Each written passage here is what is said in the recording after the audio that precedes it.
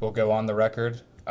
Witnesses Counsel has something she would like to state before we get started today. Well, first of all, good morning and thank you. I just wanted to state for the record that we had requested that there be amplification so that the witness both could hear the different members who are here, and certainly you all as you all are asking questions, but also so that the witness herself could hear. In a construct where you all now have videotape, it seems as though being able to provide that amplification to ensure we're heard would be relevant and important. We recognize that there was concern, at least initially expressed to us, that the court reporters might not be able to conduct their duties efficiently. They indicated that they could do so that was not actually an issue. And I think in the end, what we wanted to ensure is that there's clear amplification not only of our own witness, but of all of the members who have traveled so far, to be able to ensure that everyone could be heard and that clear answers are given to questions. And I want to again state for the record, the microphones provided by the Clintons became an issue for the audio recording. So we want crystal clear audio and visuals of today's proceedings, so the microphones were removed. We'll take into account tomorrow, and I know many of us are hard hearing, so we want to make sure that everyone speaks loudly and all the questions are clearly understood. We'll do everything we can to accommodate that. Thank you so much. We appreciate that. Nothing further. We'll begin. Good morning. This is a deposition of former Secretary of State Hillary R. Clinton conducted by the House Committee on Oversight and Government Reform under the authority granted to it pursuant to House Rule 10. Accordingly, House Rule 10 grants the committee broad jurisdiction for the committee to conduct investigations of any matter at any time. On July 23, 2025, the Subcommittee on Federal Law Enforcement of the Committee on Oversight and Government Reform voted by voice to approve a motion directing the chairman to authorize and issue a subpoena to you for a deposition. On August 5th, 2025, Chairman Comer issued a subpoena for Secretary Clinton to appear today for a deposition in furtherance of the committee's investigation into the actions and investigations of Mr. Jeffrey Epstein and Ms. Ghislaine Maxwell. I will enter the original subpoena and corresponding cover letter from August 5, 2025, as well as the additional subpoena from December 15, 2025, determining a new date as Exhibit 1. Excuse me, counsel. For the record, I want to put in one sentence from the cover letter to the subpoena, and that's the chairman's own definition of the scope of this investigation. He wrote, and I quote, "It's to conduct oversight of the federal government's enforcement of sex trafficking laws generally, and specifically its handling of the investigation and prosecution of Mr. Epstein and Ms. Maxwell." Thank you. As stated in the email correspondence with counsel for Secretary Clinton in negotiations for the scope regarding today's deposition, the scope agreed upon by counsel for the committee and counsel for Secretary Clinton stated, and I quote, "As conveyed to you in a letter from the chairman yesterday morning that you agreed to, the committee could not accept your proposed limitation on the scope of President Clinton's testimony. Accordingly, pursuant to the committee's investigation into the alleged mismanagement of the federal government's investigation into Mr. Jeffrey Epstein and Ms. Ghislaine Maxwell, the circumstances and subsequent investigations of Mr. Epstein's death, the operation of sex trafficking rings and ways of the federal government to effectively combat them, ways in which Mr. Epstein and Ms. Maxwell sought to curry favor and exercise influence to protect their legal activities, and potential violations of ethics rules related to elected officials, the committee will ask President Clinton and Secretary Clinton all of its questions regarding Jeffrey Epstein and Ghislaine Maxwell, including, but not limited to, the personal relationships between the Clintons and Mr. Epstein and Ms. Maxwell, and the ways in which Mr. Epstein and Ms. Maxwell sought to curry favor and exercise influence, as well as the operation of sex trafficking rings and the ways for the federal government to effectively combat them without the proposed limitations on scope sought in your January 31, 2026 letter." I will enter as Exhibit 2 the correspondence between Chairman Comer and counsel for President Clinton and Secretary Clinton. This correspondence includes the following letters. October 6, 2025, letter from David E. Kendall to Chairman Comer and Ranking Member Garcia. October 22, 2025, letter from Chairman Comer to David E. Kendall. November 3, 2025, letter from David E. Kendall to Chairman Comer and Ranking Member Garcia. November 21, 2025, letter from Chairman Comer to David E. Kendall. December 10, 2025, letter from David E. Kendall to Chairman Comer and Ranking Member Garcia. December 15, 2025, letter from Chairman Comer to David E. Kendall. January 3, 2026, letter from David E. Kendall to Chairman Comer and Ranking Member Garcia. January 8, 2026, letter from Chairman Comer to David E. Kendall. January 12, 2026, letter from Ashley Callan and David E. Kendall to Chairman Comer. January 13, 2026, letter from President William J. Clinton and Secretary Hillary R. Clinton to Chairman Comer, encompassing attached declarations under the penalty of perjury of both President Clinton and Secretary Clinton. January 20, 2026, letter from Ashley Callan and David E. Kendall to Chairman Comer. January 31, 2026, letter from Ashley Callan and Catherine M. Turner to Chairman Comer. And February 2, 2026, letter from Chairman Comer to Ashley Callan and Catherine M. Turner. The committee originally noticed the deposition on December 12, 2025 for Secretary Clinton to appear before the committee on December 18, 2025. I will mark that notice as Exhibit 3.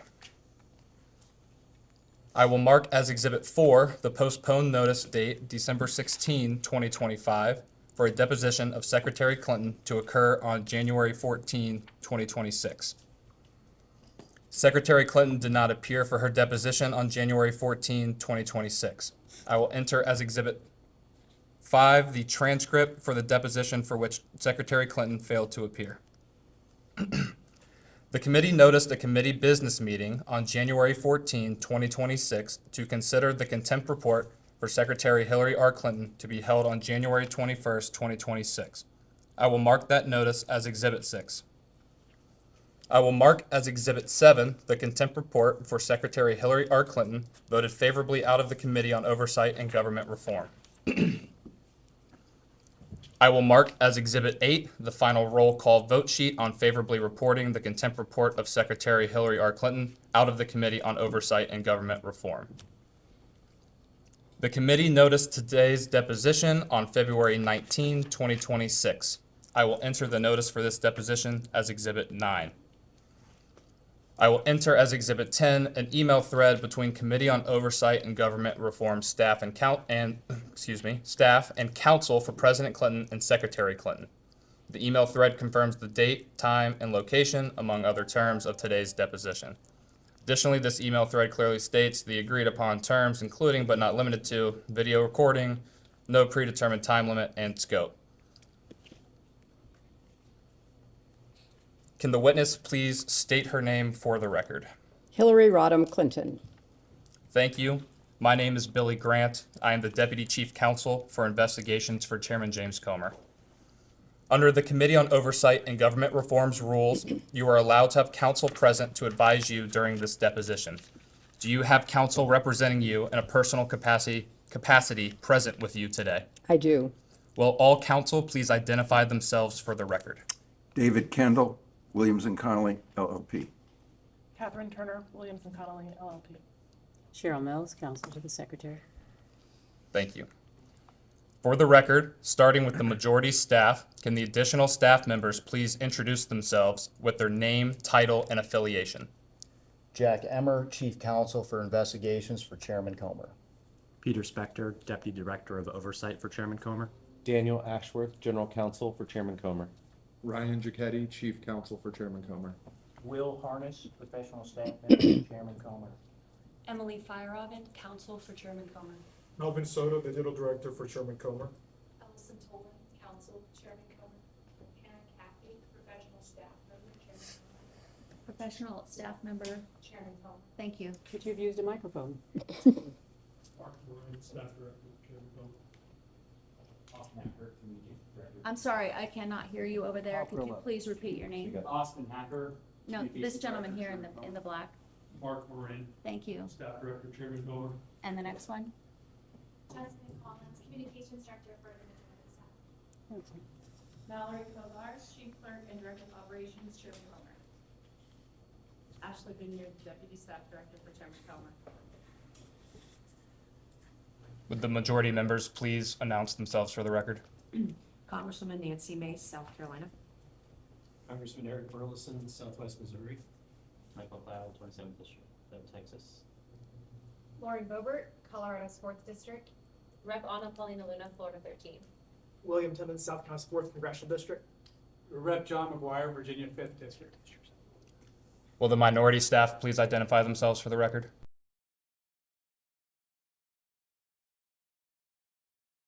Would the minority members please announce themselves for the record? Ranking Member Robert Garcia.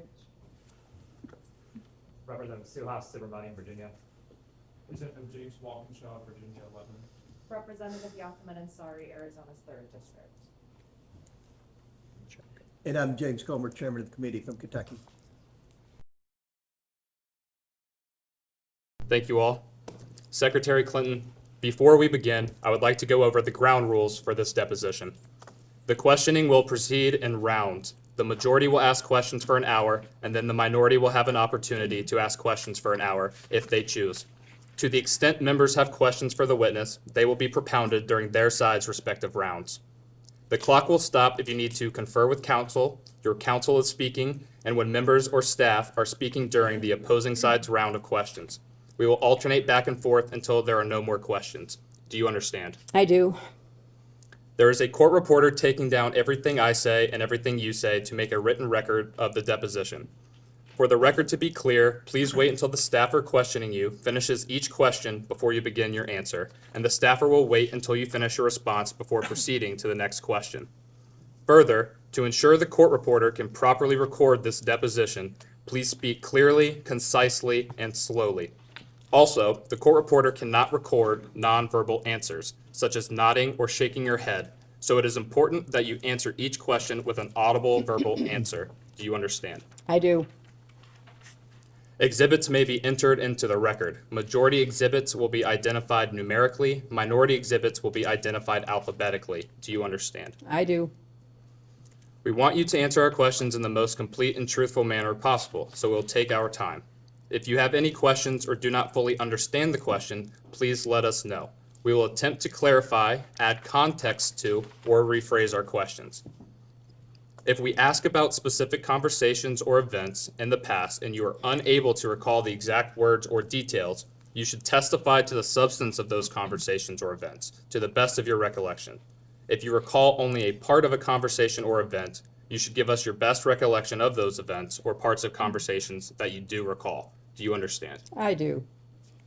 You are required by law to answer questions from Congress truthfully. This also applies to questions posed by congressional staff in this deposition. Do you understand? I do.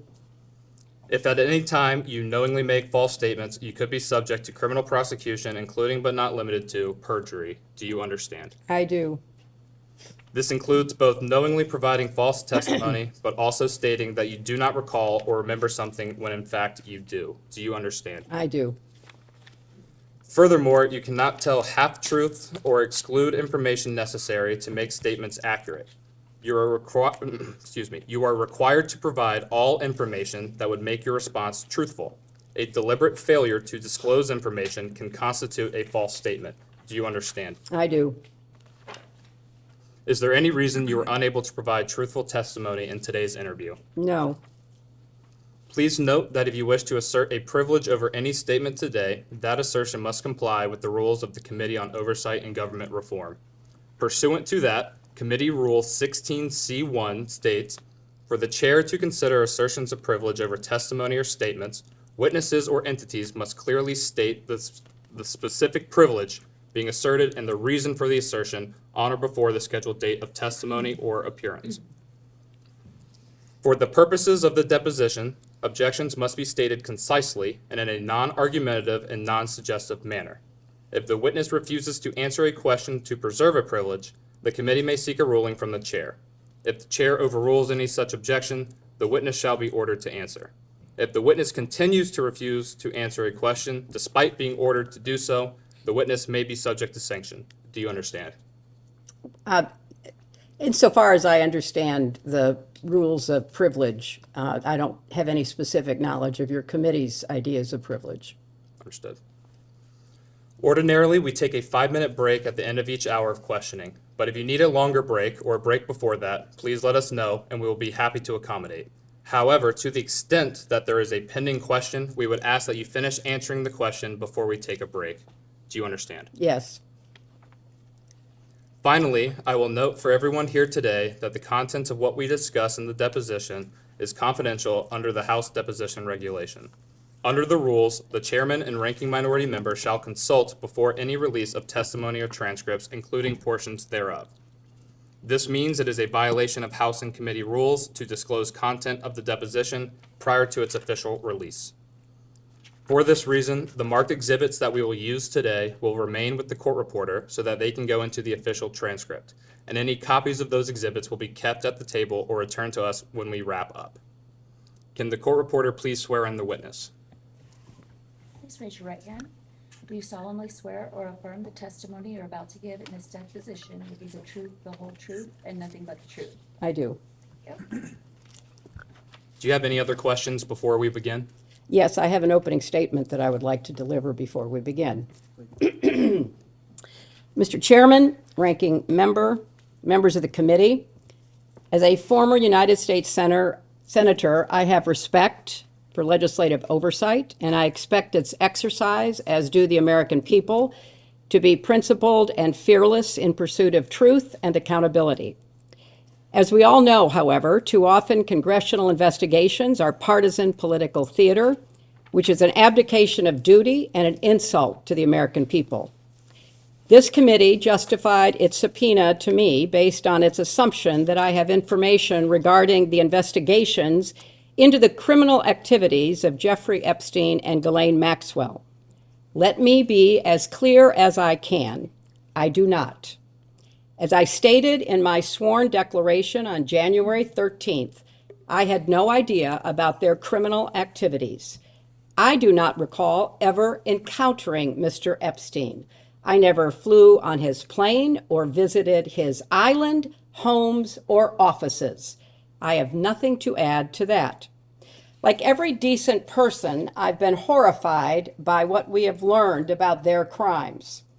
It's unfathomable that Mr. Epstein initially got a slap on the wrist in 2008, which allowed him to continue his predatory practices for another decade. Mr. Chairman, your investigation is supposed to be assessing the federal government's handling of the investigations and prosecutions of Epstein and his crimes.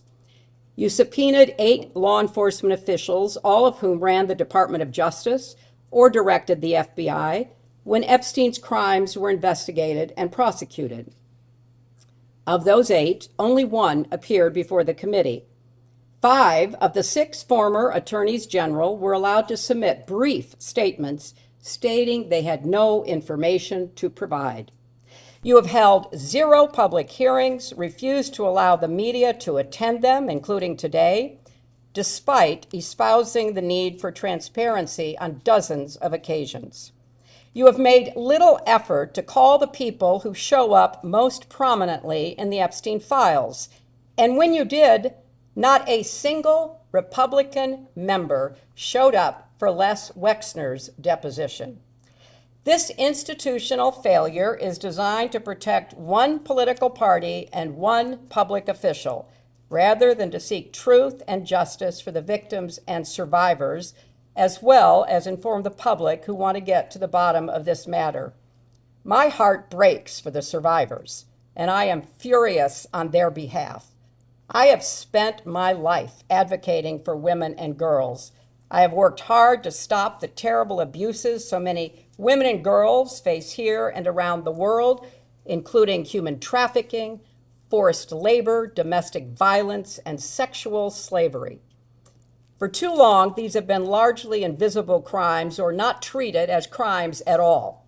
But the survivors are real and they are entitled to justice. In Southeast Asia, I met girls as young as 12 years old who had been forced into prostitution and raped repeatedly. Some were dying of AIDS. In Eastern Europe, I met mothers who told me how they lost their daughters to trafficking and did not know where to turn. In settings around the world, I met survivors trying to rebuild their lives and help rescue others with little support from people in power who too often turned a blind eye and a cold shoulder. If you are new to this issue, let me tell you, Jeffrey Epstein was a heinous individual, but he's far from alone.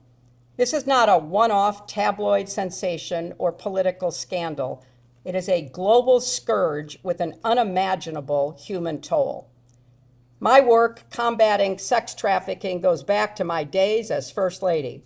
I worked to pass the first federal legislation against trafficking and was proud that my husband signed the Trafficking Victims Protection Act, which increased support for survivors and gave prosecutors better tools for going after traffickers. As Secretary of State, I appointed a former federal prosecutor, Lucy DeBaca, to ramp up our global anti-trafficking efforts. I oversaw nearly 170 anti-trafficking programs in 70 nations and directly pressed foreign leaders to crack down on trafficking networks in their countries. Every year, we published a global report to shine a light on abuses. The findings of those reports triggered sanctions on countries failing to make progress, so they became a powerful diplomatic tool to drive concrete action. I insisted that the United States be included in the report for the first time ever in 2011, because we must hold ourselves not just to the same standard as the rest of the world, but to an even higher one. Sex trafficking and modern slavery should have no place in America. None.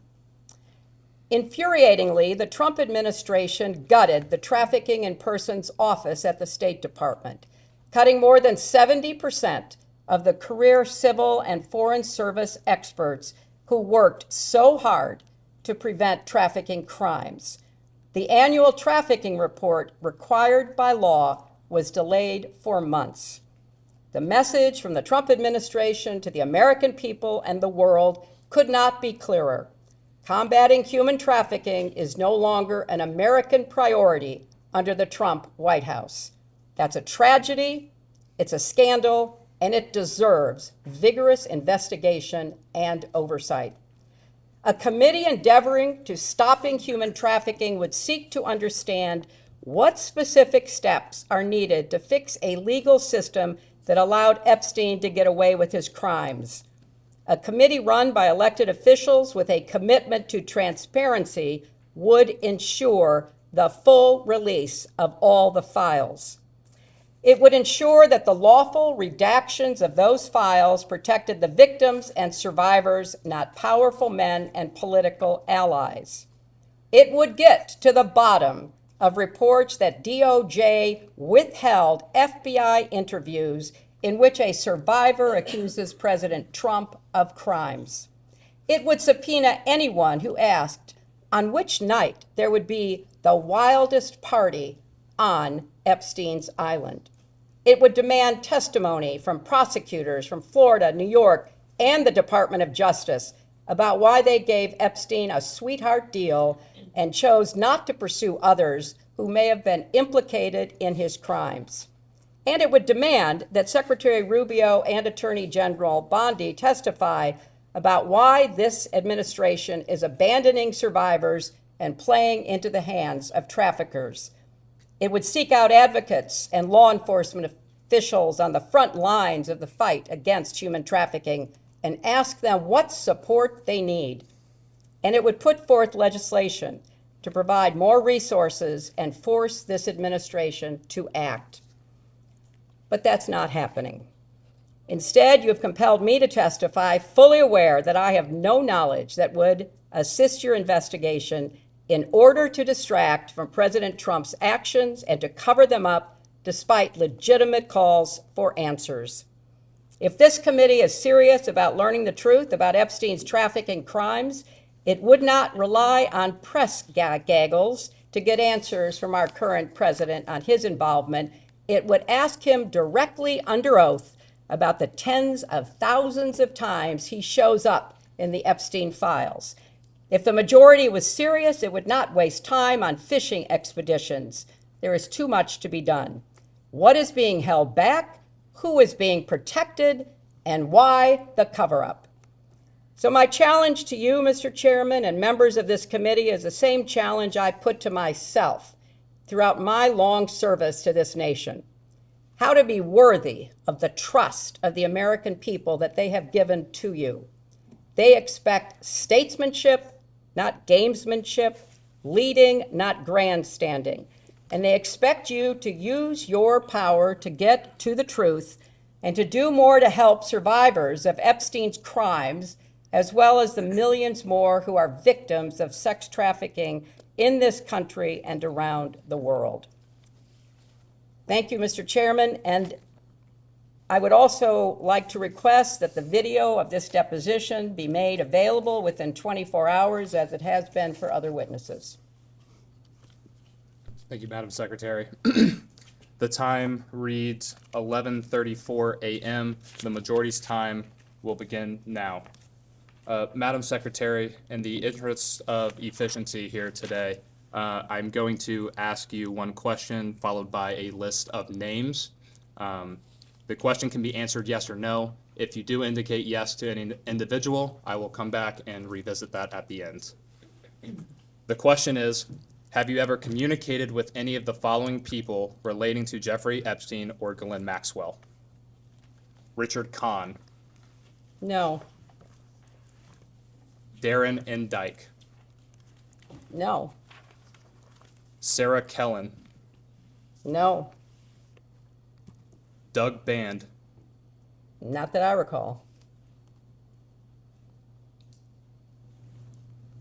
Lawrence Summers, No. Huma Abedin, Have I ever talked to her about this in preparation for this hearing? I have. outside of that, Not that I recall.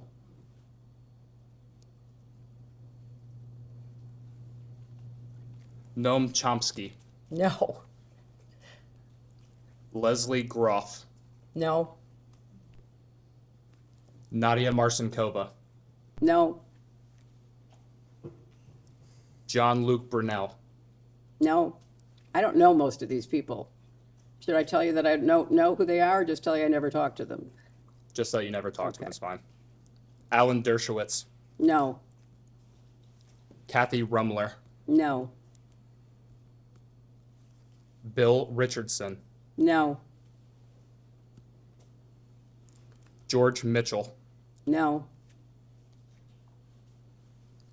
Andrew Mountbatten Windsor, formerly Prince Andrew, No. Peter Mandelson, No. Reed Hoffman, No. Karina Shuliak, No. Bill Gates, No. Ehud Barak, No. Woody Allen, No. Sandy Berger, No. Jess Staley, No. Paul Morris, No. Leon Black, No. Sultan Ahmed bin Sulayam, No. Leslie Wexner, No. Jack Kessler, No. Mark Middleton, No. Harvey Weinstein, No. Ellie de Rothschild, No. Ariane de Rothschild, No.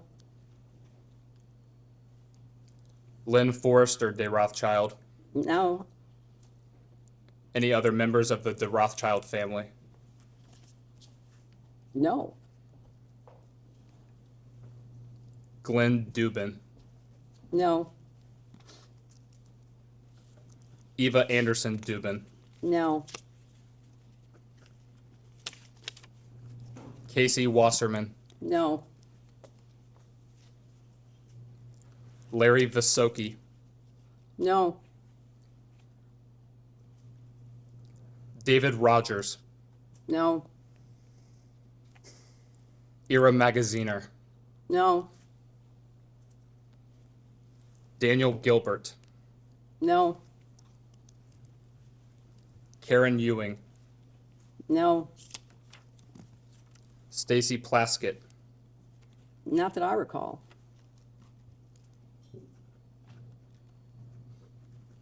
Howard Lutnick, No, not that I recall.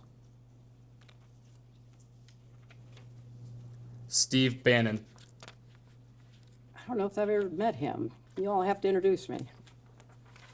I take that as a no. Just to be absolutely clear, you've asked if I've ever communicated about Jeffrey Epstein, a man I never met, with any of these people, most of whom I've never heard of and certainly not met. That's sir. the premise of your question. Mr. Epstein or Mrs. Maxwell. You did not say that. I did say that in the beginning. I will repeat the question. No, that's okay, but I didn't talk about her with any of these people either. I Understood. barely knew her. David Gergen, No, Elon Musk, no, Abigail Johnson, no, Jeff Bezos, no, Larry Page, no, Sergey Brin, no, Louis Freeh, no.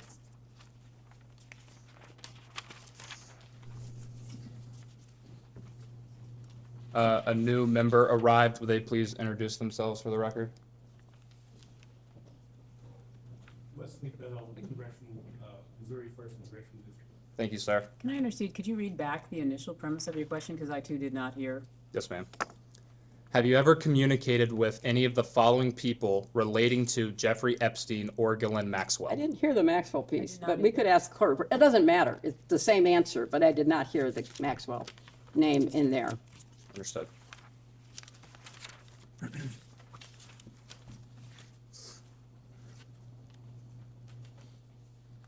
So was the last name you said Larry Page? Give me Sergey Brin.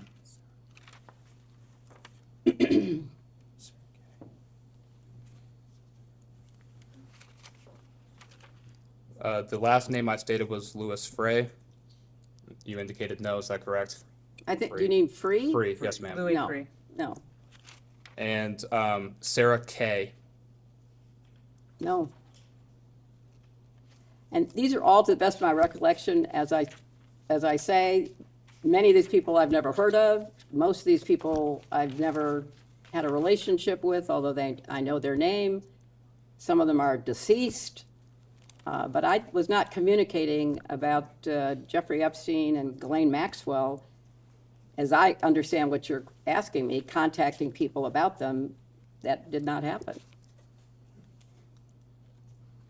Is there anyone that you had a conversation with about Ghislaine Maxwell? Oh, I'm sure I've talked about Ghislaine Maxwell, and especially in preparation for this hearing. And outside of conversations with your counsel, what did you talk about Ms. Maxwell?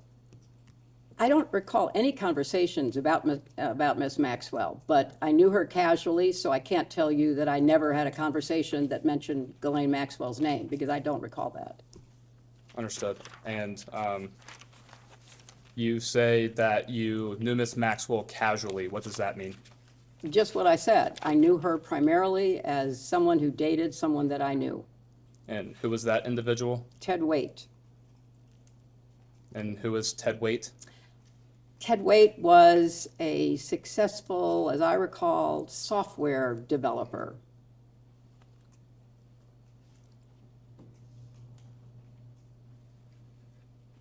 And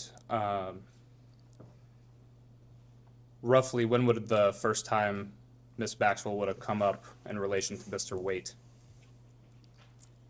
I don't recall, but, perhaps sometime around 2010, because he was invited to my daughter's wedding and she was his guest.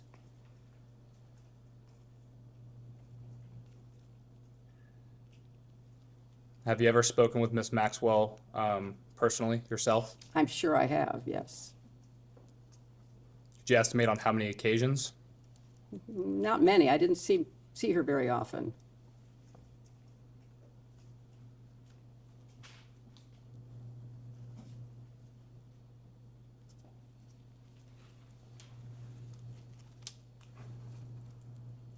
When would the first occasion have been? I have no recollection.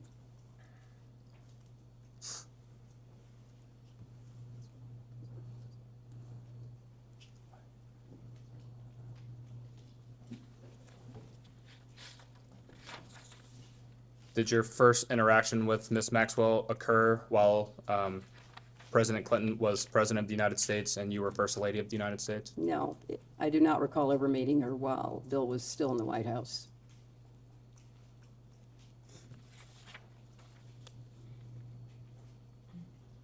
Did Mr. Waite ever inform you what Ms. Maxwell did for a living? Not that I recall.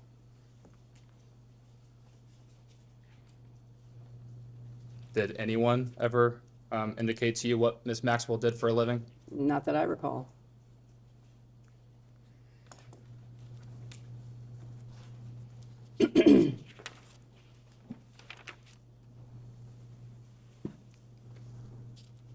When would the last time have been that you either communicated with Ms. Maxwell, even if not directly yourself, but been around Ms. Maxwell? The best of my recollection is at the wedding in 2010.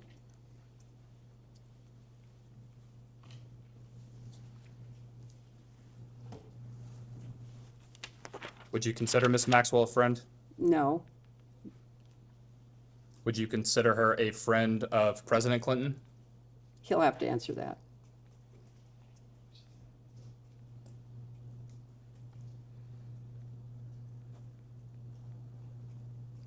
Would you consider Ms. Maxwell a friend of your daughter? She probably was friendlier with her than I was because I didn't see her very often.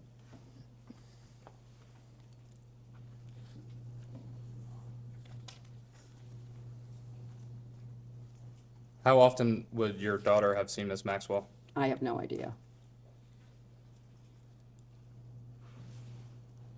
But again, it was in the context of her being in a relationship with Ted Waite.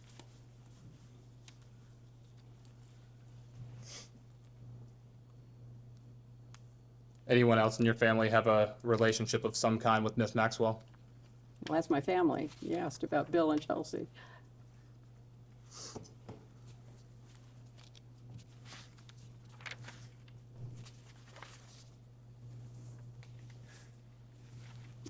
And just to make clear for the record, have you ever met Jeffrey Epstein? I do not recall ever meeting Jeffrey Epstein. In preparation for this hearing, I was told that he attended an event at the White House that was put on by the White House Historical Association. But I have no recollection of that.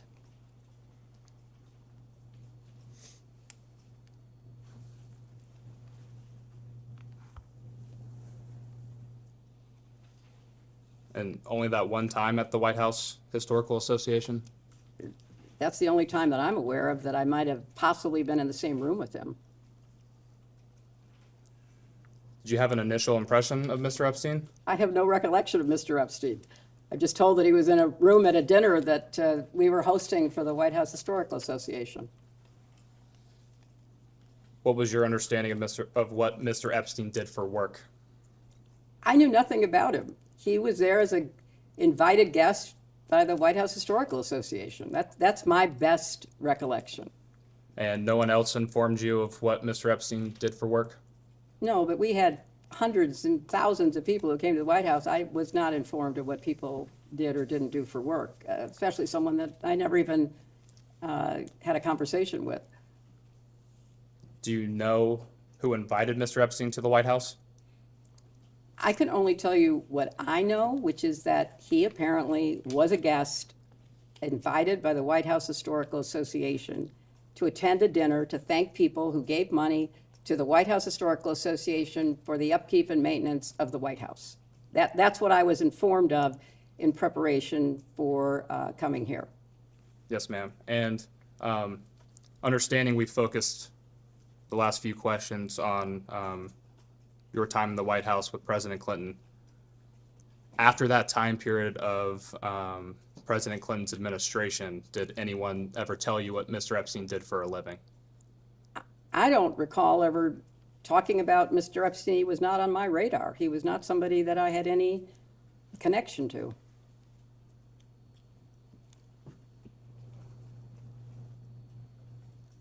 When President Clinton was traveling with Mr. Epstein on Clinton Foundation business, no one associated with the foundation at that time discussed Mr. Epstein with you?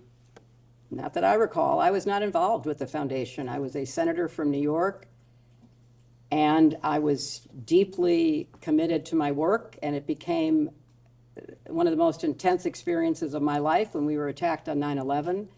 I was not involved with what was happening to create the foundation, to create the work that was done to get low-cost drugs for AIDS. I knew about the work. I didn't know about the details. Understood. And to be clear, you never had any communication yourself with Mr. Epstein, whether that be face-to-face interaction, phone calls, emails, text messages? You can answer it again. I have no recollection in any way of ever having any conversation at the White House or in any other place or on any kind of device of any sort. I knew nothing about him. And when did you learn of Mr. Epstein's 2006 indictment and subsequent arrest leading to his incarceration in 2008? I have no idea. I was not paying attention. I was running for re-election in 2006. I ran for president in 2007, 2008. I don't know that I ever learned about it until much later when more things came out about him. Understood. And when did you first learn of Mr. Epstein's arrest in 2019? Probably when it happened, because it was headline news. I'm sure I, like everybody else, saw it in the press. And in seeing that in the press, did you discuss Mr. Epstein or his case at the time with anyone? I'm sure we did, because it was a, big story. And Mr. Epstein died in custody following his 2019 arrest. When would you have learned of his death? Whenever it was reported.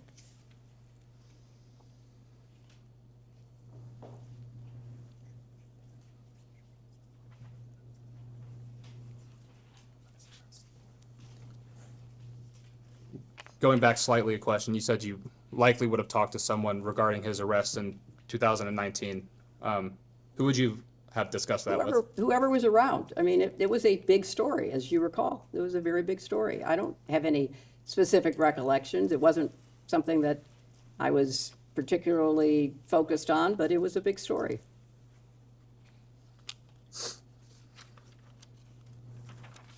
And going back to Ms. Ghislaine Maxwell, when did you learn of her arrest in 2021? Again, whenever it was reported as happening. And did you discuss that with anyone? I'm sure I did. It was another big story.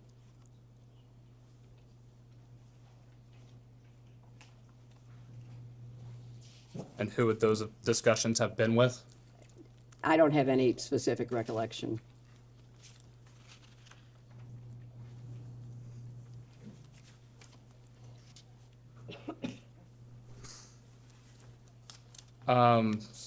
So moving forward in time just a little bit, you were Secretary of State under President Obama, is that correct? Yes, it is. And it was during his first term, 2009 to 2013? That's correct. And after you completed your time as Secretary of State, did you return in any role to the Clinton Foundation? I did. I became active in it at that point. And by being active in it, could you describe that for us, please? Tried to support the work that Bill and my daughter and the team had done, and look for ways to be helpful. It was something that I wanted to make sure I could support. And please correct me if I'm wrong. You rejoined as a board member, is that right? That may have been the first time I was a board member. I don't remember. Either the first or the second time. Yeah. And speaking of, it sounds like you were heavily involved when you returned to the foundation, or I guess started with the foundation at this point. In trying to accomplish those goals and initiatives, what were you doing, broadly speaking, on a daily basis, monthly basis, that sort of thing? Well, I wanted to start a program about early learning for kids, and so we started something called Too Small to Fail, which I was very actively involved in with my daughter, and we worked with pediatricians and other people to help parents, grandparents, aunts and uncles read, talk, and sing to their children so that they could help build brain cells. That was a major priority of mine, and I'm very proud of what we've built and the difference that it's made in, millions of kids' lives. I certainly did what I could to support the work that we do overseas through the Clinton Global Initiative, which has had a terrific track record of bringing people together to work in partnerships, to make commitments, to try to improve everything from, clean water to solar energy to improved education, all of the priorities that the partners we have bring to us that we try to help them with. And thank you for that, Madam Secretary. We've had a few members join us. Would you guys please announce yourselves for the record? Yes, Pat Fallon, 4th District of Texas. Scott Perry, 10th District of Pennsylvania. Thank you both. You're the last person. Mr. Perry, Scott Perry. Thank you so much. And Madam Secretary, as a board member, what type of responsibilities does that entail? Oh, attending the board meetings, approving the agenda of work for the year, the budget that goes with it, that kind of responsibility.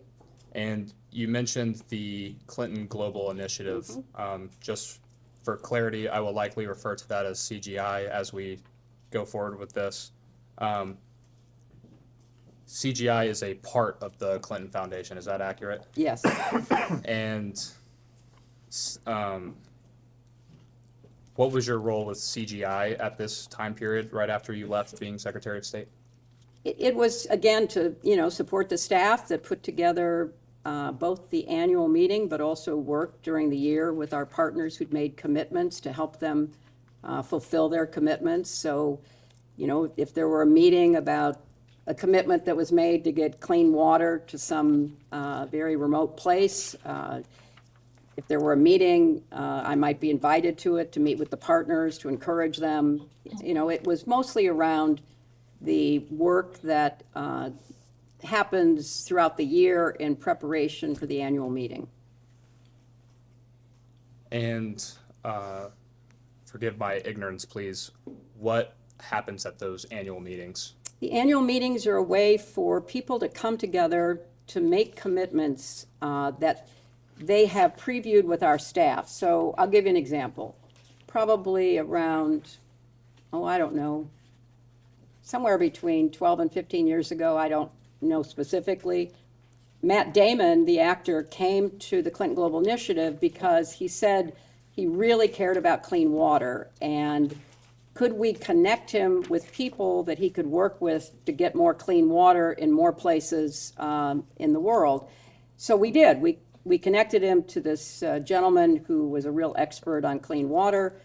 They started working together. They created something called water.org, which was a Clinton Global Initiative commitment that was made at the annual meeting.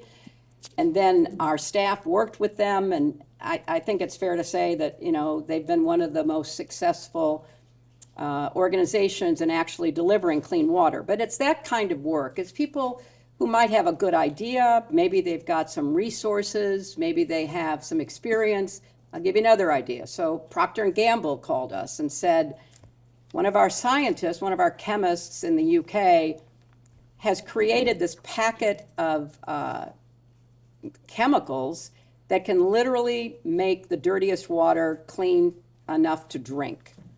But we don't know what to do with it because we're a consumer company that sells products to middle-class people. This is something that would go to the very poor. What do we do with it? If we come to CGI, can you connect us with somebody who can help us? So we connected them with World Vision, and I think maybe one or two other organizations.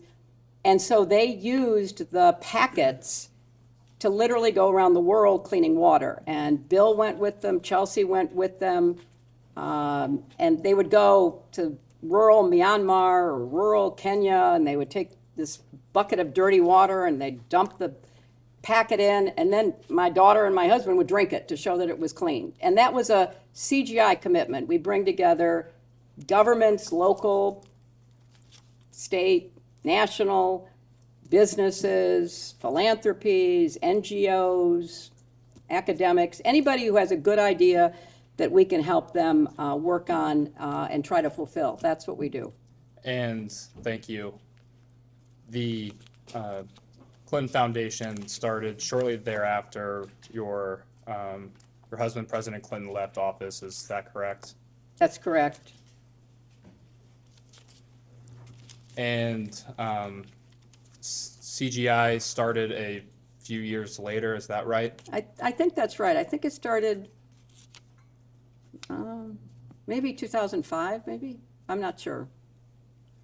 And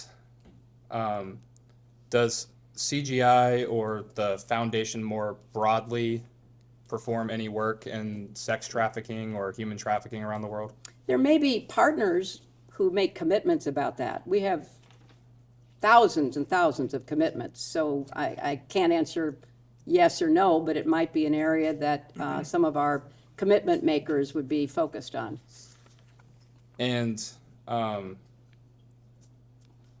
did the foundation, the Clinton Foundation, how did that idea come to fruition? Was that your idea, President Clinton's idea? Oh, no, the Clinton Foundation was all Bill's idea. He set it up as he was leaving the White House. It was the entity that raised the money to build the Clinton Presidential Center, and then to carry on the work that he wanted to do. You know, shortly after he got out of the White House, he and Nelson Mandela were asked to come to the annual AIDS conference to see whether the two of them could do something that needed to be done, which was to try to stem the epidemic of HIV/AIDS.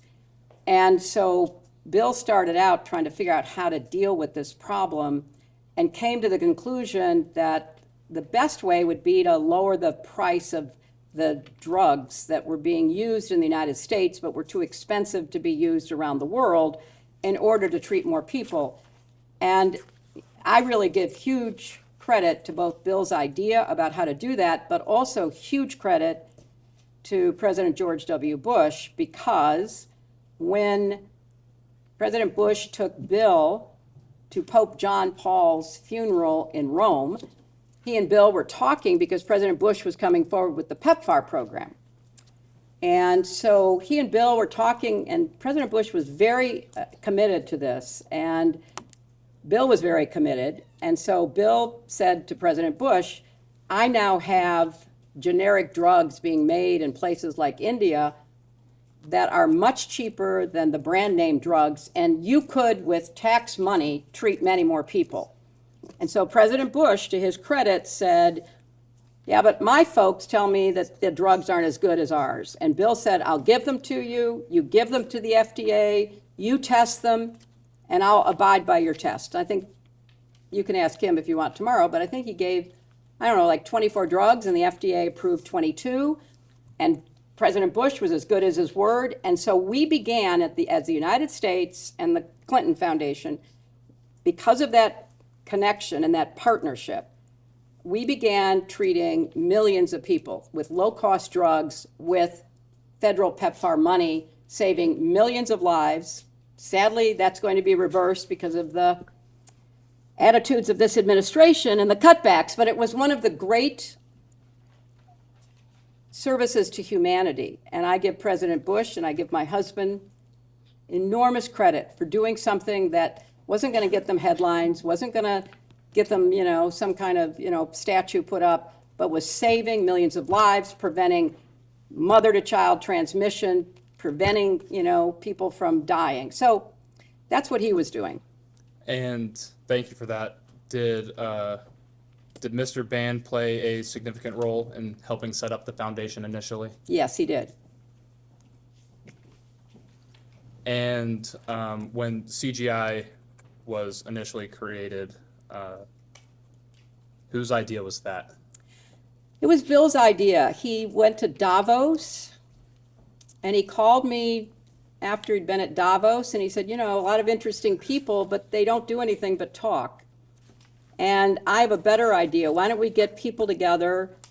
And yeah, they can talk, but they have to make commitments, and they have to follow through on the commitments. And we could have an annual meeting that would bring people who were willing to make commitments. And that was his idea, and I thought it was a really good idea, and I encouraged him to go out and see if he could put it together. Are you aware of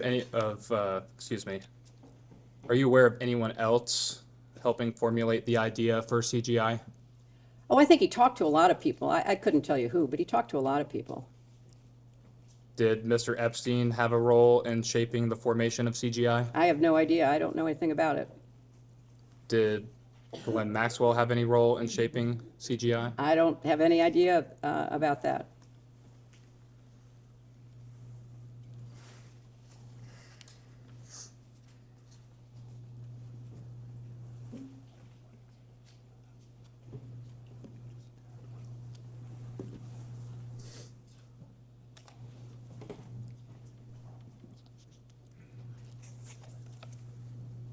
I will enter as Majority Exhibit 11 the interview between Deputy Attorney General Todd Blanche and Ms. Glenn Maxwell from July of 2025.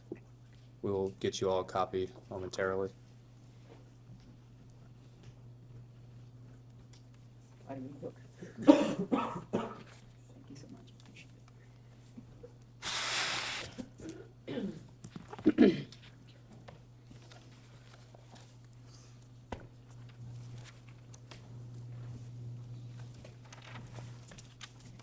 And I'm sorry, what was this exhibit? This will be Majority 11.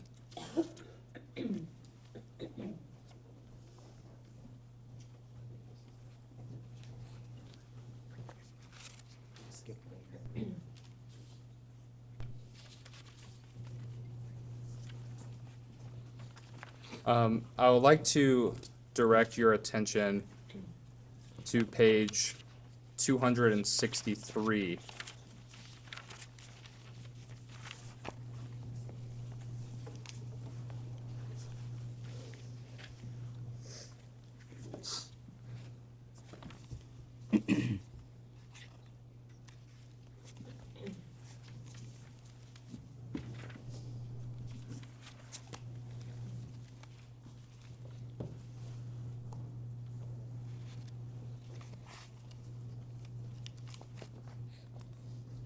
Okay. And on page 263, Ms. Maxwell tells Mr. Blanche that she had a role in shaping CGI. You said you were not aware of Ms. Maxwell having any role in shaping CGI. I was not involved in the creation of CGI. Again, I was in the United States Senate. I was not involved in the work that was done to set up CGI. No one discussed the formation of CGI with you? That it was going to be set up, but I don't have any specific recollection of having any specific knowledge of it, no. Did Mr. Epstein help craft the idea or formulation of CGI? I don't have any idea. I don't know anything about that.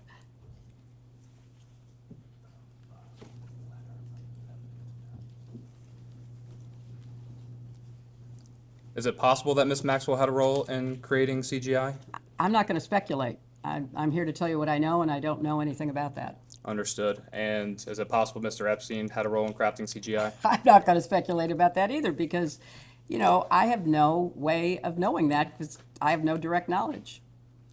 I will enter now as Majority Exhibit 12. This will be a letter from Mr. Epstein's attorneys. I will give you a second for it to be passed out.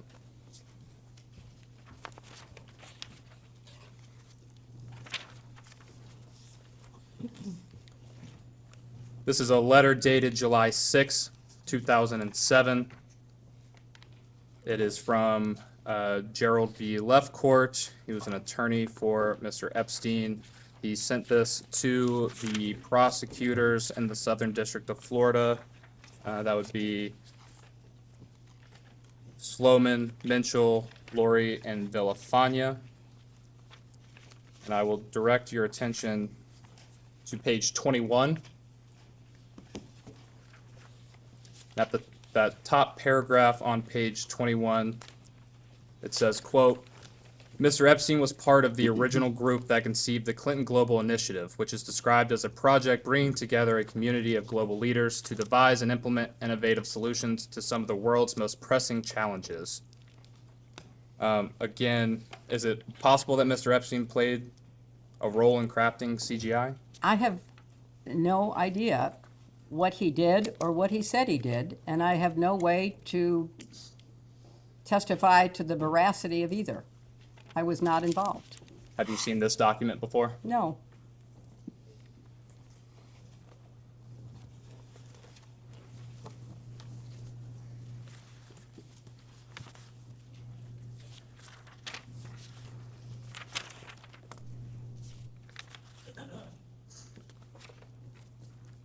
The Clinton Foundation accepts donations as part of carrying out its work. Is that accurate? Yes. And when seeking, let me take a step back, people charitably provide donations to the foundation? It's a 501c3, yes. And do you or anyone else at the foundation ever solicit donations for the foundation? I'm sure that happens. People talk to us, we talk to people, they ask questions about the work that's being done, and I'm sure that happened in the years before I was involved.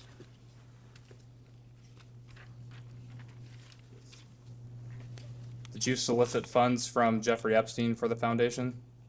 I had no contact with Jeffrey Epstein. I did not solicit funds from Jeffrey Epstein. Did you solicit any funds for the foundation from Ms. Maxwell? I did not. Again, we're talking about the creation of the foundation. I was not involved in the creation of the foundation or the creation of CGI.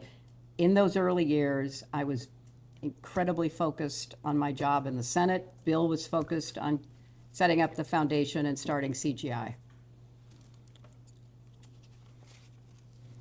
And understanding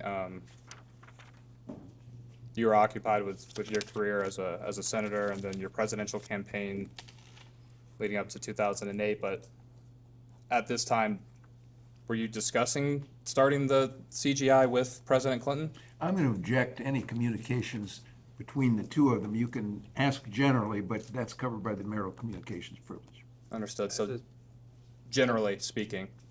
I am sure that I talked to my husband about what he was doing to set up the foundation.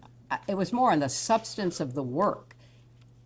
How many drugs was he getting made in India? What was the idea that was going to motivate CGI to be what he wanted it to be? It was not in the weeds. It was the concept. It was the excitement that he had about trying to establish the foundation and CGI. And similar question for Mr. Band. Did you discuss the creation of CGI with Mr. Band?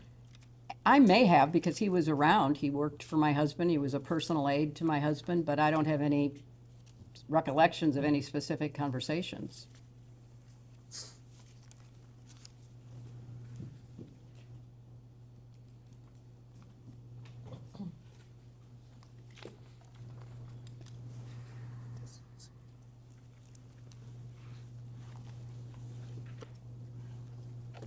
broadly speaking, at any time, do you recall any discussions related to distancing the foundation or CGI from Mr. Epstein or Ms. Maxwell? I don't recall any conversations. I know that sometime, maybe 2003 or so, Bill did not have any ongoing contact with Epstein. And in preparation for this hearing, you know, it became clear to him that Epstein was not interested in the charitable work that was motivating Bill as he traveled around the world, getting people to commit to providing low-cost drugs for not just HIV/AIDS, but eventually tuberculosis, malaria, and other diseases. And what is your understanding of Mr. Epstein no longer wanting to participate in the foundation's philanthropic goals?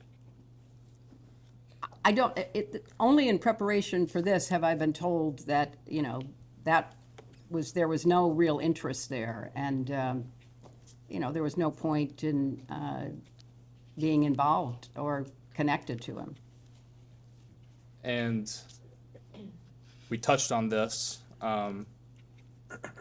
Correct me if I'm wrong. You said you're not aware of Mr. Epstein donating to the foundation. Would you consider, let me back up.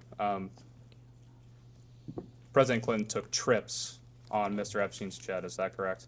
Yes. Would you consider offering a private jet as a donation in kind to the foundation? Well, I don't know what the rules are under the 501c3 regulations, but it was certainly a gift, and he was, you know, one of a number of people who provided transportation so that Bill could do the work he was doing.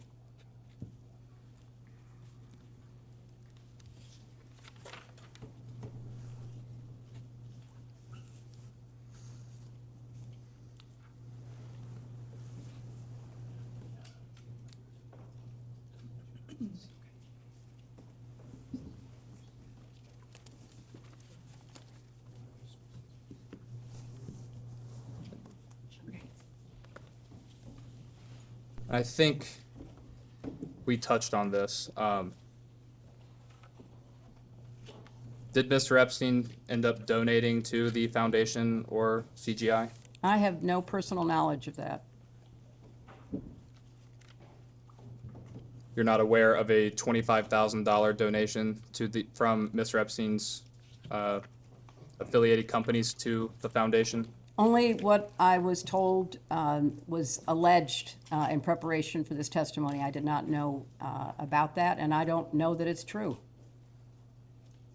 Are you aware of the Clinton Foundation reviewing any records in regard to Mr. Epstein donating to the foundation? I will have to ask our lawyers, 'cause I did not. Have you had any conversations about the foundation reviewing those donations made by Mr. Epstein? I think I'll have to ask our lawyers. I don't know. I didn't review them. Understood. Ms. Mace, did you have some questions? I did. Thank you for being here this afternoon.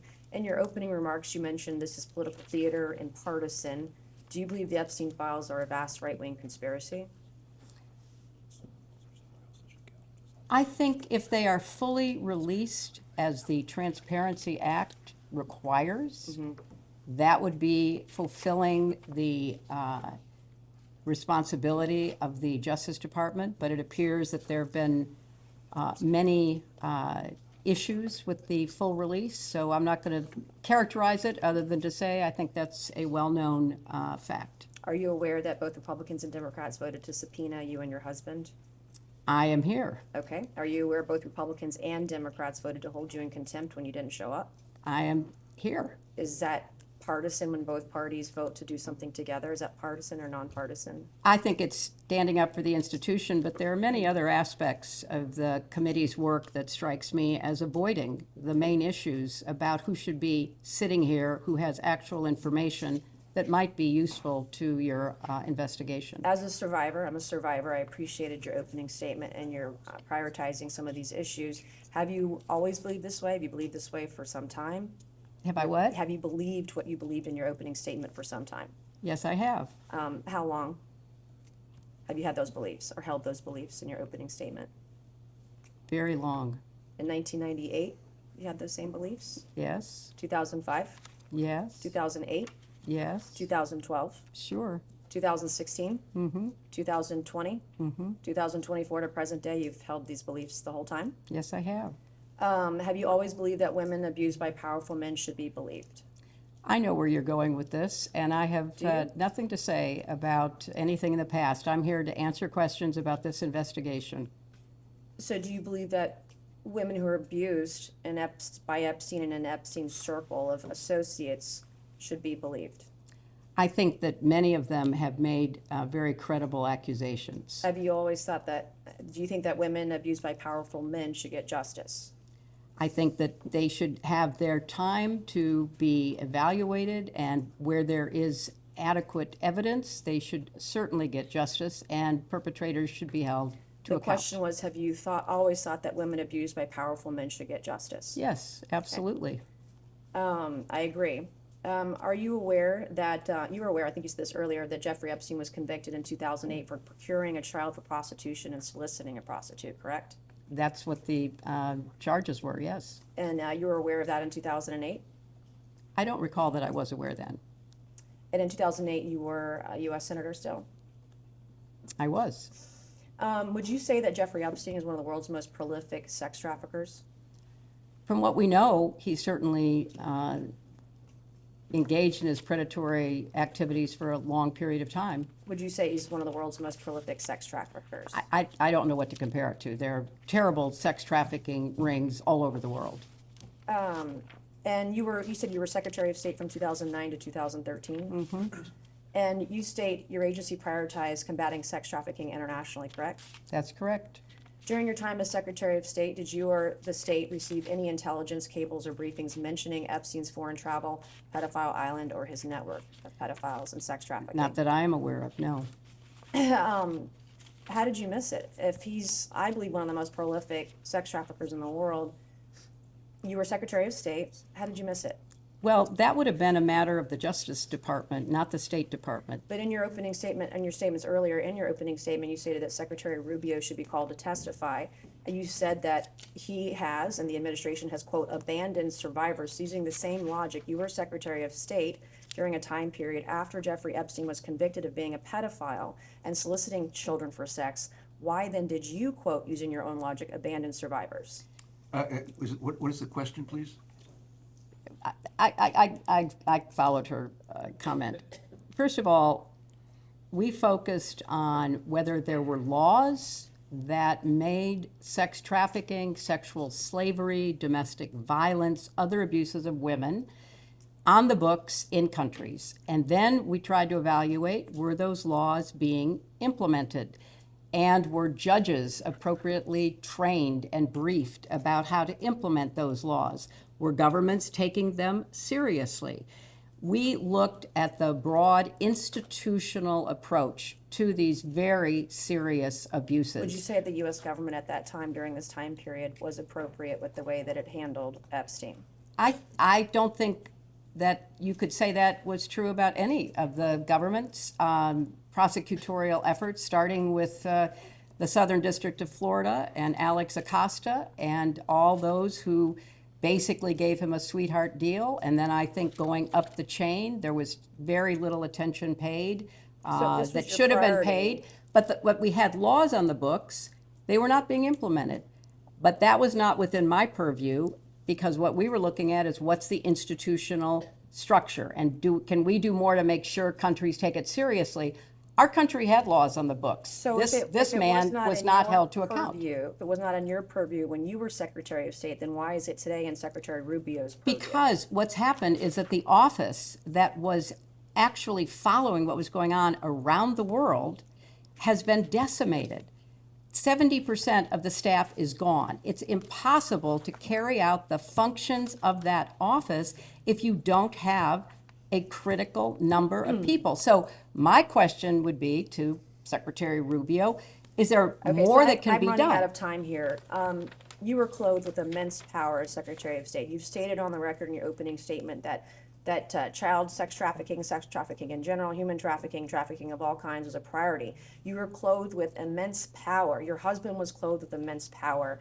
And until you got this subpoena and until these files were out in the open, you did nothing to try to effectuate all of these things. You say that should have been done. Is that correct? No, it's totally incorrect. I mean, all of your assumptions are ones that I reject.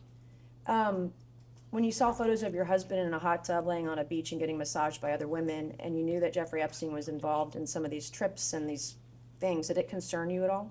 I'm here not to offer my opinions. I'm here to answer specific questions to the best of my ability. When you saw your husband in these photos with a young woman being massaged, what went through your mind? I am not going to speculate. You didn't have any feelings about young women massaging your husband? I am not going to offer opinions or speculation about anything that I have no context for and was not there. After you learned that Jeffrey Epstein was convicted of sex crimes with kids, did any of these photos of your husband with women being massaged on the beach, did it concern you? I have no context for even answering that question. And I think, you know, obviously the innuendo, all the rest of it. I'm asking a black and white question. I'm not putting any leading statements into it or adjectives. Did you do anything to determine what was happening in those images or on those trips that once you saw these photos, once you realized Jeffrey Epstein was a convicted sex offender of children, did you do anything to determine what was happening on these trips with your husband? I don't find any of your questions to be relevant to the investigation. Well, it is relevant if a former president was traveling around with young women. Well, you'll have a chance to talk to him tomorrow. You said this morning you did not solicit funds from Jeffrey Epstein, correct? That's absolutely correct. Did anyone solicit funds from Jeffrey Epstein on your behalf? Not that I'm aware of. Did you ever invite Jeffrey Epstein or Ghislaine Maxwell to any of your political fundraisers? I did not personally invite them to my political fundraisers. Did anyone personally invite them on your behalf? I do not know. Is the purpose of a political fundraiser to solicit funds? You would know that it is. Okay, and you stated this morning you've never communicated with a Sarah Kay, correct? I do not know who Sarah Kay is. Okay, she's a councilwoman from New Rochelle, which is about how many miles from here?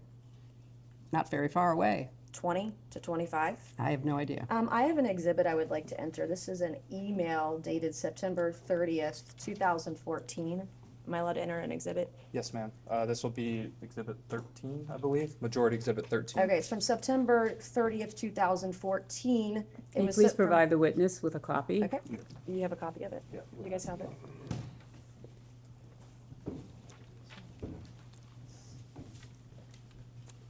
Thank you very much. I appreciate it. And can you read me the subject line of the email? Following up event with Hillary Clinton and Congresswoman Lowy. Do you know who Congresswoman Lowy is? She was our congresswoman here for many years. And who is the email from? Someone named Sarah Kay. Above that, at the very, oh, you have that very top one, okay. All right, from Sarah Kay, and it's redacted on who it was sent to. Can you read me the email? Okay, thank you very much for the prompt reply. Hi, Sarah. Thank you for the invitation, but unfortunately, Jeffrey will not be able to attend. Thanks so much for speaking with me just now. Attached, please find the invitation and response card for the event we spoke about with Hillary Clinton and Congresswoman Lowy at the Harvard Club. That was a fundraiser, I believe, for Congresswoman Lowy that I attended to support her, is my recollection. Okay, and this is an email, this is an invitation to the fundraiser where you were there. Do you have any idea if the Epstein referred to is the Jeffrey Epstein? There's a lot of people named Epstein in this area. This is in the DOJ files. I have no knowledge of it. It says Mr. and Mrs. Epstein. Yeah, I have no knowledge of this. Okay, so it could be a different Jeffrey Epstein. You're showing me an email from someone who I don't recall knowing about a fundraiser that wasn't for me but was for Congresswoman Lowy. I have no information. Okay. I went to the fundraiser to support my friend Nita Lowy. All right. Excuse me, can I interrupt? I have There another. are photos that are being released of the secretary as she is testifying from inside this room. Can you please advise me as to whether or not that's permissible and consistent with the rules, particularly given that we have asked for a public hearing? If there are photos that are being released of the secretary as she is testifying, can you please explain how that I'm can done occur? with this. If you guys are doing that, I am done. You can hold me in contempt from now until the cows come home. This is just typical behavior. We will go off the record. Oh, for heaven's So I would like sake. to understand how that's permissible. Before the hearing was, It doesn't Excuse matter. me. We all are abiding by the same rules. I will take that down. Yeah, So I would well, like to take a break at this moment, yeah, and we'd like to have I'm a done conversation. for now. Go off the record. Go off the record.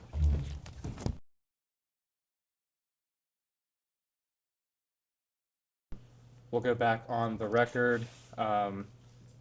The majority's time had approximately 5 minutes left in it. I believe that the witness or her counsel would like to make a quick statement. Thank you so much. We've just used the break because we learned during the process of these hearings that the committee was violating its own rules in members tweeting and sharing pictures of what is going on inside this closed hearing, a hearing that we have asked repeatedly to be open to the public. Chairman Comer was gracious enough to engage with me on this matter.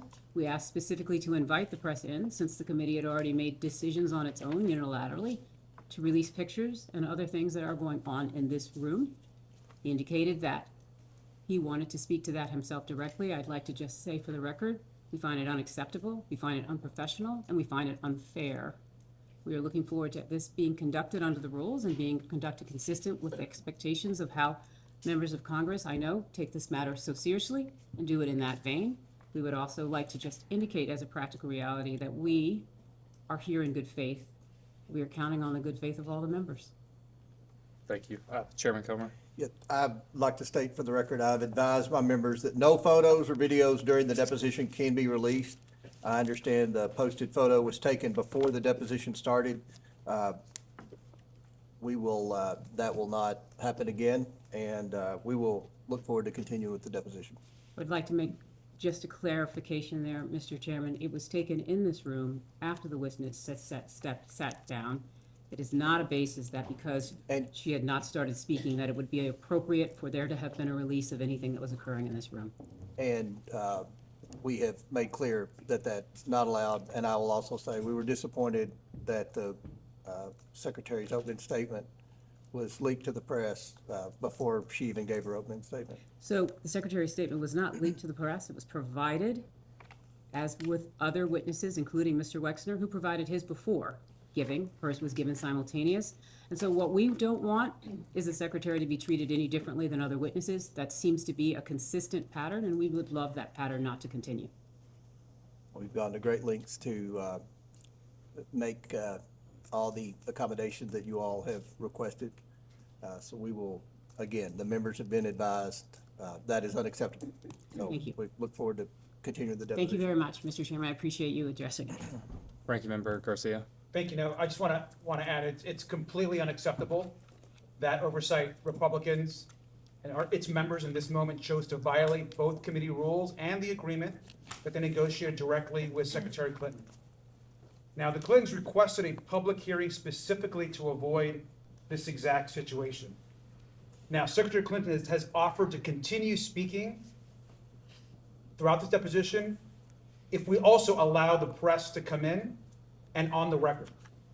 Now, the majority has continued to refuse this. I want to make very clear for the record that Oversight Democrats agree today they should be allowed here into the deposition.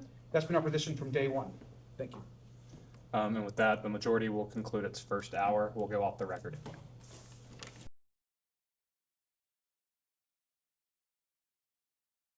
We can go back on the record. I understand counsel has something that they would like to say before we get started. Yes, I would. First of all, I'd like to say I appreciate everyone being here today, but I want to start with, we've just learned that there has been a second violation of the promise that the chairman made with respect to no photos being taken in this room during this hearing. As you know, we have asked for and did ask Mr. Comer for the press to be invited in. They are sitting right outside, literally. He has been speaking with them, and we have been asked that they be invited in. at the last break because we learned that there was a member who was sharing photos from inside this room in violation of this committee's own rules. We have now been presented with a second photo of the witness, Secretary Clinton, while she has been testifying in this room. That is completely inconsistent with the rules. It's completely in violation, and it's also in violation of the promise that Mr. Comer just made with respect to it would not happen again. And indeed it did. And so I would like to ensure that when we go back on the record and when Mr. Comer elects to rejoin the room, I note he has left for the record, I would like to be able to ensure that we address that. Or, sorry, he has not left. He's down at the end. There's been a second violation, Mr. Chairman, so now I do really feel that it would be appropriate for the press to be invited in because someone has already violated the commitment and promise you made that there would not be any further violations. Do you have a copy of the picture? We're on. I am confident that one of the individuals here can share with you a copy of the picture, and I would rather that at this point, we invite the press in. We don't know. We're gonna show the photo. It's from who? I believe it's from the same influencer. Emily, go with Andrew to make sure we have the same.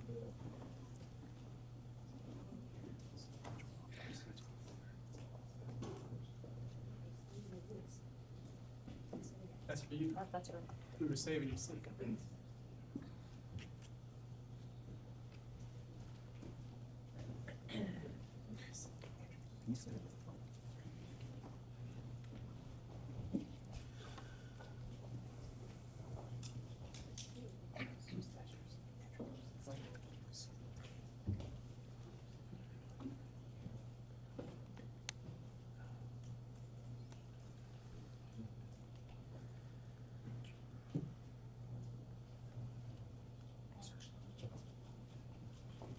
Mr. Chairman, will you allow the press in at this time, since there has been a second violation of your clear guidance that no further pictures? Record to consult, to confer with the chairman.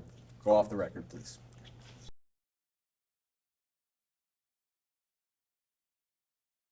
We can go back on the record. Thank you very much.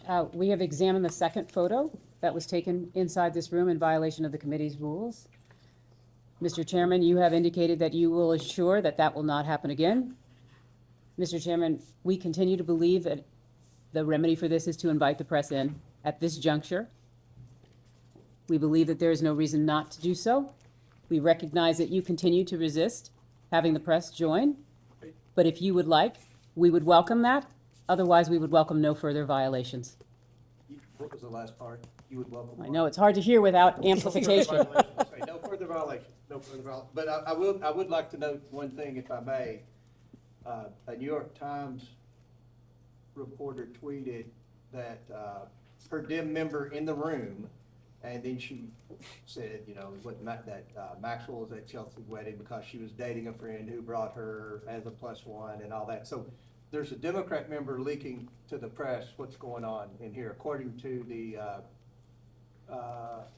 Annie Carney. So, Mr. Chairman, thank you so much. I know part of this is always about the tit for tat, and I think that's what we're trying to address. We're here and we're speaking with respect to the witness and what has been a violation of a photo of her inside this room. I'm not trying to get into anybody else's First Amendment rights.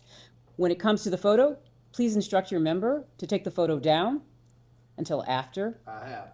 Thank you so much. Nothing further. Thank you. Good afternoon. Good afternoon. My name is. I'll be doing most of the questioning for the minority today. First, I want to thank you for your long and distinguished service to this country. Thank you. I'd also want to thank you for your time today. We appreciate it. Thank you. Before we get to questions, I'd like to take a few minutes and highlight some context that we think is relevant for today's conversation. To be candid with you, it's not clear to us that you have much information to share with this committee that would be relevant to our investigation of Jeffrey Epstein. For example, I would like to introduce as Minority Exhibit A this excerpt from Ghislaine Maxwell's interview with Deputy Attorney General Todd Blanche.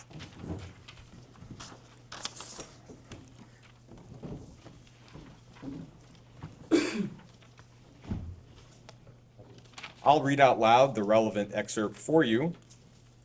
You can see that Ms. Maxwell was asked, quote, "Do you know whether Mr. Epstein had, knew, or had any sort of visit, dealings, or associated with Hillary Clinton?" And Ms. Maxwell said, quote, "I would say no." Ms. Maxwell was asked, quote, "Did you ever see them together?" Ms. Maxwell said, "No." So, there are some events we're aware of where you might have been in the same place as Mr. Epstein or Ms. Maxwell at the same time. We'll ask about those, but we are a little confused about why we're even here. I imagine you might have your own perspective on this. You shared a little bit of that earlier. Is there anything more you'd like to share from your point of view on today's conversation before we get started? Thank you very much, Counsel. I appreciate your recognition of the context. I do not think I am or could be a significant witness to anything that would affect the work of this committee with respect to the investigation. I understand that that was a decision made to subpoena me, and I thought it would have been more appropriate to treat me in the context in which you have just placed me. That's why I offered a sworn statement outlining my lack of knowledge with respect to either Epstein or Maxwell and the crimes that they committed. But the majority of the committee and then the entire committee determined that they wished to talk with me. And it is, still somewhat of a puzzle for me to be here and trying to answer your questions to the best of my ability because I don't think it's a good use of the committee's time. The matters that are included within the broad scope of the investigation as described by the chairman are ones that I take very seriously, and I would personally like to see the committee pay attention to those who have information that could be responsive. Thank you. I appreciate it. I'd like to start our conversation with a few foundational questions so we can get a clear record from the very beginning. And you've covered some of this earlier, but I want to be really clear for the transcript. Before his crimes became public, did you have any knowledge of the sexual abuse that Jeffrey Epstein was committing against girls and young women? No. Before her crimes became public, did you have any knowledge of the sexual abuse that Ghislaine Maxwell was committing and facilitating against girls and young women? No. Our colleagues have suggested that they need to speak with you because Ghislaine Maxwell's nephew worked for your 2008 presidential campaign and then at the State Department when you were Secretary of State. That is somebody named Alexander DeRossi. Are you familiar with Alexander DeRossi? I am. Alex DeRossi volunteered for my 2008 presidential campaign. I did not know him. I don't know what motivated him to be a volunteer, but he proved to be a very effective contributor to the campaign. He earned a paid position on the campaign. All of my staff that interacted with him on the campaign had a very high regard for his intelligence and his skills. He's an extremely well-educated young man. And when I became Secretary of State, he was recommended for a job that he was well suited for. I had absolutely no idea that he was in any way related to Ghislaine Maxwell until I received the subpoena from this committee suggesting that he was, and that was the first I knew of it. So is it fair to say that as far as you know, Mr. DeRossi was not hired for your campaign or at the State Department because he was Ghislaine Maxwell's nephew? That is absolutely fair to say, and I can't speak for everyone in my campaign. Obviously, it's a huge enterprise, but I would be surprised if anyone knew that he was related to Ghislaine Maxwell, but I can absolutely testify to the fact that I did not. Are there any other accusations or claims that have been made against you with respect to Mr. Epstein or Ms. Maxwell that you would like to address before we move into some chronological questions? Well, I don't keep up with all the conspiracy theories and the crazy allegations that populate the internet, so I'm sure there are. But I will do my best to answer your questions as you pose them. Okay, I will ask a series of chronological questions. I know most of these are from a long time ago. If you don't recall, just tell me you don't recall. As an initial matter, would you recall roughly how many events and receptions would you have attended at the White House during your time as First Lady? Well, I was privileged to be at the White House as First Lady for 8 years, and I have no way of giving you an accurate number, but they would be in the thousands. And they were, you know, one of the great privileges of being in the White House, hosting events, hosting meetings, meeting people, using the rooms of the White House, using the grounds of the White House. So many hundreds, maybe thousands of events, but many, many thousands of people. I was just going to ask if you could estimate how many people you might have met at those hundreds or thousands of events and receptions. Well, Counsel, I can't say I met every person who ever attended an event, and so I can't really give you an accurate number. But if the event was a small event, perhaps I would meet everyone. But for most of the large events that we hosted, it was hit or miss if I met somebody or didn't meet somebody. For the huge Christmas receptions, which were thousands of people that would come to enjoy the holiday decorations at the White House. So I can't really give you a totally clear answer other than I did my best to greet people and to be an appropriate hostess because I took seriously my responsibilities as First Lady. So Mr. Epstein visited the White House a fair amount during your husband's first term in office. One, and I think the only specific event that we're aware of where you may have been present was, as you mentioned earlier, a September 29th, 1993 reception for donors to a White House renovation project that was funded through the White House Historical Association. And our understanding is there was some kind of reception that night. Do you have any recollection of attending that event or that reception? I have no specific recollection, but I know that I was expected to, and I assume I did. But I can't, sitting here today, describe anything specific about that event. But I was very anxious to support fundraising that went to the White House Historical Association that in turn supported the upkeep and the maintenance of the White House. Because certainly, it was an old building with a lot of very valuable furniture and art, and it took a lot of wear and tear because I just finished explaining we had thousands of people who would come through. And I'm not even talking about the visitors who would come through, because that was many, many more thousands. So the house itself needed to be carefully cared for, and so my husband and I hosted the event, and the White House Historical Association brought those who had contributed because it was ultimately beneficial for the White House. Would it be correct to say that sitting here, you have no specific memory or recollection of meeting Mr. Epstein or Ms. Maxwell at that event in 1993? That is an accurate statement. In fact, when I got the subpoena, I was incredulous because I never thought I was in the same room with Jeffrey Epstein. And it was brought to my attention that he was very likely to have attended the White House Historical Association, but I have no independent recollection of that. Okay. It has been publicly reported that Mr. Epstein visited the White House 16 other times during your husband's first term. He was signed in by different staff members and visited different parts of the White House.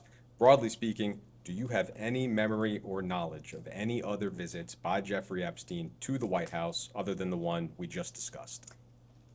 Not that I recall, but I want to be clear, That doesn't mean that, I didn't pass somebody in the hallway, that somebody didn't pop in, but I have no recollection Great. of meeting with him, seeing him, conversing with him in the White House.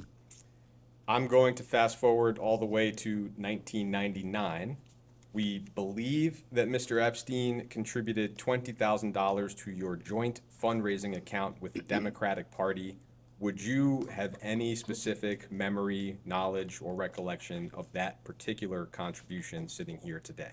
I do not. And again, this was something that I learned about in preparation for testifying.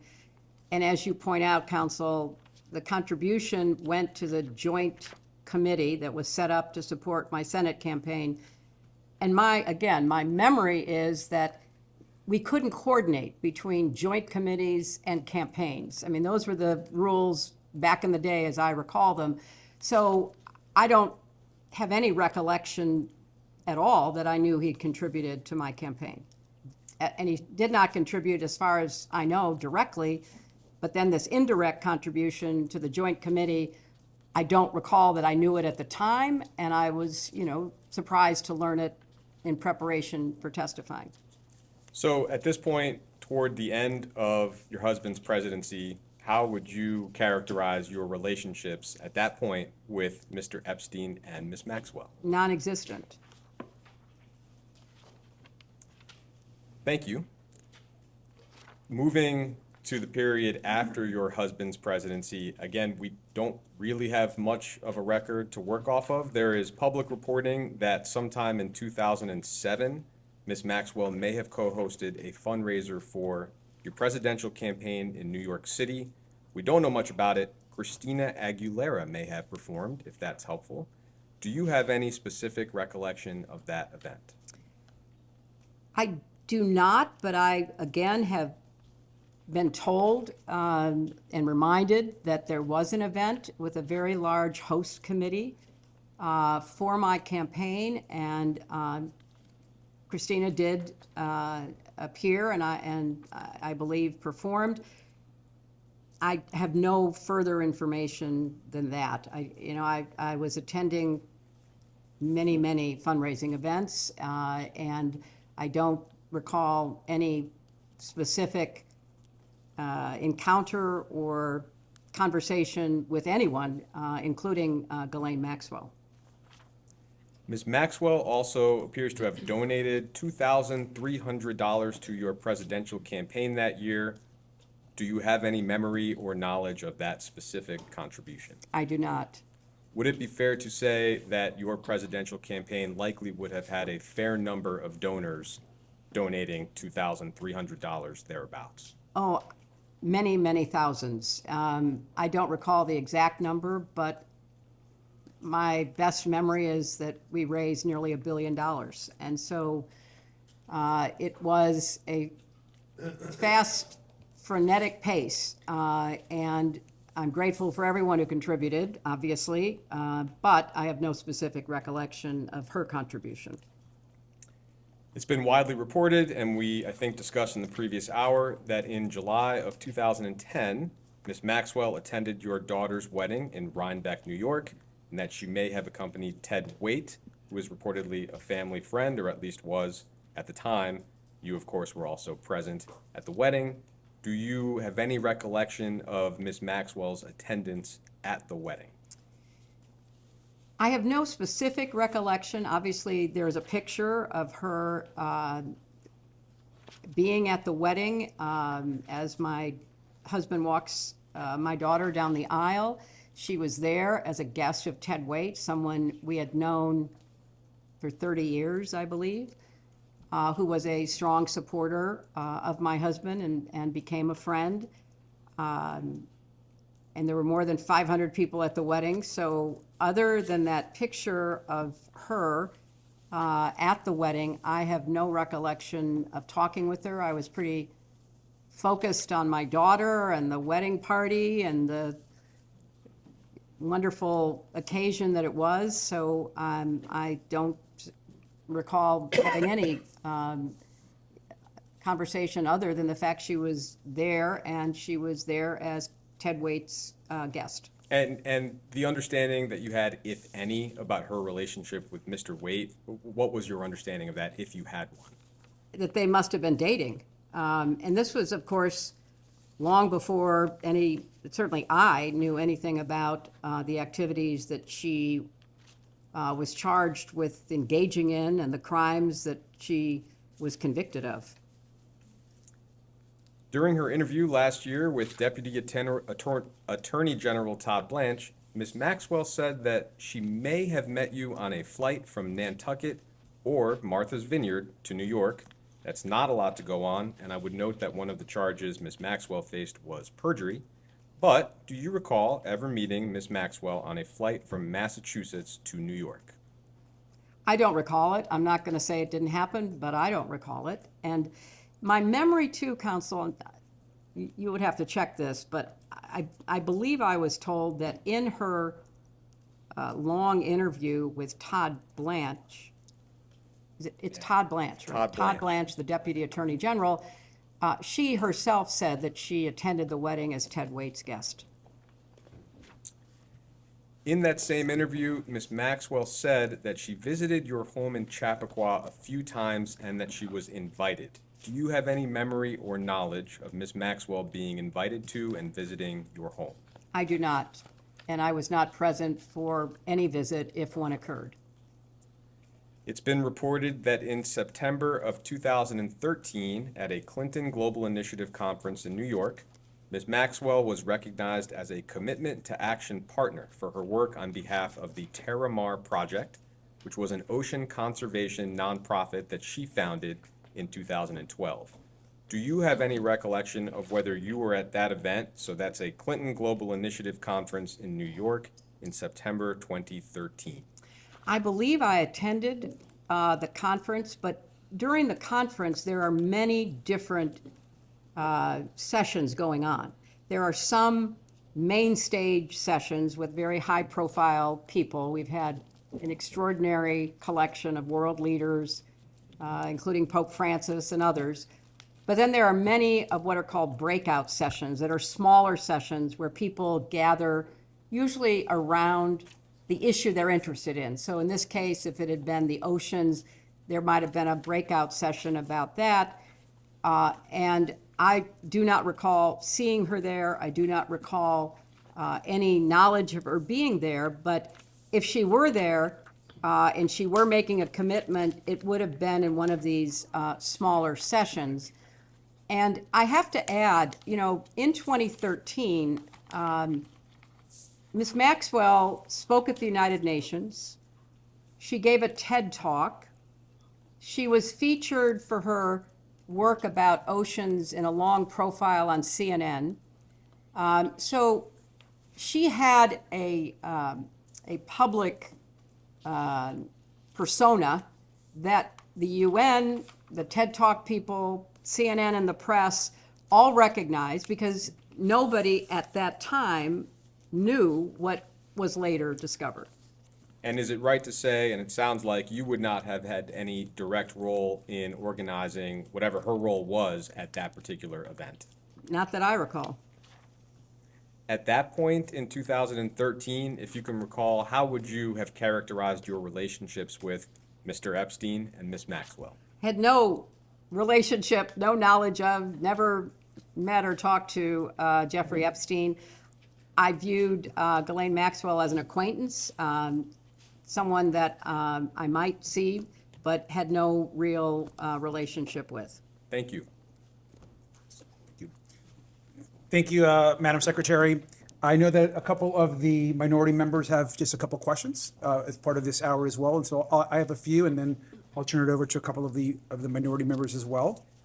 You can hear me okay from here? Yes, I can. Okay. But it would help if the minority Yeah. members would move to where We are. across. I'm actually, they're going to sit right here as soon as Okay, I'm. yeah. perfect, Yeah. perfect. Thank you. Great, thank you. I want to just begin by just asking a few questions, which I believe you've already clarified in your opening statement, but just to be very clear on the record one more time.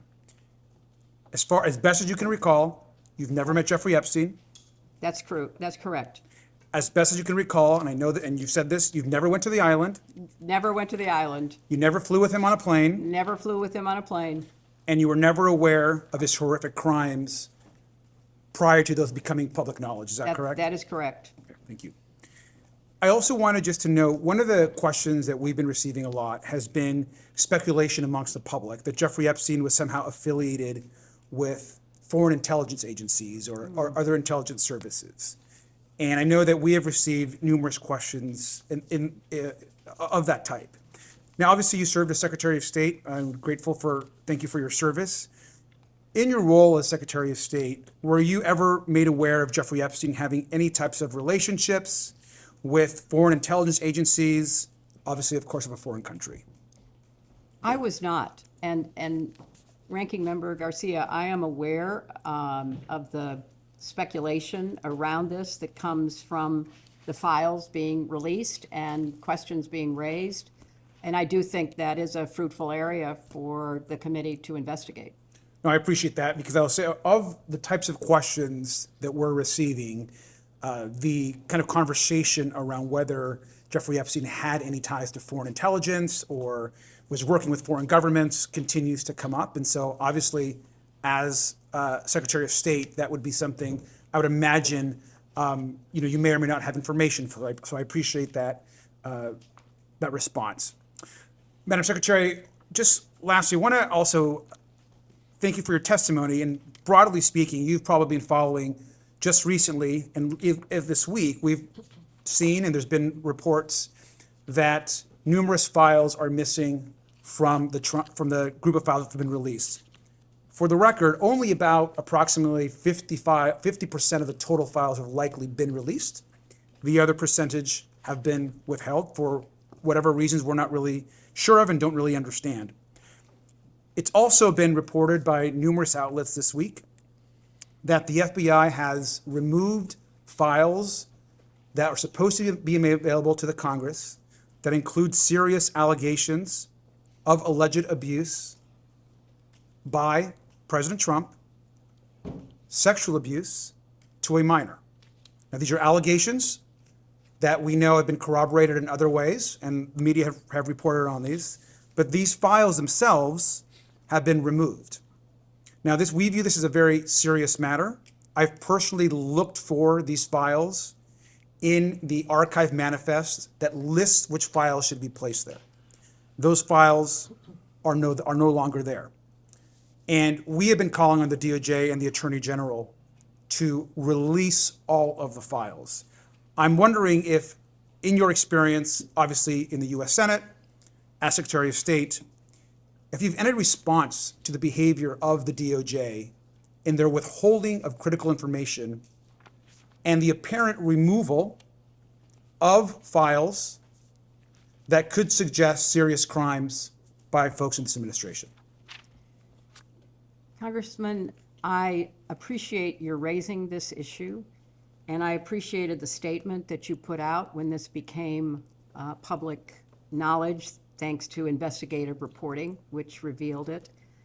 And I think that this behavior by the Justice Department deserves the most thorough investigation that the Congress could carry out. As I understand the sequence of events, this committee subpoenaed the Justice Department, as well as the Epstein estate, as well as law enforcement officials from prior administrations, as well as my husband and me. The Justice Department refused to comply, which is what led to the passage by the Congress of the Transparency Act, which then was signed into law. And I think from the very beginning, the behavior of the Attorney General and her staff has demonstrated either a gross incompetence, which is bothersome because they are the keepers of information that should be evaluated for law enforcement purposes, or a clear cover-up because they are protecting the president and others. Either one of those should be the focus of this committee to try to get to the bottom. If they are incompetent and they are incapable of complying with the law that the Congress passed, we need to know that. Because they are falling down on the job. They have an FBI director who's more interested in drinking beer in a hockey dressing room after our team won the Olympics, rather than being responsive and complying with the law as it has been promulgated. So I don't think it's unfair to say that given the sequencing of the events, starting with the way that President Trump made the release of the files a key element of his 2024 campaign, the promise that he and then his attorney general made that the files would be released, then a walking back of that as they began to look at the files, an ignoring of what they had promised, including that they had a client list on the desk of the Attorney General, reasonable people would have to assume they are engaged in a massive cover-up, which is infuriating. As an American, as a citizen, all of us should be, regardless of party, wondering what are they hiding? And that's why I said in my opening statement, the President of the United States is not above the law and should be, in a setting like this, answering questions under oath, as should others who are prominently featured in the files, and especially the group that is featured after 2008. Because prior to 2008, when Jeffrey Epstein pled guilty to the watered-down charges that Alex Acosta negotiated and then was rewarded for in the first Trump administration with a cabinet position, there are so many unanswered questions. And I looked at the transcript of the Alex Acosta testimony that was taken before this committee, and I don't think that any Republican members asked him a question. So you have to conclude that there is something rotten in the state of Denmark, or clearly the Justice Department, starting in the White House and at the top with the Attorney General. And this latest example of the missing files about the allegations, and they are absolutely nothing more than allegations, but the FBI interviewed that witness 4 times. You don't interview a non-credible witness 4 times.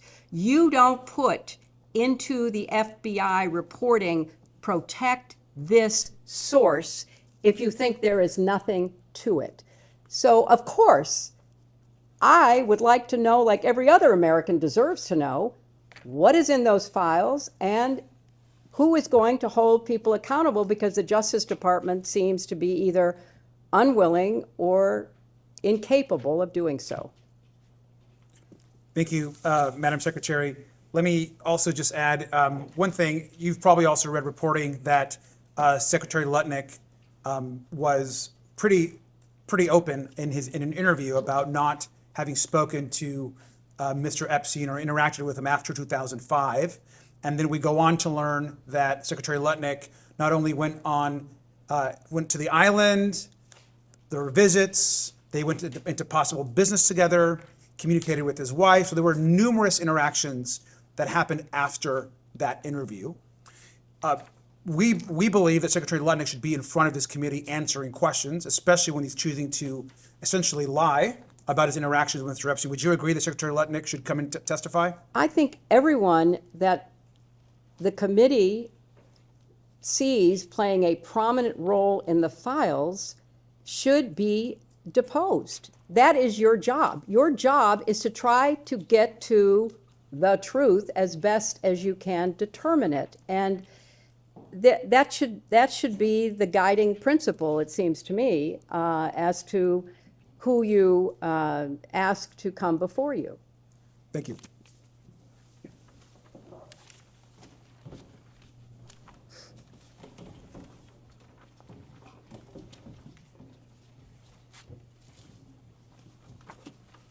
Hello, Congressman. Hello. Thank you, Secretary, for being here today. I'm going to ask you a few questions that might be a little redundant. That's but okay. Just to get on the record. Am I correct that you did not know at any point before Jeffrey Epstein's crimes became public that Epstein committed or facilitated sexual abuse of minors and young women? That is correct. And prior to Epstein's crimes becoming public, were you ever warned not to associate with him? Not that I recall. And you did not know at any point before Maxwell's crimes became public that she committed or facilitated sexual abuse of minors or young women? That is correct. And did anyone ever raise concerns to you about Miss Maxwell or warn you not to associate with her at any point? Not that I recall.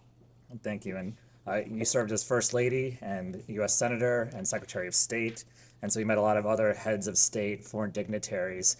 And so at any point, did Jeffrey Epstein or Ghislaine Maxwell's names come up? Not that I recall. And you mentioned you did a lot of work on human trafficking. Could you talk a little bit more about that? And then also, I would love to know if Jeffrey Epstein or Ghislaine Maxwell's names ever came up. No, I can tell you that those names never came up, as I said, prior to their crimes becoming public. I don't think people knew. Or if they did know, they were not sharing that. Or if they did share it with the FBI or the Justice Department, the investigations never went anywhere. So I don't know that anybody would have ever raised those names, and I don't know that anybody knew to even look into it. You know, as I said, the whole question of human trafficking, sexual slavery, forced labor, domestic violence, for the longest time were not even considered crimes. And it took a lot of effort on the part of many, many courageous people around the world to raise the visibility of these crimes and to actually change criminal law in many countries. You know, when I spoke in 1995 at the UN World Conference on Women in Beijing, that was one of the issues everyone was struggling with. Domestic violence was considered cultural, not criminal. Sexual slavery was just something that happened. You know, young women were forced into prostitution. All of this was certainly known and was something that had gone on for, you know, centuries, thousands of years. But there became finally enough outrage and organizational impetus to begin to try to change that. And that's what I worked on when I was First Lady, because I really became aware as I traveled to Asia and Africa, even Eastern Europe, particularly after the fall of the Soviet Union, what a big criminal network was operating around the world to traffic people. And obviously we're here focusing on what happened to, you know, girls and women with being sexually abused, but it's also true that people were forced into labor in mines and fishing boats. I mean, this was a phenomenon that finally was getting attention. And we worked very hard to raise visibility. I mentioned the law that was finally passed in our country in 2000. There was also something called the Palermo Protocol, where nations came together to pledge themselves to change laws, to implement enforcement against trafficking. So it's been a long struggle, but we've tried to focus on preventing it, prosecuting it, and protecting the survivors, and we've made progress. But obviously, we're here today talking about crimes that still are happening even in our own country. I know the public wants names to be named, and I know this is a difficult question for you given your lack of a relationship with Epstein or Maxwell, but are there any names that you think we should be talking to at this point that haven't been out there already? I don't know any more than you do as to what's being exposed in the files. I saw where Congressman Massey stood on the floor the other day and said that he named 3 people, as I recall, that should be investigated. But there's a long list of people who may, even if they did not do something themselves wrong, because of their association with Epstein, might have credible information for your committee. And final question, you've expressed a desire for this hearing to be public. I just love to hear sort of Yeah. an explanation for why. Look, I think sunlight is the best disinfectant. I think as much as we can do in public, we should do. And I've testified before Congress many times, before you were there, and it was always in public. I mean, that's what we did. I testified, and I was on the other side of the table asking questions in public, except for something that was classified that couldn't be in public.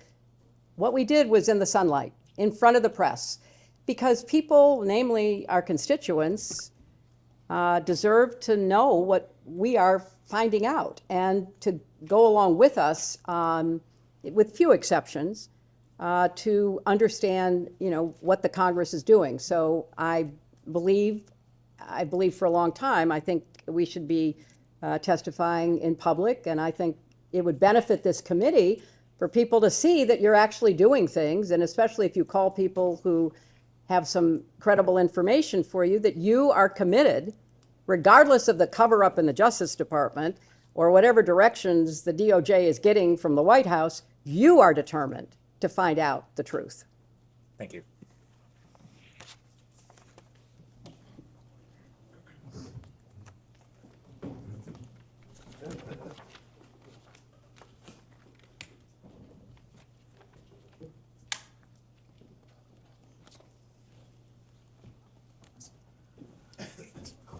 Hello, Congressman. Secretary, how are you? I'm okay. First and foremost, thank you for being here. Thank you. Secondly, as an attorney, I know sometimes things are done differently in DC, but when an agreement is made and our word is given, it should be kept. I agree with that. And first and foremost, to get into the line of questioning that I had, on November 12th of last year, Oversight Committee Democrats released emails that were obtained from the estate of Jeffrey Epstein. In one email from 2011, Epstein said to Ghislaine Maxwell that President Trump was, quote, that dog that hasn't barked, end of quote, and that an unnamed victim, quote, spent hours at my house with him, end of quote. In another email from 2019, Epstein wrote that, quote, of course he, referring to President Trump, knew about the girls as he asked Ghislaine to stop. 2 days later, President Trump directed Attorney General Pam Bondi to investigate President Clinton and other prominent Democrats in order to distract from his own close ties to Jeffrey Epstein. I'll mark as Minority Exhibit B a True Social post from Donald Trump dated November 14th, 2025. And I think you have that now. As you can see, President Trump's post refers to Jeffrey Epstein's crimes against young girls and women as the Epstein hoax, end of quote. His post also completely ignores several other high-profile individuals, including Republicans and allies of President Trump, who are known to have had relationships with Epstein. In fact, the Epstein files contain numerous officials in the current and previous Trump administrations who have connections to Jeffrey Epstein, including, but I'm not sure limited to, Howard Lutnick, RFK Jr., Steve Bannon, Elon Musk, Tom Barrack, Kevin Warsh, and Mehmet Oz, to name a few. Secretary Clinton, to your knowledge, has the Trump administration done anything at all to investigate these other individuals with ties to Epstein? Congressman, I know of nothing, just reading the press. I obviously have no inside information that there has been any effort whatsoever to investigate the names that you just mentioned or any others who might have credible information about Jeffrey Epstein's crimes. And I think that's where this committee comes in. You are not beholden to the Justice Department. You have an independent Article I jurisdiction. You are the co-equal branch of government, and you have the responsibility to pursue what the Justice Department apparently is failing to pursue. The other point I would make is, having observed President Trump up close and personal for a number of years now since I ran against him, he has a tell. He has a behavioral tell. Whenever he is worried about being found out himself, he accuses somebody else of doing what he actually has done. And it's just a pattern with him. So it's no surprise to me that all of a sudden, what he promised in his campaign to reveal, everything about the files, and then when his people began looking in the files and realized how potentially incriminating they were of him, all of a sudden, that was no longer the focus. It was blaming Democrats, talking about a hoax, saying move on, there's nothing to see here. That is a typical pattern of President Trump's behavior, which speaks louder than all the words that he speaks and all of the Truth Social posts that he makes. He clearly knows what he did. He knows what others did, because remember, one of the emails that has come out recently is he called the police chief of Palm Beach at the time Epstein was arrested, according to reporting, to say, I'm so glad you got him. I'm so glad you're stopping him. Well, how would he know that? How would he know that? So there is so much to be uncovered here rather than being covered up. And it really, in addition to the specific information that could be gotten and the accountability that could be achieved, it would restore trust. And, you know, the American people are not dumb. They're watching this. They're seeing this. They're following this. And it's just one more example of, you know, us not doing the kind of work that would build trust in finding out, you know, the truth, not just for the victims and survivors, but for the American public. I just have a couple quick questions. Howard Lutnick recently went so far as to lie about his close connections with Jeffrey Epstein, but the truth came out with the release of the files. Secretary Clinton, is Howard Lutnick still employed as the Secretary of Commerce in the Trump administration? So far as I know. Secretary Clinton, in your opinion, why has Donald Trump ignored these other prominent figures who had close ties to Epstein? I can't speculate on that, Congressman. I think it's a worthwhile question to ask, and I think it certainly should be asked by this committee. And lastly, in light of everything, not just what I think was an embarrassing leak earlier, do you believe your deposition today is a good faith exercise? I can't conclude that. I think all the information, such as it is, that I have could have been delivered in a sworn statement, could have been delivered in written interrogatories.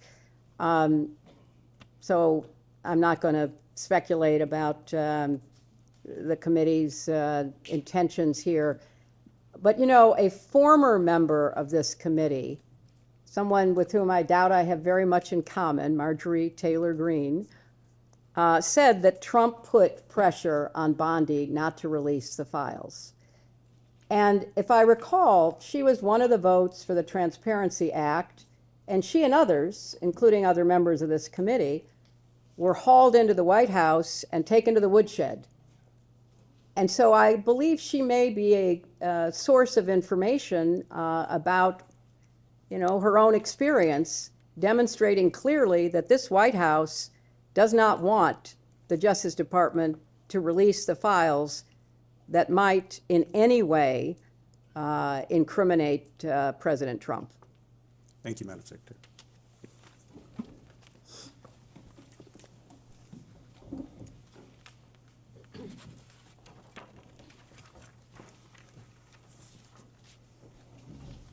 Thank you so much for being here, Madam Secretary. Some of this was briefly touched upon, but as you know, there is wide speculation among the public that Jeffrey Epstein may have been affiliated with domestic intelligence agencies and services.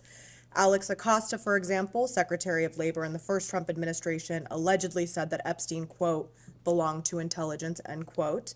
We know that Acosta has denied the statement, but it nonetheless raises questions about Epstein. You obviously served in a variety of highly sensitive positions, allowing you to access some of our nation's most sensitive and secretive information. Either during or after your time in government, were you ever made aware of Jeffrey Epstein having any kind of relationship directly or indirectly with a United States intelligence agency or service like the CIA?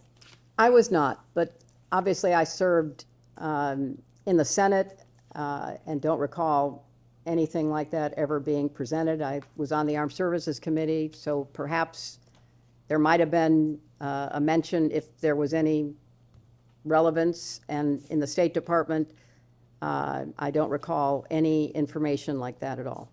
And were you ever made aware of Ghislaine Maxwell having any kind of relationship with an intelligence agency or service of the United States? Thank you. Now, during the committee's deposition of former Attorney General Bill Barr, he indicated that, quote, many American businessmen who have foreign contacts sometimes will talk to intelligence agencies and provide information to them.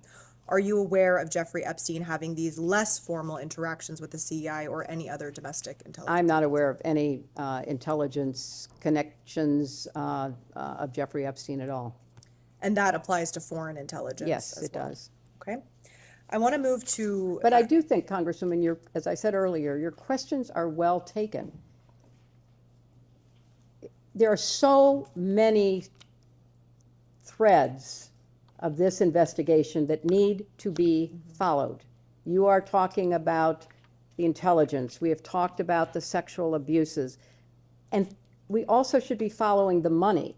One of my former colleagues, Senator Wyden, is trying to get out of the Treasury Department records about Jeffrey Epstein's financial transactions.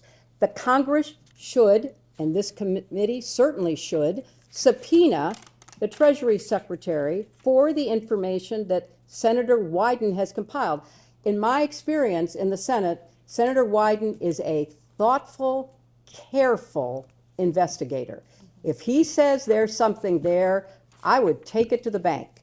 And so follow the money. Follow these foreign involvement intelligence potential. Whether they're true or not, I don't know. And of course, follow whatever leads you can get out of the emails and other information that are being put forth by either DOJ or the Epstein estate or anybody else on, the crimes that he committed. Thank you. That brings us to the issue of transparency, which is related to what you just said. You and President Clinton have been very clear about your desire to testify publicly before this committee. In fact, on February 5th, 2026, you posted on social media, quote, if you want this fight at Rep. James Comer, let's have it in public. You love to talk about transparency. There is nothing more transparent than a public hearing, cameras on. Secretary Clinton, why is it important for you to testify before this committee in a public setting? Well, first of all, I believe in public testimony. I believe that the public has a right to know what its elected members of Congress are investigating and legislating. Having served for 8 years, I think it is useful as a member to do a hearing in public because you're going to learn things by the coverage of it, by the response that you get from people. This hearing, if it were in public, maybe your question about intelligence, maybe somebody watching it would have said, oh my gosh, I just remembered having a conversation with Foreign Minister X or Prime Minister Y, and that person mentioned Jeffrey Epstein. Most people are not going to look at the video, they're not going to read the transcript, but they will follow a live public hearing. So I think it actually enhances the work that those of us who've been privileged to serve are doing and can do. So to me, it is just an absolute prerequisite for doing the kind of legislative and investigative work as effectively as possible by doing it in public. And did you know that you would be photographed today? No. And is that at all part of what you had understood about the terms of the agreement for today's deposition? Well, I will confess that I had some concerns about whether the majority on the committee would treat me fairly and would, fairly convey what I say and what I did and how I looked and how I responded. So yes, I did have a concern, and when we learned about the photos being taken not by a staff member, but by a member, it was shocking and very disappointing. So if it were in public, we wouldn't have that debate. You know, everybody could see the same thing that the congresswoman saw. I'm sitting here, sometimes I'm smiling, sometimes I'm frowning, sometimes I look good, sometimes I don't. That's all in public. Everybody can have the same view rather than, you know, an angled photo and all the rest of it.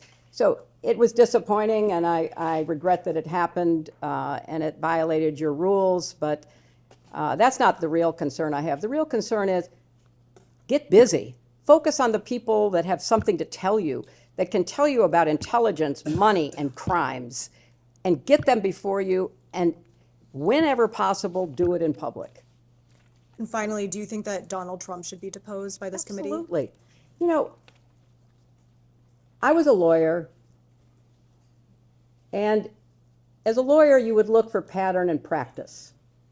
If you were deposing a witness in a case that you were trying, if you were in court, what did you know about this person?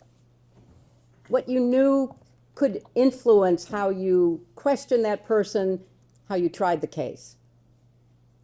Donald Trump has been held civilly liable for sexual assault by a jury of his peers.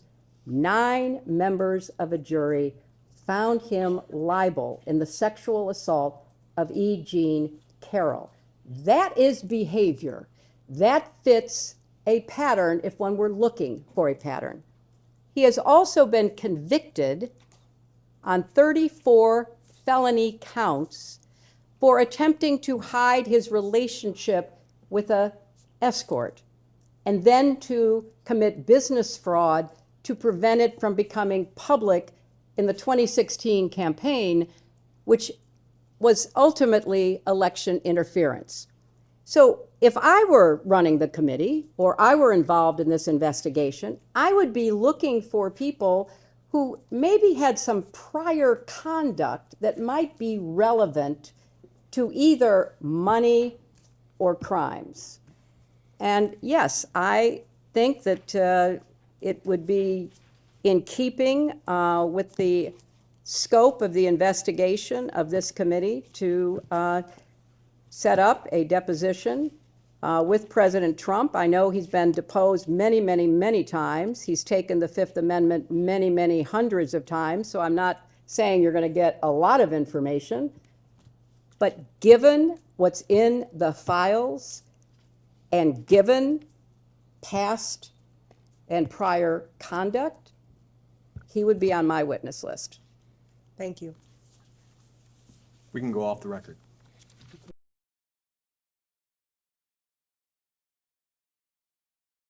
All right, we'll go back on the record. It is 2:49 p.m.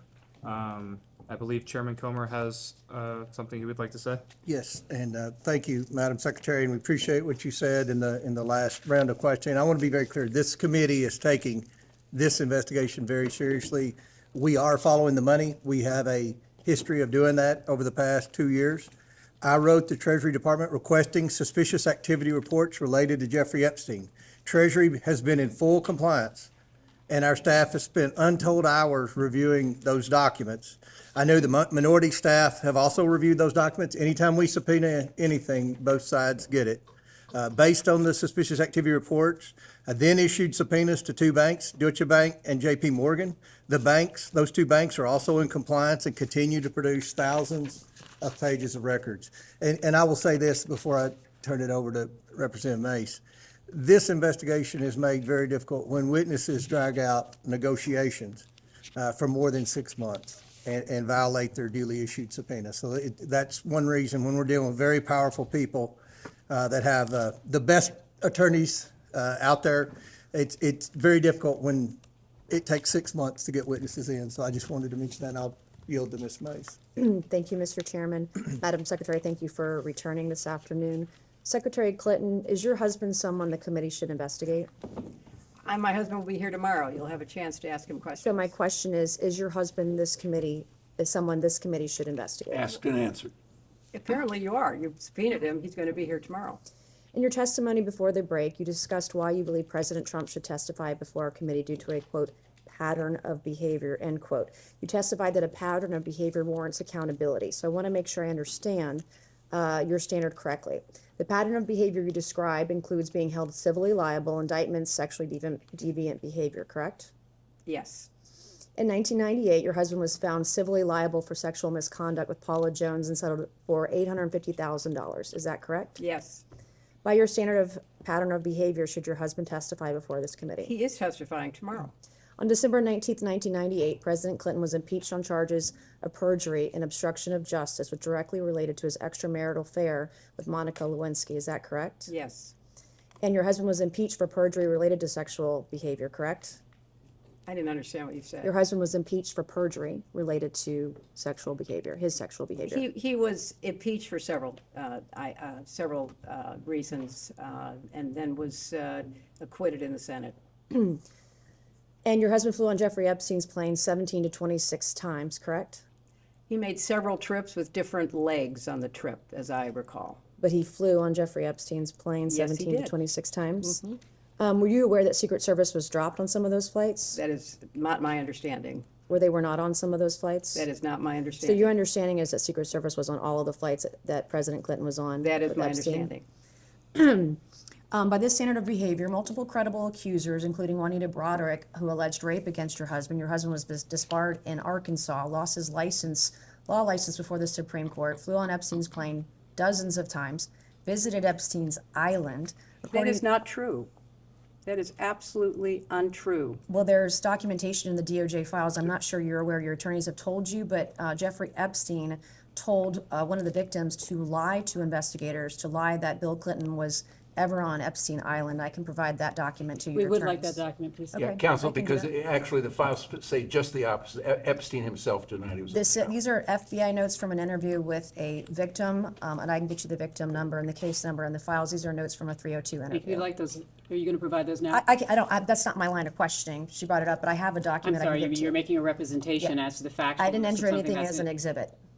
But it's factually inaccurate. No, I can give it to you later. I can go find the document, make copies of it, and give it to you this afternoon. Thank you so much. Okay. By your standard of pattern of behavior, according to documents released by the Department of Justice, your husband appears in photos in swimming pools, hot tubs, aboard Jeffrey Epstein's private plane with unidentified young women. We came here today and you told this committee that a pattern of behavior demands accountability, correct? I said that I believe the committee should call anyone who had a substantial pattern and practice of contact with Jeffrey Epstein and his crimes before they came to light. Does that include your husband? And after they came to light. You're going to have a chance to question him tomorrow. So I'll ask you again, by the standard you just set, in your own words just now, does this standard apply equally to your husband or only President Trump? I have said that my husband has been subpoenaed. He will appear. He will answer your questions to the best of his ability. But there is no evidence whatsoever of any connection with Jeffrey Epstein's crimes. And I think that that will be obviously apparent in the questioning. What makes you so sure of that then? I mean, he's photographed with... Objection No, is to speculate on something that's not evidence. It is so speculative. I mean, swimming in a pool, sitting in a hot tub, there are millions of people who do that without any improper behavior or certainly committing any crimes. So I Do you think most of the men are like your husband that did anything wrong? Why were they being surrounded by young women, giving them massages on Jeffrey's private estate or private plane? Are they all innocent then?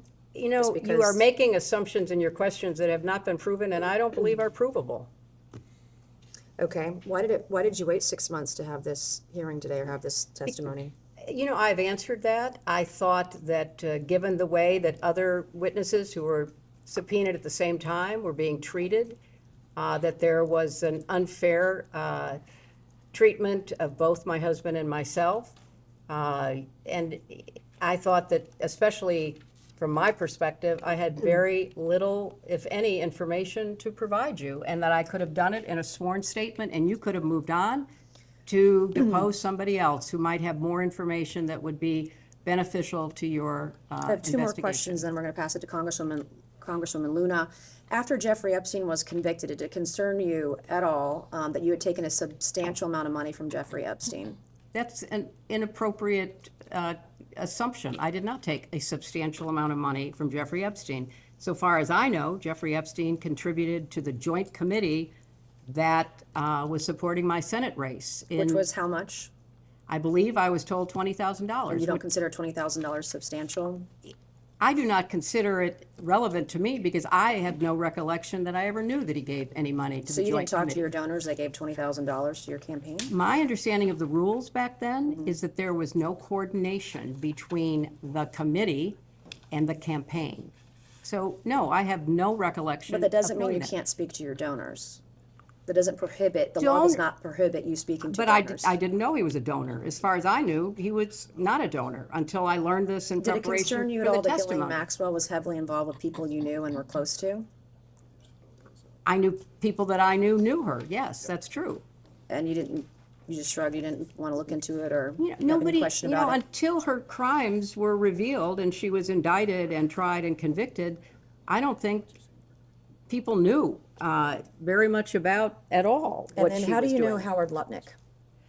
I know Howard Lutnick because when I was senator on 9/11, the firm he headed, Cantor Fitzgerald, suffered the greatest loss of life. As I recall, something like 650 of his employees were murdered by terrorists that day.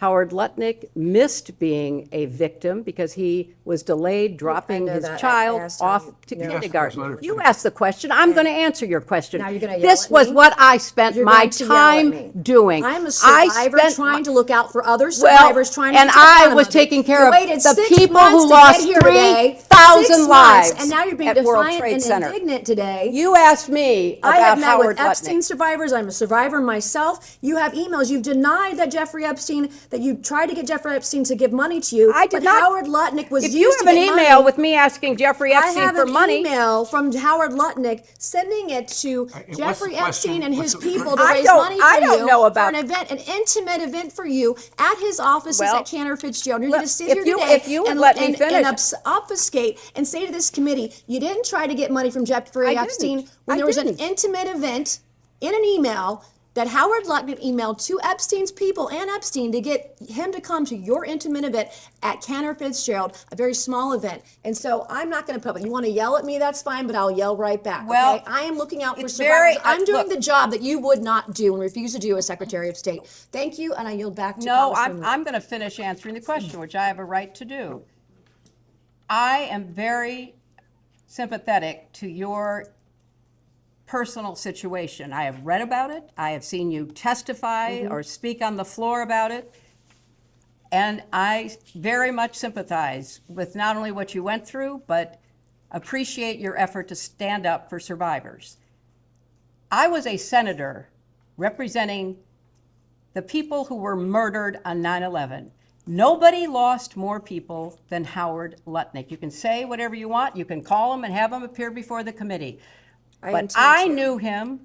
knew him as the man who lost the employees that he knew intimately, including his brother. And he was a So go-between I between work- you and Let Jeffrey her finish Epstein her raising answer, money for please. you. Let her finish her answer. You know what? If you don't want to hear what emotionally affected me, that's fine.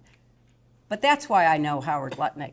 I went to the memorial service every 9/11 after the formal service was held. I see what you're with doing here, all- and you're with obfuscating all from of the his questions. He was people, the go-between families. between you and Jeffrey Epstein raising money for your Well, campaign. you know, Howard Lutnick and I did work Thank you. I will together now yield because to we had a Congresswoman lot of Luna. victims Thank you. to take care of, and we worked together to rebuild downtown Manhattan. That is how I know Howard Lutnick. Why don't you get over here? Fine, I'll do the heavy lifting. You get like it later. Yeah, I got it.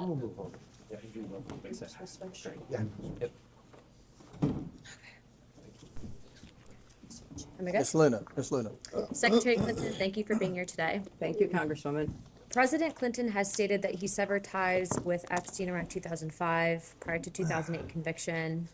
Were you involved or informed of any communication, emails, calls, or meetings related to distancing the foundation and/or your family after those 2008 convictions? I was not. You had mentioned that this committee had avoided calling people to testify who should be sitting here. I would like to show you some emails. If the staff could please pass out to the members and the secretary EFTA 00878421 and EFTA 007058660, please, so she can see it. This will be exhibit 14 and 15 for the majority. I'll wait till you get them so you can see them. Thank you. Thank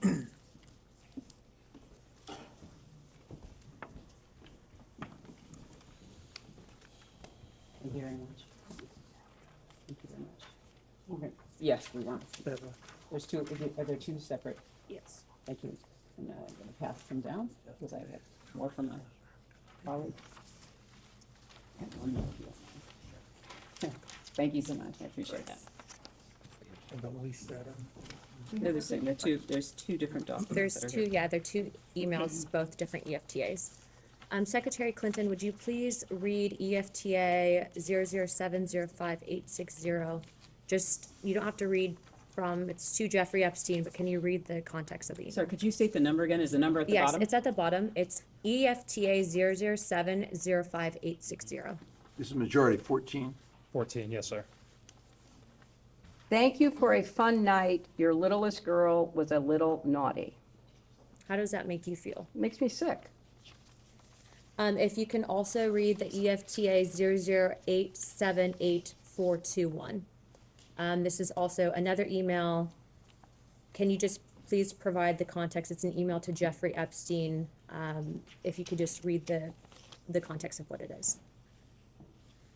Of course, the Ohio Jesus, I'm coming trick.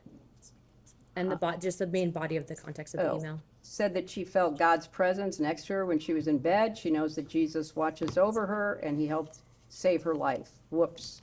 How does that make you feel? It's bizarre. I don't know what it means. The reason I asked you to read both of these is because these emails were both sent by co-conspirators that were then given the plea deals and now have been given victim status. Both of these women were also named an FBI document, and they're on a number of other emails. Do you believe that the Department of Justice should reevaluate the plea deals for some of these women, given that, as you can see, they have clearly done some things probably that they shouldn't have? I don't know the status of whether that would be legally possible, so I have no opinion. I think outside of the statute of limitations, they might be able to reinvestigate under the civil rights violations. Would you be in favor of that, or looking into any of the co-conspirators that were given plea deals down to victim status if there's credible evidence that they were trafficking young girls? I think it should be pursued. Hold on. I'd like to also show you another EFTA, if the staff can also pass this to the secretary. It's EFTA 0165617. This will be exhibit 16 for the majority.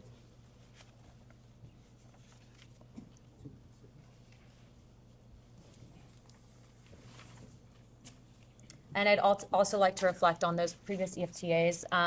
The EFTA 007058660, that was actually sent by a woman by the name of Susan Hamlin. And then the other EFTA 0087841 was sent by a woman named Nadia, who's also listed in other files as well. Is it single pages? Oh, sorry.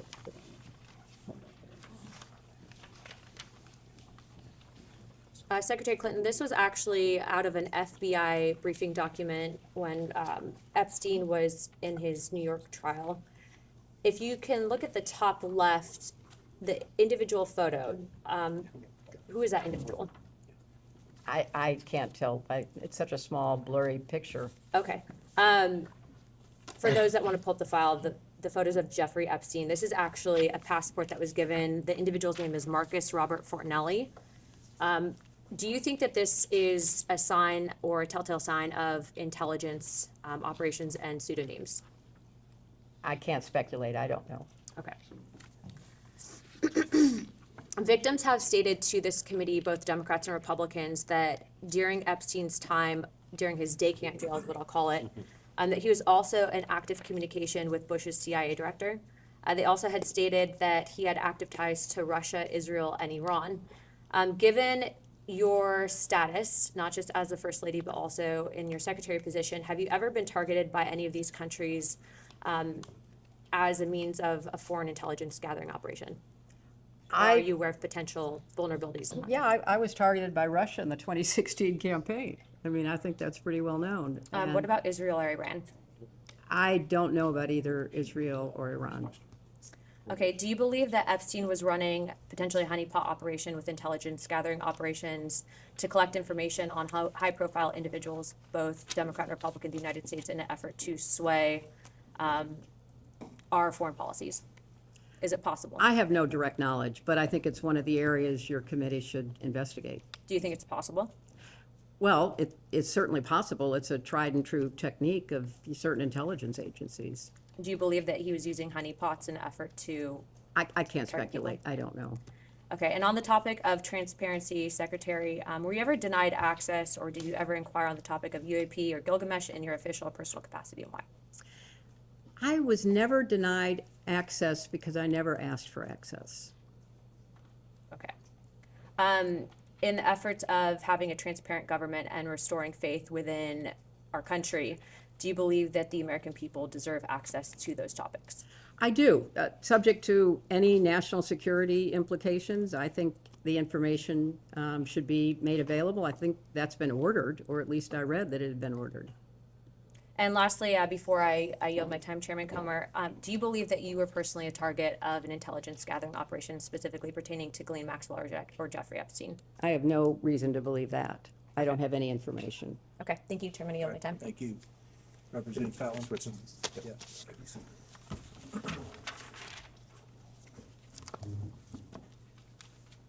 Can you get in front of me now? I'll just- Okay, all right, good.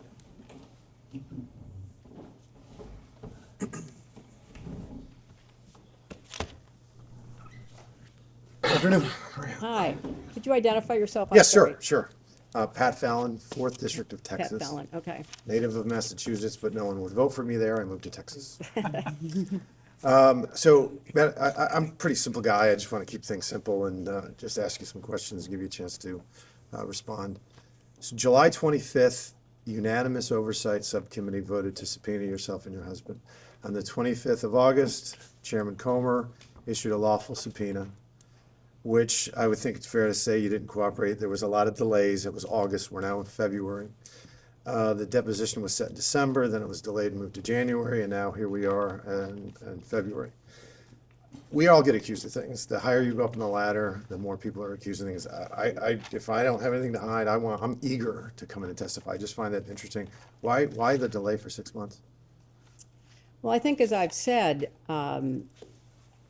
we negotiated in good faith, and I believe the committee negotiated in good faith for a while because we thought, at least I'll speak for myself, that I could provide whatever information I had, which was not much, in the same form that you accepted it from former attorneys general and FBI directors who had much more direct knowledge, or could have had much more direct knowledge about the investigation you were conducting. And I found it bewildering that I couldn't provide what I knew in writing under penalty of perjury, as others had done. Okay.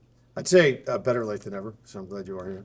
On the in September of 22, ABC program The View had you as a guest, and you were quoted as saying, "No one is above the law." Still agree with that? I agree with that. As do I, and I think Secretary Clinton, that's why you're. I absolutely agree with that. When did you first meet Jeffrey Epstein? I never met Jeffrey You never Epstein. yet, okay. When did you first meet Ghislaine Maxwell? I have no recollection of when I first So met you her. might have met her, but you don't remember. I do not. Okay. So you'd obviously describe your relationship as pretty much non-existent with both of them. Yeah, I had at least a casual acquaintance with her. I had her, nothing okay. with him. Okay. Would you describe your husband's relationship with Jeffrey Epstein as limited, cordial, close? Limited for a limited period of time with respect to using his airplane. Okay. And how about your husband's relationship with Ms. Maxwell? I think that they knew each other for a longer period of time. Okay. So just for the record, in 1992, Epstein donated $1,000 to your husband's presidential campaign. In 93, $10,000 to the White House Historical Association while you were in the White House and your husband were. And then he visited the White House as we've said, I think ad nauseum, 17 times from 93 to 95. And then in 99, a $20,000 donation to Senate campaign or an affiliate allied campaign. And then in 2006, $25,000 to the Clinton Foundation. And then post-Clinton presidency, your husband was on the plane somewhere in the neighborhood of 26 times. Right? I can't vouch for everything you just said. I can't vouch for. All right, but you're not disputing it vehemently. So No, I'm not accepting it, but Okay. I can't vouch for it. I can't Okay. respond to it. Okay, all right. In 2008, Jeffrey Epstein was convicted of 2 felony counts. Correct? Were they felonies? I don't recall. They were federal felonies, yeah. Were they felonies? They're state felonies. State felonies, okay. Felonies nonetheless. Okay. So just bear with me on this because, again, give you a chance to respond. Your husband ran for governor 5 times.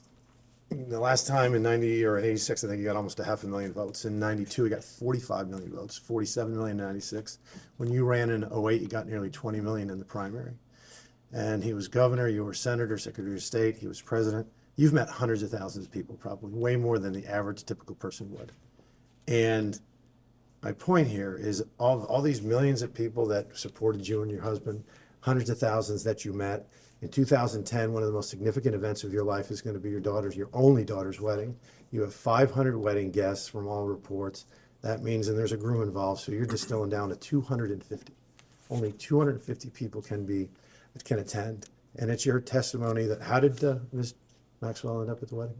She was the guest of Ted Waite, who was a longtime friend of our family. So it was just an odd coincidence that she was at one of the most, no, I mean, that's fine. If that's your testimony, that's your testimony. I was not telling my dates who their guests could, or my guests who their dates could be. It's just an odd coincidence, okay. See, would you describe your husband as a smart guy? Excuse me, are you asking her to testify about her husband I'm not. instead of, because he's going to be here tomorrow, so you can you ask think questions to the witness Ma'am. that is for her, but it seems to me that you are asking questions that Counselor. are requiring opinion. Can you ask a question that is? How long have you with been respect to married? fact? Can I ask that? Oh, do I have to answer that? 50 years. He's a pretty smart guy by all accounts. Would you agree with that? Highly intelligent. I think he is. I didn't vote for him, Well, but I think he then is. I will. We're going to agree concur on with that? your I mean, I don't opinion. think that's controversial, Counselor, because everybody that I've ever met that has met your husband and has firsthand experience describes him as the smartest guy in the room when you're in the room. Very smart, scary recall. Like if he meets you 20 years later, he remembers what you wore, what they were saying, which is a great tool and asset when you're a politician. I don't think that's, so with this great recall, I'm sure it served him well in his political career. So I just find it surprising that in January 26, y'all sent a joint letter from you and him where he asserted that he, quote, didn't recall encountering Mr. Epstein or any specific interactions with him while in office. That was his recollection. Okay. But even though we've established that he was in the White House, Epstein, I'm talking about 17 times, and there's a public report that there were personal tours given, not only the White House, but even the residence, and somebody that smart just happened not to remember any of it. This witness can answer questions about her own declaration, about what she recalls or knew. Again, the president is going to be here tomorrow. All right, well, your client talked about patterns in practice. And Bill Clinton, her husband, said that he doesn't remember meeting Epstein during his time in office. Took trips with him, or took trips on his plane to New York, England, Japan, China, Singapore, Bangkok, Brunei, Rwanda, Mozambique, South Africa, France, Norway, and many more. So it's really not a question of where they went together, but where they didn't go together. Do you know the colloquial name for Little St. James Island? No. It's Epstein Island. Okay, I'll refer to it in both contexts. To your knowledge, did your husband ever visit Little St. James Island? Not to my knowledge. Okay. Do you know who Doug Band is? He worked for my husband, yes. So by reports on the press, he was a key architect of the Bill Clinton post-presidency, a top aide, the body man, the fixer, a counselor, and a close advisor. Would you disagree with any of those? He worked for him in a number of capacities. About 10 years, 02 to 12, I think it was. He worked for him, I Decade, don't give or know. take. Give or take, I fair can't to answer say, that. give or take a decade? Mm. Okay. He's on the record as asserting that Mr. Clinton did indeed visit Epstein Island. Do you think he's lying? Yes. Okay, why would he lie? I don't know. You'd have to ask him. Okay. And then, Virginia, have you heard of Virginia? I'm sure you didn't meet her, but have you heard of Virginia Giuffre? I've heard about her in She the was press I didn't coverage. ever meet her. Yeah. She was a victim of Epstein. Tragically, she didn't survive. She's no longer with us. She testified under oath that she saw Mr. Clinton on Epstein Island 2 separate occasions. You think she's lying? Or at least I have inaccurate? no information whatsoever that he was ever on the Just, island. just trying to be fair, why do you think that is? I mean, that's my question. I'm not I don't going to know. offer opinions. All I right, don't, that's I don't fair. have any Okay. information. Further to your point earlier about practices and patterns, now there's a third person, Steve Scully. Have you ever heard of him? Who? Steve Scully. Steve Scully? Yes. I know of a Steve Scully who was at Apple. He was an IT contractor on the infamous aforementioned island. He also asserts that he saw Mr. Clinton, and this is a quote from him, lounging around the porch area of Little St. James Villa. It's just oddly specific. Do you think this third person was lying as well? I don't know information about You'd Mr. see how that Scully. would, I wanted to ask you that because I find that odd. It's a pattern in practice, as you mentioned. Have you ever visited Epstein Island or Little St. James Island? No. Okay, so just to be clear, it is your testimony that, for instance, you never flew in a private plane, flew into St. Thomas Airport, and then didn't enter the terminal, but instead boarded a helicopter to Little St. James Island. You never did that? I did not. Okay.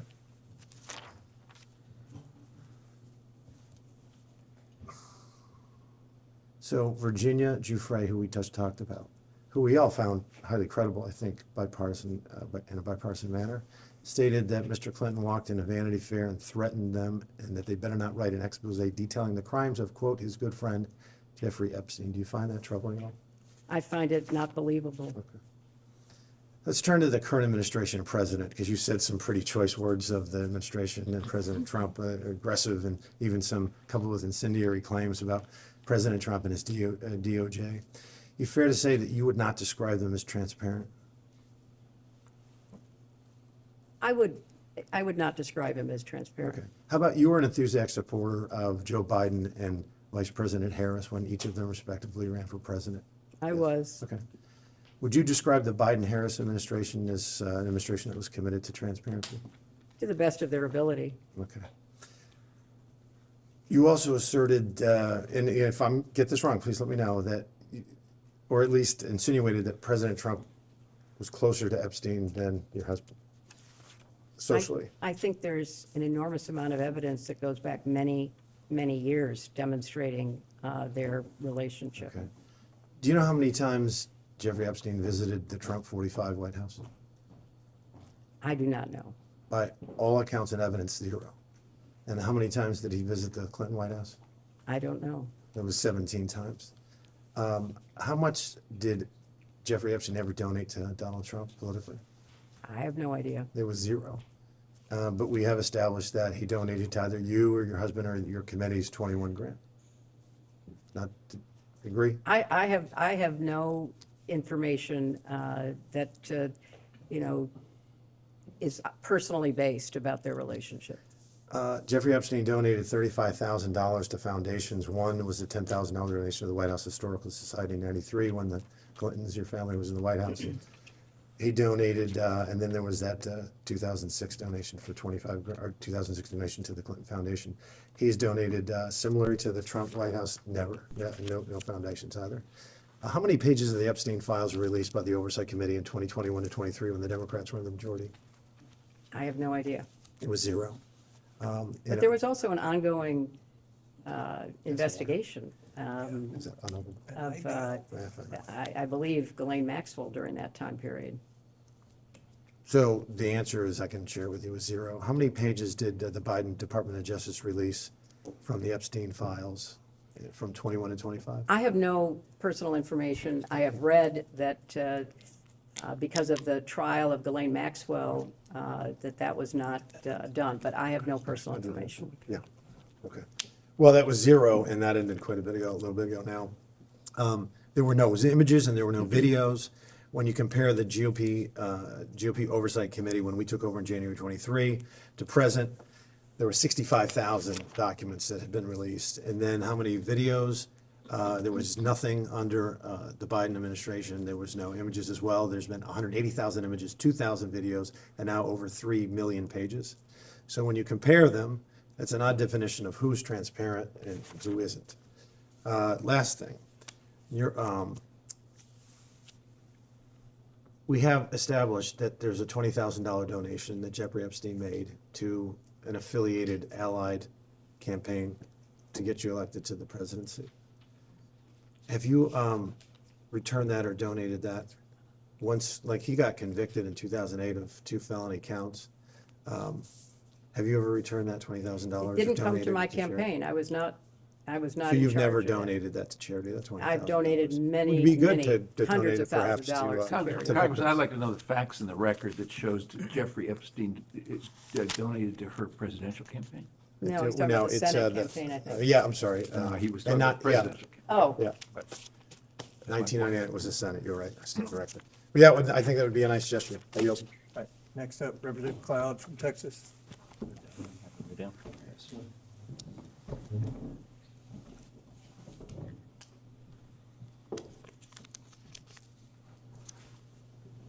Hi, could you identify yourself? Michael Cloud, Texas, 27th.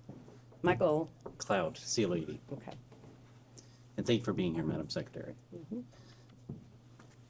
You were asked if Jeffrey Epstein played a role in shaping the Clinton Global Initiative. Is it correct to say that you have mentioned that you do not know whether this was the case or not? I have no information. We have a letter, of course, from Epstein's lawyer stating that he was, and I quote, was part of the original group that conceived the Clinton Global Initiative. If you do not know, who would know? I don't know because I was not involved. You don't know who was involved in the Well, my beginning? husband obviously was involved. So your husband would know at least? Well, you certainly can ask him. Okay. Similarly, you've mentioned that you do not know how funds were recruited at the Clinton Global Initiative. Is that an accurate understanding of your testimony today? No, donations were made. Lots of donations. Many individuals, groups, businesses, philanthropies have donated to the Clinton Global Initiative. Sure, yeah. What was the process of recruiting those donations, I guess, or what's your understanding of it or your involvement in it? Some of it was spontaneous. Some of it was through the team that helps to raise money. It's a combination of supporting charitable work. Do you know if Jeffrey Epstein was involved in helping I have find no donors, reason to recruit believe donors? that. I don't know. You don't know if he was involved in donor relations in any way? I have no, as I say, reason to believe it, but I don't know. Do you know who would know? The people who were involved in raising the money, but I was not involved with CGI in those early years. What about when you were there? I have no knowledge that Jeffrey Epstein was involved at all. How many roughly staff members are there in the Clinton Global Initiative? It has varied over the years, Sure. but hundreds, And involved with donor relations? dozens, I suppose. Dozens? Okay. As best as we know, it's been publicly reported that in 2024, Ghislaine Maxwell, or Ghislaine, I think is how it's pronounced, arranged and wired $1 million to Publicist Group for the inaugural CGI event, referring it to it internally as, quote, the Clinton Project. Epstein was copied on related emails and questioned the timing and destinations of the funds. Were you aware of this $1 million payment? I was not. Were you aware of it before today? No, well, in Am I breaking this preparing for in this. preparation, Mhm. you were made know. Okay. Do you know who would have known? I don't even know if it's true, so I have no way okay. of telling you. You don't know who at the Clinton Global Initiative, what staff would have handled $1 million donors or built relationships? It didn't go. It went to a group called Publicis, Right. which is not the Clinton Global Initiative, so Right, I would right. not know. Well, the email said it was for the Clinton Project, so. First of all, I have no idea whether that's true, and secondly, it went to a third party. Okay. Maxwell was honored and given complimentary access at the 2013 CGI conference for, quote, ocean conservation work, years after public allegations against her and Epstein were public. Were you involved in approving participants or honorees at the CGI events? I was not, but I don't know that there were public allegations at that point in time, so I can't respond to that. So you were not involved in approval? I was not. You didn't know who was going to be honored at the events? No, I was not. Okay. Do you know who would have known? Whoever was the staff at the time, but there's been a lot of staff turnover over, 20-plus years. A number of things you've mentioned today, you've mentioned you have not been able to recall. And that's understandable. Is it possible that any of the information that you have not been able to recall would have been found in the 30,000 or 30,000 emails that went missing? No, I don't believe so. I had no reason to believe that. So it's not that I'm not recalling things that were there. I don't recall at all. Okay. Right. Unfortunately, I have to catch the point. Thank you for your time. Next will be Representative Timmons from South Carolina.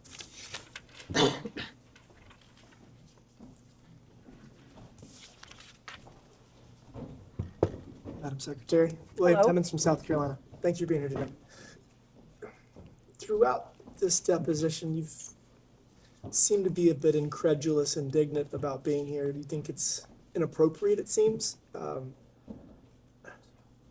I guess I just want to highlight all of the reasons that I see you being here and ask you if you don't think that that justifies your presence. I mean, so we started out this deposition by asking you about a number of individuals, 50-plus individuals, and the specific question was whether you had spoken to them regarding Jeffrey Epstein or Ghislaine Maxwell.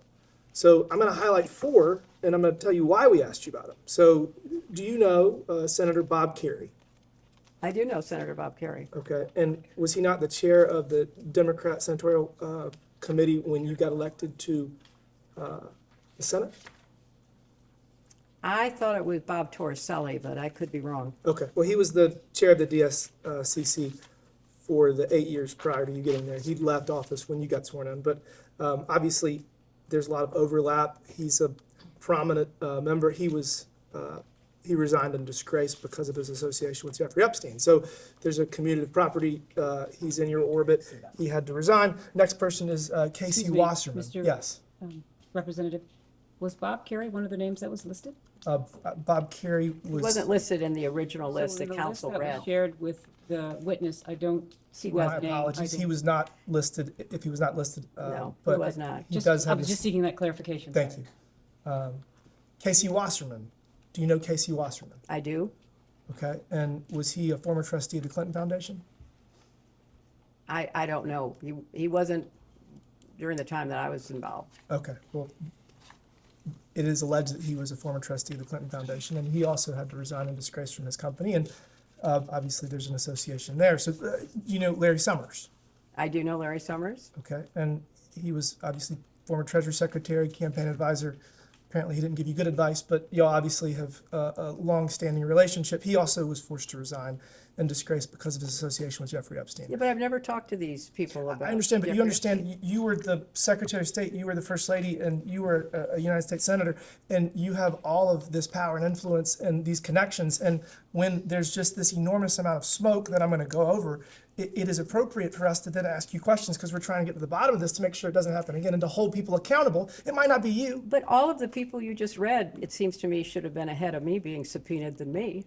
But that's okay. I'm here and I want to keep Do you plowing know George forward. Mitchell? I, of course, knew George Mitchell. Okay.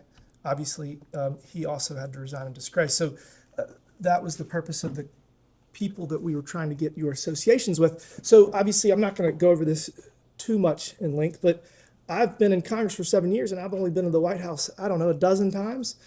Jeffrey Epstein doesn't even live in D.C., and he went to the White House 17 times in 2 years. So that causes us to wonder what's going on there. Obviously, President Clinton flew on the Lolita Express over 24 times. That gives us more questions.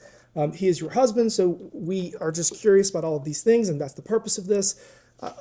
You say the fact that Jeffrey Epstein donated $20,000 to the Joint Fundraising Committee. You were not allowed to solicit that, but it is record of who gave money. And so you would, if somebody gave $20,000 to my JFC, I would know eventually, and I would say thank you.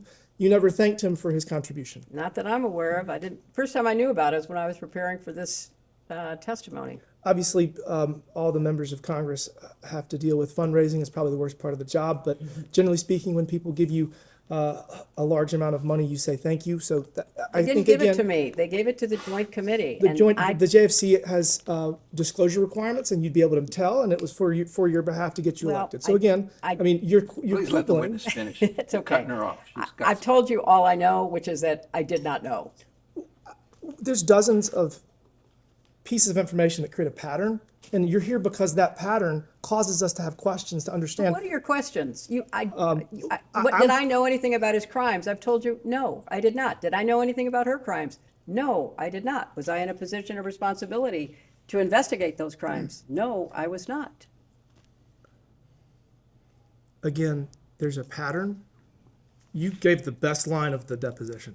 Patterns. Lawyers look at patterns to try to assess veracity and classify information to understand truth. And so we are here trying to seek truth, and we appreciate you being here, but it is appropriate for us to ask you questions about all of these things. Jeffrey Epstein And you used the have been Clinton. all day, and I will try to the best of my And we're ability about to done. keep answering them. Trust me, your husband's gonna have a much worse day tomorrow. The Clinton Global Initiative was used in the plea.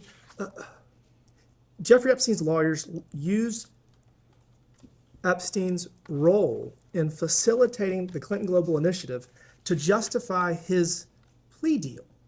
That was entered into evidence earlier. Obviously, Ghislaine Maxwell has alleged that this is part of her, one of her successes to facilitate setting it up, and there's been reports that $1 million was wired for the launch party. So there's just all of this data, all of these different pieces of information that come together that cause us to be here. And so, I mean, we've obviously discussed the fact that Ghislaine Maxwell was at your daughter's wedding, which, again, is not indicative of anything, but when you take all of this and you put it together and you look at it holistically, it causes us to have these questions. So given all of that information that I just went over, that we've gone over today, do you understand why you're here? And do you think it's appropriate for us to ask questions of someone that's in such a position of authority and has all of this smoke? I mean, maybe there's no fire with you, but in order for us to get to the bottom of it, the American people want this transparency and accountability. So, I mean, do you understand why we are doing this, or do you think this is just a waste of time? You'll have to determine whether it is or it isn't a waste of time. But, you know, you make all of these assumptions.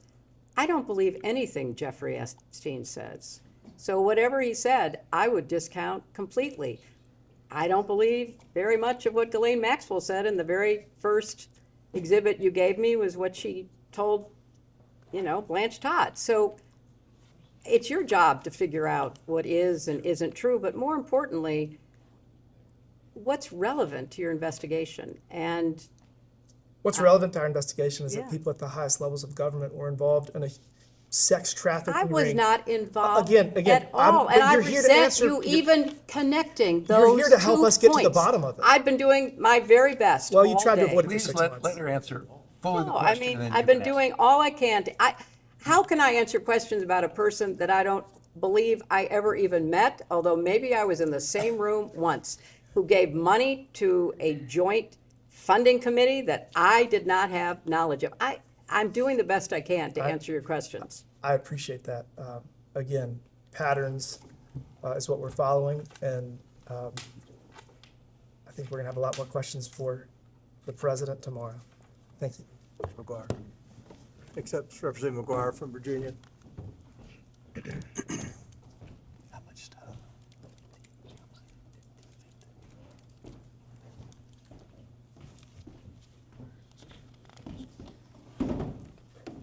Mr. Chairman. Can I just have a time check so I know where we are? We have approximately 15 minutes left. Madam Secretary, thank you for being here today. You know, I think the American people represent Virginia's 5th district, the Commonwealth of Virginia, and the whole United States. We all want transparent accountability, and I would imagine you want the same thing, is that right? Human trafficking, rape, torture, these things are unspeakable evil. Would you agree with that? I would. You know, I was a Navy SEAL veteran during the time your husband was in the presidency, and we did a lot of missions to go against the cartels and go after human traffickers and people who did all these unspeakable things. Question for you, have you read the released Epstein files? I've read excerpts as they've come to my attention. Would you agree that there are unspeakable acts of violence against women, minors, and other people in there? I'm told there are. And just curious what your knowledge is, how many files, how many Epstein file documents were released during the 4 years of the Biden administration? I don't have any information about that. So what I'm being told is 0. And just how many files do you think have been released, Epstein files, since President Trump is in his second term? Many, I've been told. I've been told over 3 million. And again, we both agree that we want transparency and accountability. I don't think it's a Democrat, Republican, or independent thing. I think it's just an American thing. We want accountability, and we need to have it. So, would you agree that no one is above the law? I certainly would. Yeah. So, since taking office, President Trump has done a lot to fight human trafficking. His admin secured the border in just a matter of weeks, and human trafficking numbers and the rape and all these unspeakable acts still exist in the world and even in our country, but they've gone down significantly. And of course, we've been going after the cartels and human traffickers extremely aggressively ever since he took office in his second term. Congress and President Trump, we signed into law on January 2nd the Trafficking Survivors Relief Act. Have you heard about this? Mm-hmm. So we're definitely making progress. So I heard you earlier say that we weren't doing anything. I was talking about the State Department. Mm-hmm. Well, we work together, but I'm with you. Also, twice I heard you say that you didn't know about the donation from Maxwell. And according to FEC and our research, you can, as a candidate, even back in the 90s, coordinate with a JFC, Joint Funding. Excuse me, could you correct your statement? You said that she didn't know about Maxwell. Do you mean? No, I'm just saying she said that twice she couldn't. You're talking about Epstein. No, right, that's right. Thank Twice she said you couldn't communicate with the JFC. Well, that's what I was told. Maybe And according to FEC and the report that we did in the last couple hours, Yeah. you could do that. Not a big deal, just letting you know that. All right, some questions. Madam Secretary, since you claim you never met or communicated with Mr. Epstein, how is that possible, seeing that Mr. Epstein visited the White House several times? I may be repeating some of the other questions. Several times during your husband's presidency. I object because that's speculative, Congressman. I'm not advising her not to answer, but it's speculating. She doesn't know. Madam Secretary? I don't know. It's okay. I don't know how many times he visited. I've been told, but I don't know for my own information or personal experience. Yeah, apparently he was there 17 times, but at least there's more than a dozen. All right, Secretary Clinton, did you ever ask Ms. Maxwell about the validity of the Epstein crimes when he was first accused? I don't recall any conversation with her about that. And how well did you know her? Not very well. All right, Secretary Clinton, how do you feel about your husband being named in the Epstein files? Well, I think it's something that is unfortunate, and I'm sure that he will tell you that he wished he had not flown on Epstein's plane. So that's it's unfortunate in my opinion. Secretary Clinton, did Ms. Maxwell's nephew, Mr. Alexander Gerazi, I may be saying that wrong, work for your 2008 campaign? As I said earlier, he volunteered for my campaign. He did a good job. My campaign staff hired him. He was an excellent employee, and then he had a very relevant educational background and went to work in the State Department. And Secretary Clinton, was Ms. Maxwell nephew, Mr. Alexander Gerazi, hired by the State Department shortly after you became Secretary of State? Yes, he was. And Secretary Clinton, by all accounts at this time of his hiring, Mr. Alexander Gerazi had limited foreign policy experience. Was he hired as a favor for Mrs. Maxwell? Not at all. I had no idea that he was related to her, and I have absolutely no recollection or reason to believe that she was at all involved. Well, the people that I represent, and I think our country cares about most out of this whole thing, is that what can we learn so we can prevent people committing human trafficking in our country and the world. I think that's what we all care about. We care about that. And then how did someone with such egregious behavior penetrate the highest level of government? Are world leaders compromised? Are American politicians compromised? As you read the Epstein files and read the reports, overwhelmingly Epstein donated more to Democrats by far than he did Republicans. You served as Secretary of State from 2009 to 2013, is that correct? That's correct. The State Department leads the United States' efforts to globally combat human and sex trafficking. Is that a fair characterization?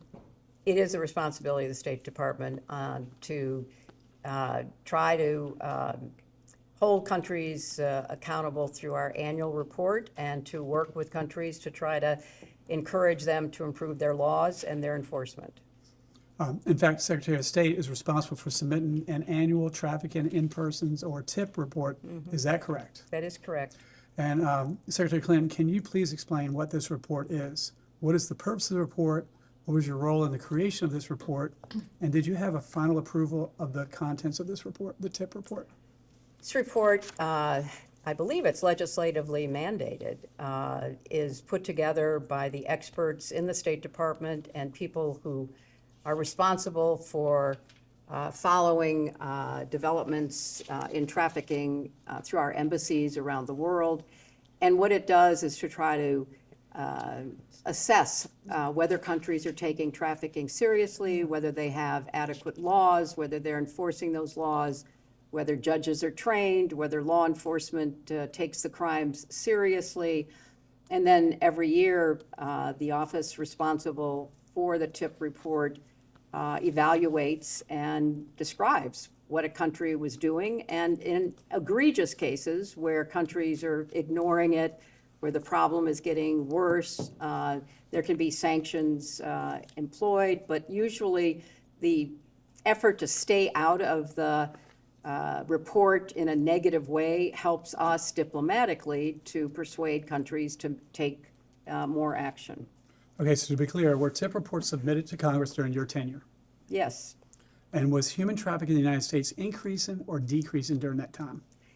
In the United States, I'm not as familiar with the year-to-year numbers, but human trafficking has been a very big problem in the United States and elsewhere. And as you pointed out, all kinds of criminal organizations, gangs, cartels find it profitable to traffic human beings. So it kind of goes up and down depending upon how effectively we're enforcing our laws or other nations are enforcing theirs. So during the Biden administration, open border policies, we don't know the number. We think 15 to 20 million illegal criminal aliens, the cartels. You probably saw in Colorado where Tren de Agua took over an apartment complex at gunpoint, and one guy called the police.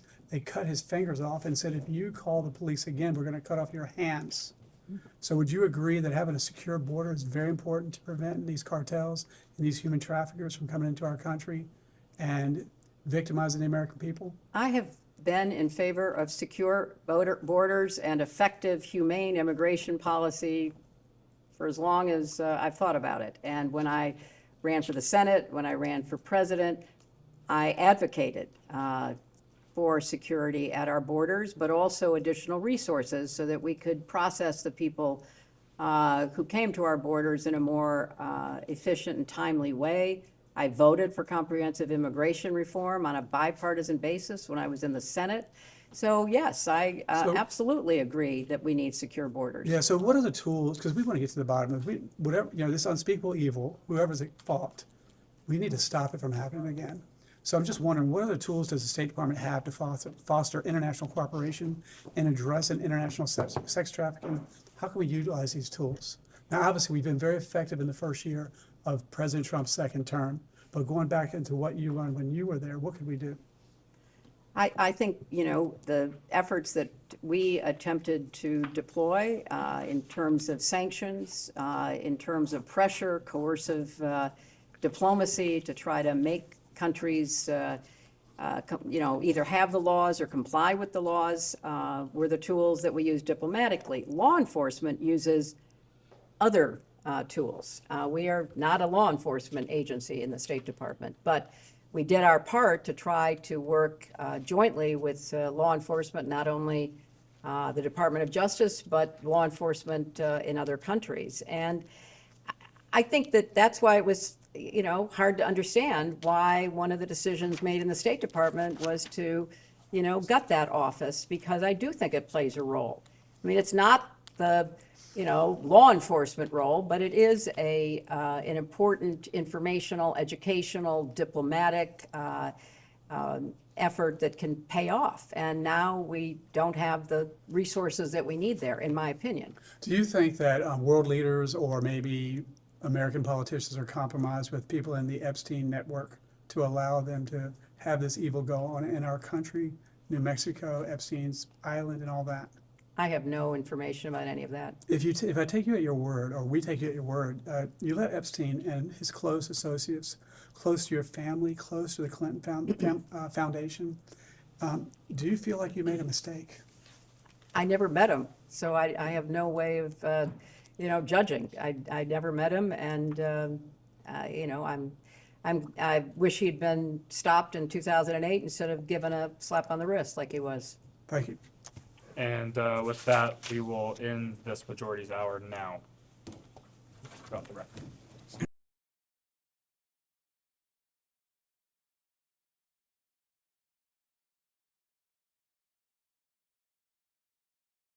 We can go back on the record.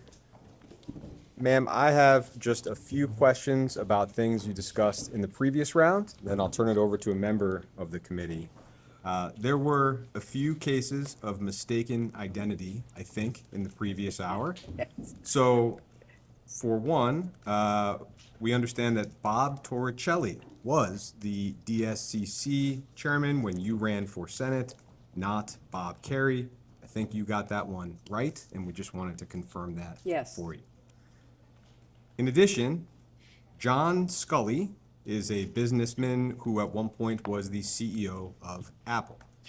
Steve Scully is some kind of IT person in the Virgin Islands.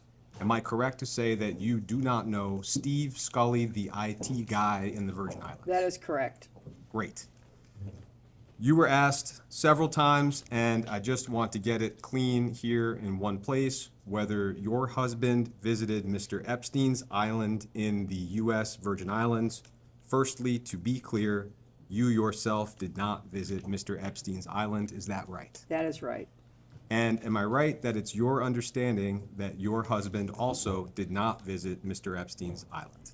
That is my understanding, and I think there is significant evidence to back that up, including that the Secret Service actually went on the record to say they had never been on the island, and that my husband had never signed off Secret Service protection.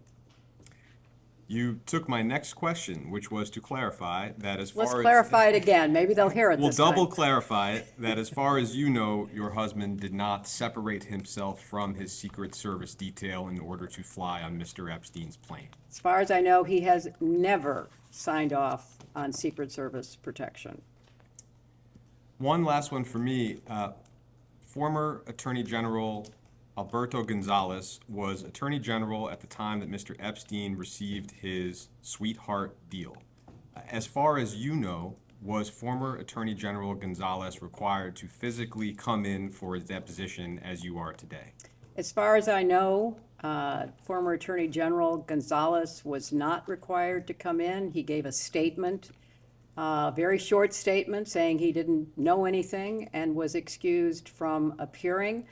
But I think it would be useful for the committee to probe the information that was available between Alex Acosta and the Department of Justice during that period of time when Jeffrey Epstein was charged with crimes. Lastly, I will just read the names of some other individuals who were subpoenaed by this committee in connection with this investigation, and I'll just ask you if it's your understanding that those individuals were required to physically come in for a deposition. Former Attorney General Jeff Sessions. It is my understanding he was not required. Former FBI Director Robert Mueller. He was not required. Former Attorney General Loretta Lynch. She was not required. How about former Attorney General Eric Holder? He was not required. And former Attorney General Merrick Garland? He was not required. And former FBI Director James Comey? He was not required. Thank you. Madam Secretary, good Hello, afternoon. Congressman. Thank you for your patience today. As we've discussed today, you served in a variety of official roles from 1993 to 2013, First Lady, Senator from New York, Secretary of State. During your time in any of these positions, did you have responsibility for the investigation or the prosecution of Jeffrey Epstein? I did not. During your time in these positions, were you ever involved in any investigation or prosecution of Jeffrey Epstein? I was not. Which agency, just given your experience and knowledge, what are some of the agencies or agencies that would have been involved or were involved in those kind of investigation and prosecutions? I don't know personally, but just looking at the responsibilities of various agencies, it would be local, state, and federal law enforcement, and at the federal level, obviously the Department of Justice. It might well have been Border Control and other FAA or TSA, other agencies that had anything to do with transportation. But in your experience, not first ladies, senators, or secretaries of state? In my experience, none of the above. In any of your roles, did you ever seek to influence the government's, any level of government's activities, investigations, prosecutions related to Jeffrey Epstein? I did not. Similarly, during your tenure in these positions, did you have responsibility for the investigation or prosecution of Ghislaine Maxwell? I did not.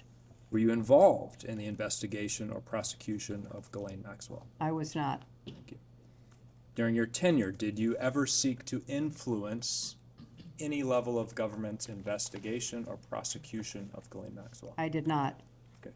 One of the things that was discussed earlier was the conversation between Ghislaine Maxwell and Deputy Attorney General Todd Blanche, after which Ghislaine Maxwell was transferred to a lower security, more comfortable prison situation. Are you familiar with that sequence of events? I have read about that, yes. And when we, this committee, deposed Ghislaine Maxwell, her attorney requested a pardon on her behalf, or rather stated that if she were pardoned, she would be at liberty to share more information with this committee and others. Are you familiar with that? Have you read about that? I read about that. And the media has asked President Trump if he's considering a pardon excuse me, of Ghislaine Maxwell, and he, to date, has not ruled out a pardon or clemency for Ghislaine Maxwell. And because we've talked with you today about your role as Secretary of State in trying to ensure that there are stronger policies, laws, protections to prevent sex trafficking, child trafficking, human trafficking, I just want to ask you, from your perspective, what signal would it send to those in the United States or around the world who might want to engage in those crimes if somebody convicted of those crimes were pardoned by the President of the United States? I think it would send absolutely the wrong signal. In your experience, I'll ask again, do first ladies or secretaries of state or senators oversee or involved in specific sex trafficking investigations? No, as I said earlier, Congressman, the Secretary of State has a responsibility to try to use diplomatic authority, the power of sanctions, to convince other countries to improve their laws and enforce them. In your opinion, and you've maybe touched on some of this, who should this committee be speaking to if we wanted more information on specific federal sex trafficking investigations, previous, current, future? I think the Department of Justice, which is the primary law enforcement agency of our government, and perhaps some of the individual U.S. attorneys and attorneys general that might have units devoted to trying to prevent and prosecute human trafficking. Thank you. That's all I have. And we can go off the record.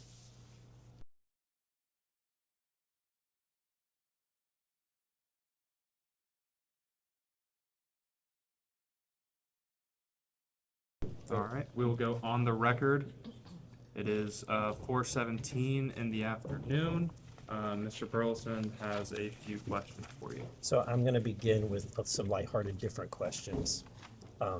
And you're welcome to ignore them or if you want to, but while I have you here, I just have to ask. So when your husband was president, it was Lawrence Rockefeller had an effort to try to disclose UFOs, UAPs. When you were running for president, John Podesta publicly stated that you would disclose these files if given the chance, if you had been president. Are you pleased to see that these files may be disclosed finally? I am pleased. As I say, I think they have to be carefully scrutinized so that no national security information is disclosed. But this is an issue of real importance to so many people, and I think whatever can be disclosed should be disclosed. Was there a program that specifically that was referencing that you were aware of? I was not. As you mentioned, John Podesta, who was one of my advisors, was deeply interested in the issue, and if I had been elected, I certainly would have listened to his advice. Well, thank you for your indulgence on that. As you know, Alexander Acosta, who gave Epstein the 2009 plea deal, he said, whenever he was asked, that he belonged to intelligence and to leave it alone. Were you, and I think you've answered this before, but if you could answer more directly, were you or anyone in the Obama administration, through your role in the State Department, or even afterwards in the Clinton Foundation, ever briefed on Epstein having any U.S. intelligence ties? I was not. Were you ever briefed of him having any foreign intelligence ties? I was not. Okay. Epstein filed a FOIA request in 2011 seeking any CIA records about himself. That would have been during your time as Secretary of State. So through your role, were you made aware of that FOIA request? I was not. Okay. Was it ever responded to? That's a good question. I know nothing about it. They haven't responded to us on our FOIA requests. So. In 2014, Epstein met with William Burns, who was then a senior State Department official and later a CIA director. Excuse me, could you say what year that was again? In 2014. In 2014, he met with William Burns? Mm-hmm. Epstein met with William Burns. As the Secretary of State at that time, were you aware of that meeting? I wasn't Secretary of State in 2014. Okay. Were you aware of the meeting I was with not. Mr. Burns? Okay. And finally, Ghislaine Maxwell's father was Robert Maxwell, who was widely reported as being Mossad or MI6 intelligence asset. Did in any of your conversations with Maxwell or people connected to her, did they ever mention Robert Maxwell's intelligence background or any ongoing foreign or domestic intelligence connections through your conversations or interactions? I have never talked to anybody about whether that is true or not. I don't know.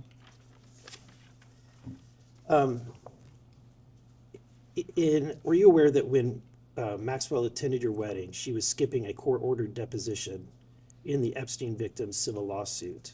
Excuse me, do you mean her wedding, or do you mean her daughter's wedding? Your daughter's wedding, I'm sorry. When she attended your daughter's wedding, were you aware that she was skipping a court-ordered? I had no idea. I don't know anything about that. Is this the first time you're hearing that? It is the first time I'm hearing that. But at the time, she was going through that investigation. I knew nothing about it at the time, and so I can't respond. Okay.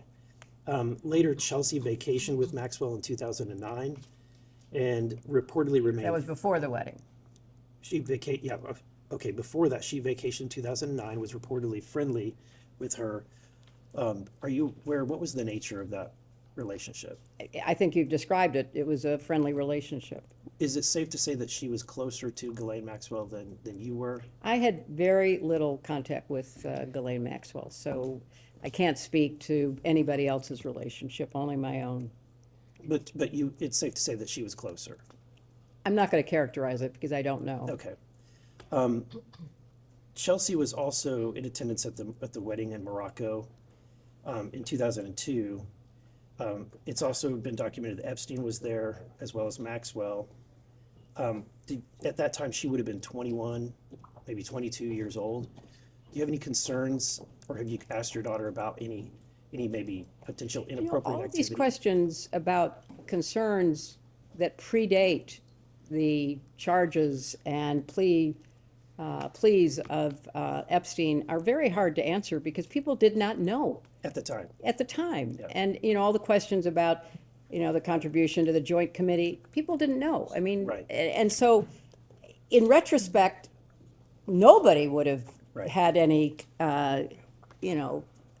contact with someone like that. And, those people who continued to have contact with him after he pled guilty are in a different group because that happened and they still maintain contact with him. I think we're all experiencing that, where we're having a revelation of what we didn't know at the time, but in reflecting back, certainly it's appropriate to ask questions.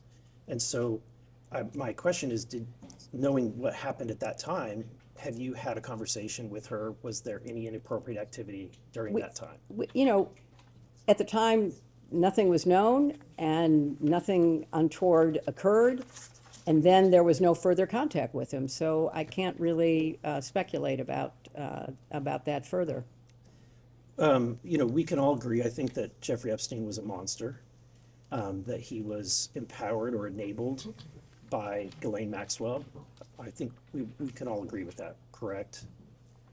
I can't characterize their relationship. I think you can agree that he committed crimes. He was not fully held accountable for them, which could have stopped his predatory practices, perhaps, that continued for quite some time afterwards. And then he was finally indicted for serious crimes, and he was in prison, and then he mysteriously died.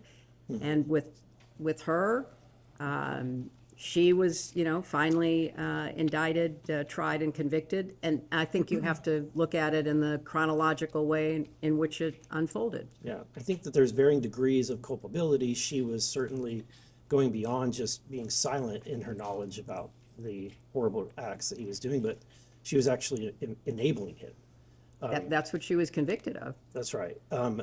But if she had not been enabling, if she had not been taking those steps, if she had just been silent. Are you asking her to speculate? I'm asking, would you agree that she would be culpable as well? Just in her silence? I have no information about that, so I'm not going to speculate. Okay. All right, with that, I'm done. Okay. Thank you. Thank you. Thank you. Next is Representative. This is sort of like off subject, but didn't you all require in the latest defense authorization that the UFO information has to be? What? They ripped it out. They killed it. Oh, I thought that had gone through. That was my amendment, and it got ripped out. Oh, okay. Well, you've just, I didn't know that, so thank you for enlightening me. Okay. Yeah, they've been killing it. I didn't know that. Next up's Representative Perry from Pennsylvania.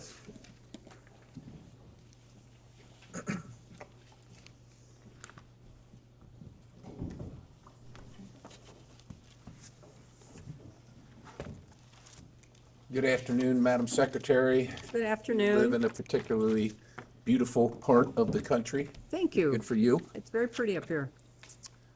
Madam Secretary, once it was revealed publicly that you and President Clinton were connected, I'm going to use that term, to Jeffrey Epstein and Ghislaine Maxwell, did you discuss the subject with your daughter? I'm, not going to, talk about what I did or didn't discuss with family members, but I can tell you that it was something that was of grave concern to us. I imagine it was, and I know that you're, look, I think we could probably get a long way here if we could discuss or have a view into your discussion with your husband. I suspect you're going to object to that. You're right, Congressman. Thank you for but it seems granting me that. like these are reasonable questions. Did your did your daughter discuss it with you? Well, we were horrified by what was later, Horrified in what way? We were all horrified of what we learned about Jeffrey Epstein, Ghislaine Maxwell, the victims. right. But Right. did you discuss with your daughter, when you say you were horrified, the connection with her father and this Epstein episode? My husband's connection with Jeffrey Epstein began and ended before he was charged with any I crime. get that, but I said. And so in retrospect, we all say, oh my gosh, that was like horrific. And why didn't more people know? And why didn't more people speak out at the time? But I think the chronology is critically important. If we were talking about post-crime, that there was a continuing connection with him, that would be unacceptable. Right. But it ended before he was charged. I understand that, which is why I particularly said, once it was revealed publicly, I get that continuing to be involved with someone like that after it was knowledgeable to everyone would be almost an unforgivable sin. However, I'm married too, not as long as you, ma'am, but there would be questions in my family, even if it went back. Before we were married, there would be questions, and so. Congressman, I don't want to interrupt you, but I don't understand the question. So my question is, did your daughter discuss it with you? That was my particular question. I think, I can't recollect any specific conversation, but of course we discussed the horrific crimes that he was accused of. But nothing about her father's connection to it. Her father's connection began and ended Okay. before he was charged with crimes. Did your daughter ever mention to you that she discussed this matter with her father? I don't recollect that. Did you see the photos of your husband with young girls related to Jeffrey Epstein? I saw the few photos that my lawyers showed me. Did you also see the photos of your husband with Jeffrey Epstein and Ghislaine Maxwell? I have seen such photos. They're out there, right? Yes. I imagine you're familiar, but I just want to make sure. Since seeing these photos, have any questions about the content, locations, general circumstances come to your mind? No, that it was unfortunate that he ever, did anything with Jeffrey Epstein. But there was no curiosity. Excuse me, are you asking for an opinion, or is there a fact that she can share with you that would be helpful? Well, in the I did say, investigation were and the there any questions? legislative purpose of the So committee? if I saw, I'll give you an example. If I saw a picture with my wife, it's just really hard to be relevant. If my wife saw pictures with me as a grown man, hanging out with obviously or close to underage women, regardless if it was before we were married or not, it would be a question. And so what I'm asking you is, did any questions regarding those photographs come to your mind? I am going to, just as clearly as I can say I don't see the relevance of your question, and I am not going to talk about conversations that I had with my family, especially my husband. And for clarity, are you all asserting spousal privilege? For clarity, we were looking for the relevance of her conversations with her husband and what she might have thought about her conversations with the husband. How does that help further the legislative purpose of this committee as they investigate the prosecution and investigations of Jeffrey Epstein? I think Mr. Perry's questions directly relate To her daughter? To what, To her my state of husband? mind? Her state of mind? What possible relevance does my state of mind have to your investigation? I believe Mr. Perry's questions, and Mr. Perry can step in if he would like, are directly related to her relationships With her husband? with Mr. Epstein and Ms. Maxwell, and her opinions as it relates to She's her here to give husband's facts, not relationships. opinions. I am not here to give opinions. I'm here to answer factual questions, and I have answered Okay. for many hours now that I had no relationship because I never met the guy to my best recollection. And I'm not with Jeffrey implying, Epstein. and you shouldn't aver that I've made that connection.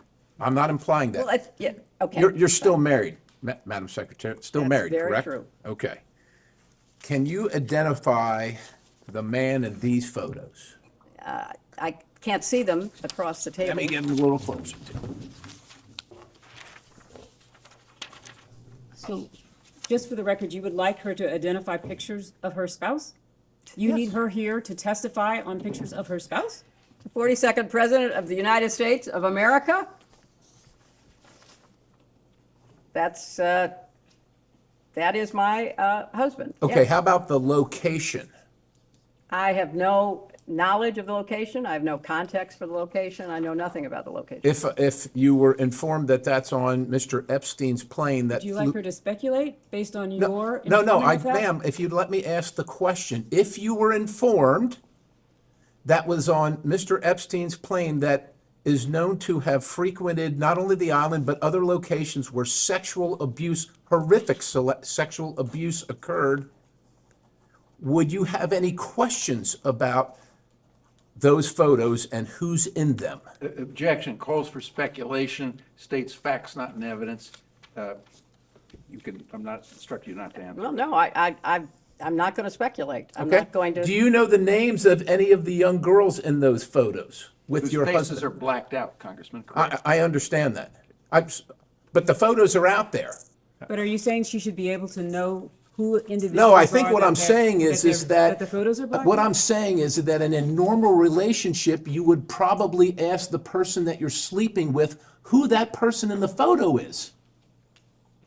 There were so many things that I would like that to stay. I'd like that to stay on the record. Thank you. A question in which you could give a factual answer. Would be helpful. Are you aware of a single misstatement of fact from any person who you know or believe to be an Epstein victim? I have got no knowledge of all the statements of fact that, So at this point, the answer would be no. I don't know. I have no way of Please knowing. don't mischaracterize her statements. Are you aware that your husband's name is noted multiple times in the Jeffrey Epstein flight logs? I think everyone knows that he flew on Jeffrey Epstein's plane, as did many other people, including Donald Trump. Understood. I don't know about that last one, but did you ever discuss that fact with anyone or any organization, that your husband's name appeared on the flight logs? I don't recall. I mean, I've talked about it with my lawyers and others assisting in my preparation, but I can't recall specifics. Are you aware of trips made by your husband on Jeffrey Epstein's numerous helicopters, whether piloted by Ghislaine Maxwell or anyone else? Objection, states facts not in evidence. I've never heard that. Are you aware of the allegation? No, I was not. The allegation does exist in the record. Is that something you're curious about, Madam I have no awareness of it. Questions are complete. Thank you, Madam. Next questioner is Ms. Bobert from Colorado.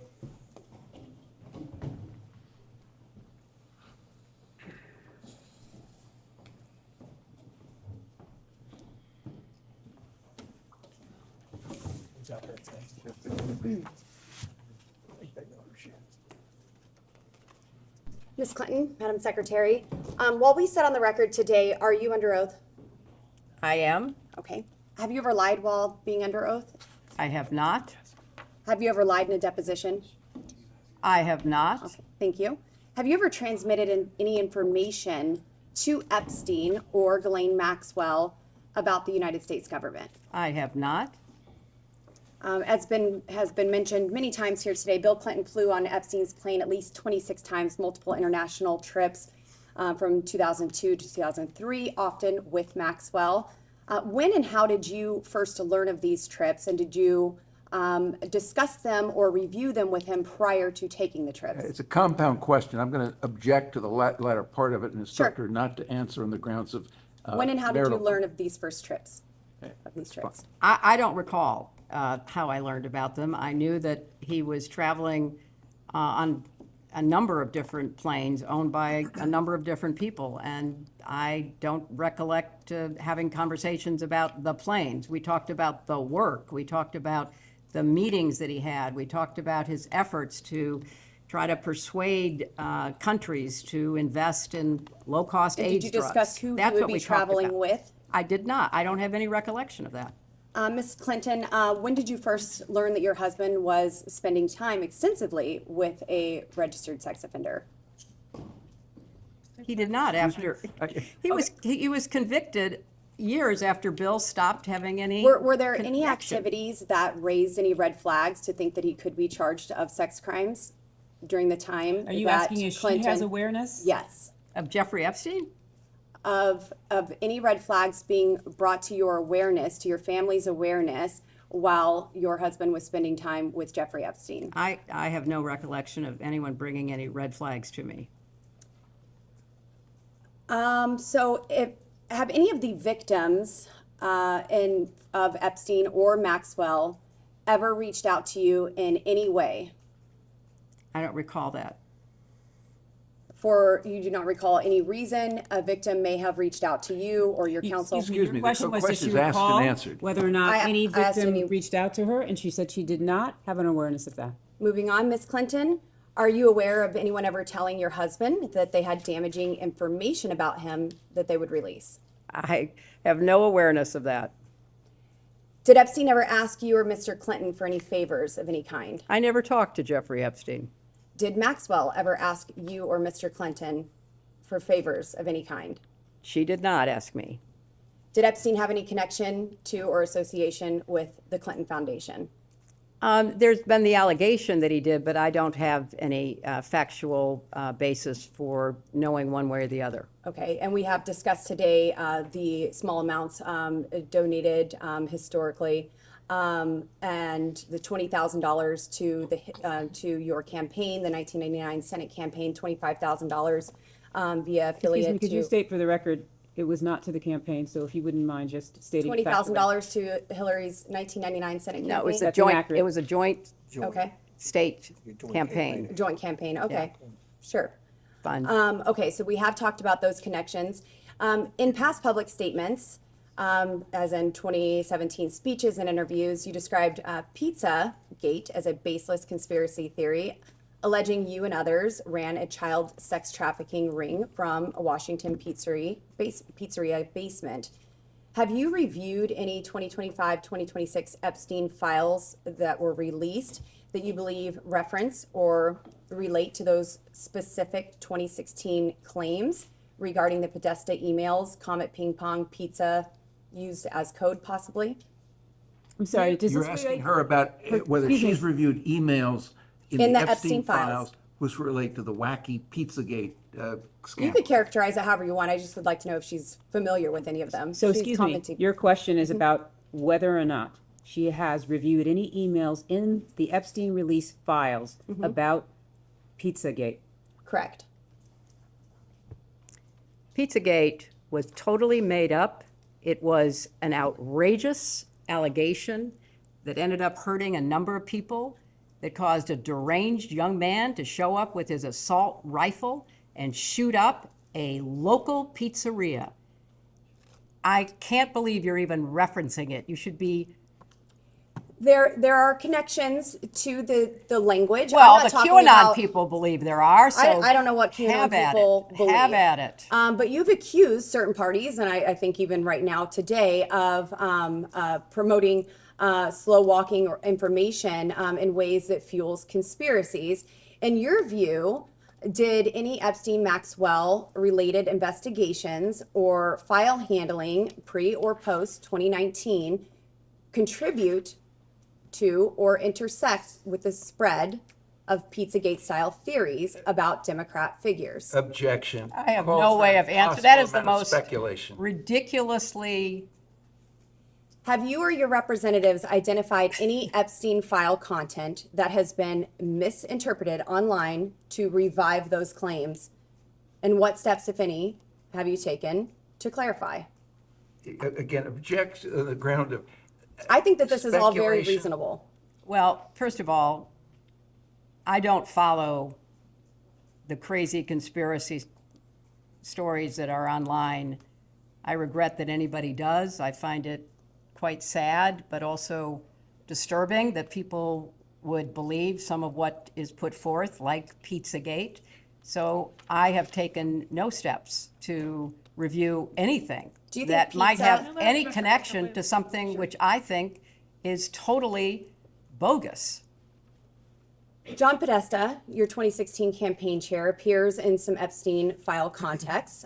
Social overlaps or mentions Were you aware of any of the Podesta-related communications in the released files? Can you that have- please provide examples or the evidence that you would like us to review or the exhibits that reflect that in I order can- for I her can to get- be able to I do can get that? some I mean, exhibits somebody and who pause asks this you to question speak to in the that when you meantime. provide those. I will get those, and I will skip that question The until Congresswoman we can. asked generally if she's aware.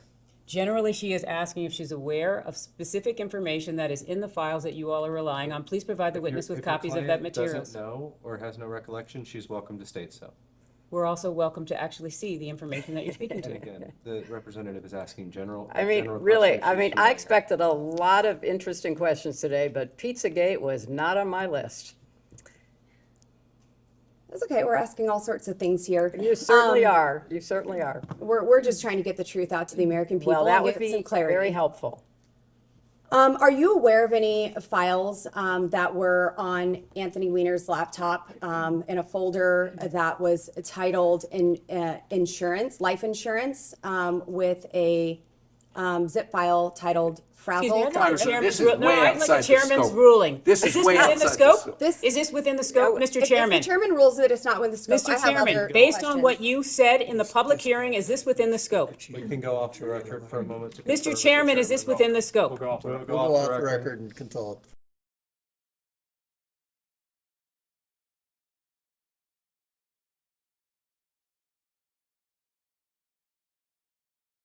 We'll go back on the record. Madam Clinton, you have stated that you do not recall meeting Jeffrey Epstein and have no links to him. Have you reviewed any photos, emails, or records from the released Epstein files that might refresh your recollection of any encounter, event, or introduction involving him? Excuse me, before, you are stating that with respect to her, an interview, or with respect to what she has stated here today?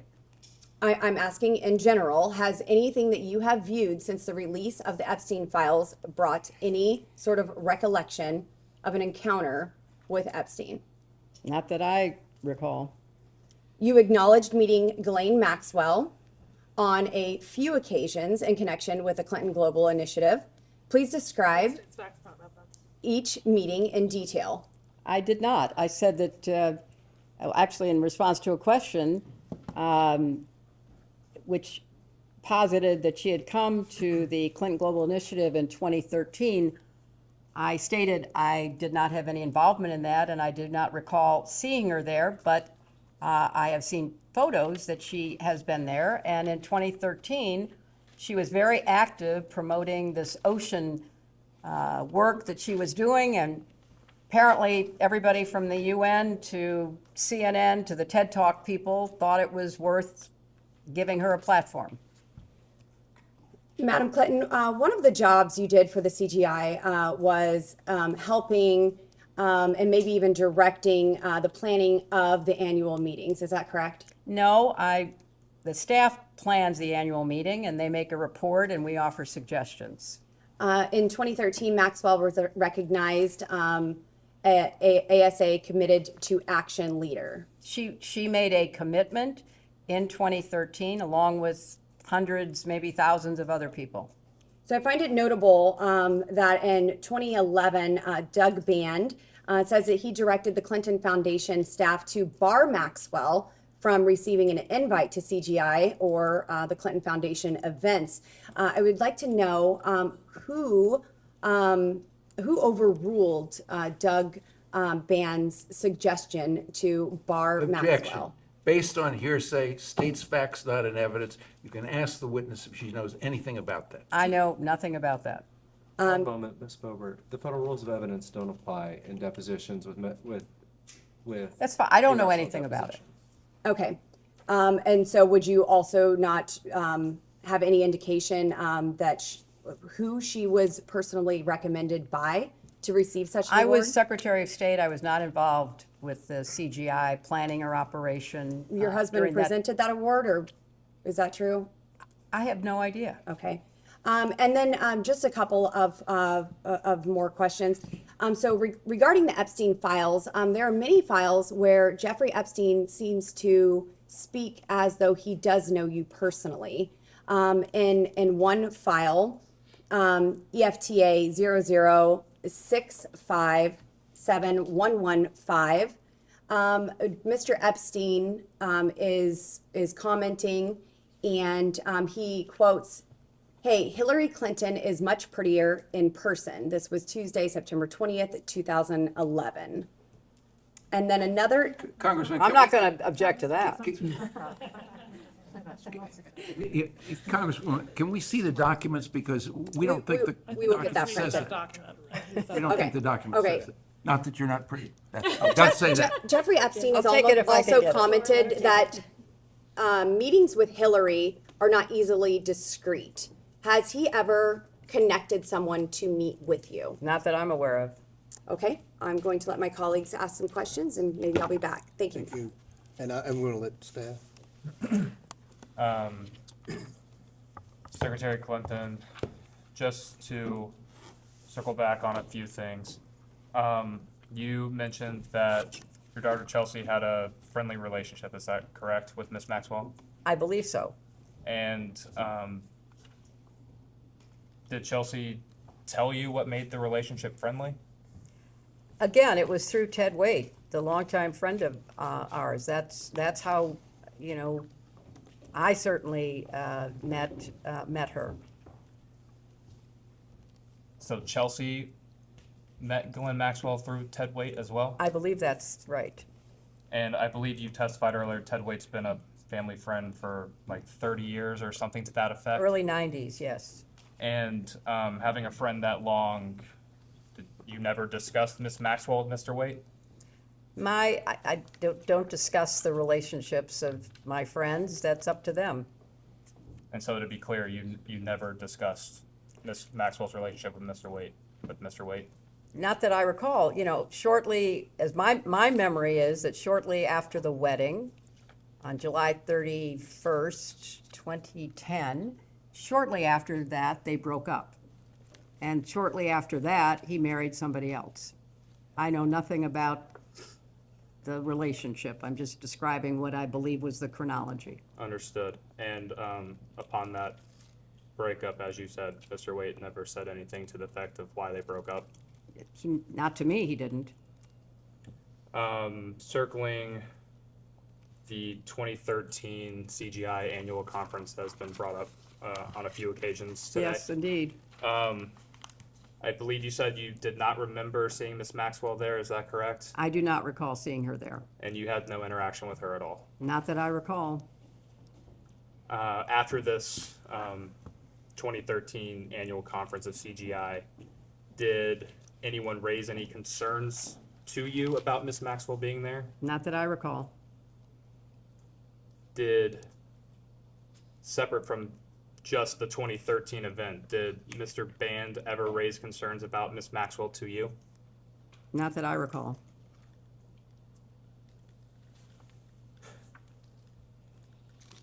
And again, just to clarify, did Mr. Band ever attempt to blacklist Miss Maxwell from any Clinton Foundation or CGI events? Not that I know of, but I can't say that I would have known. When did Mr. Band leave the foundation? I don't know. I don't know. Does 2012 sound possible? He I'm doesn't not know, calling it. so if she's answered, the witness answered the question. It was if it was during my time as Secretary of State, I wouldn't have any reason to know.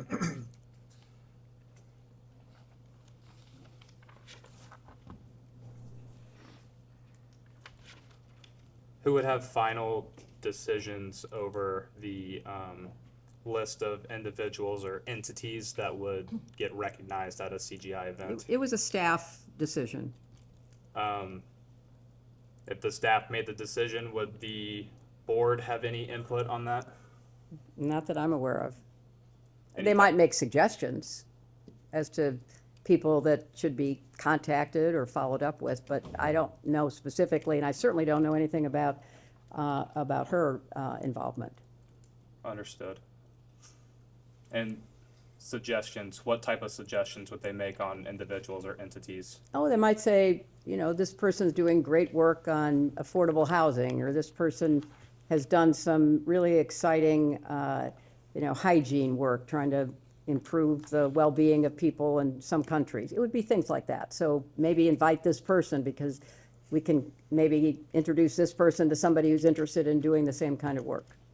And maybe they can make a commitment together. Are you aware of President Clinton having a lunch or other type of meal with Ms. Maxwell in 2014? I don't recall knowing that. Have you since been made aware of that fact? Yes, I have been. And was that in preparation for this deposition? It was. Mhm. Are you aware of any other more recent meetings between Ms. Maxwell and any members of your family? I am not.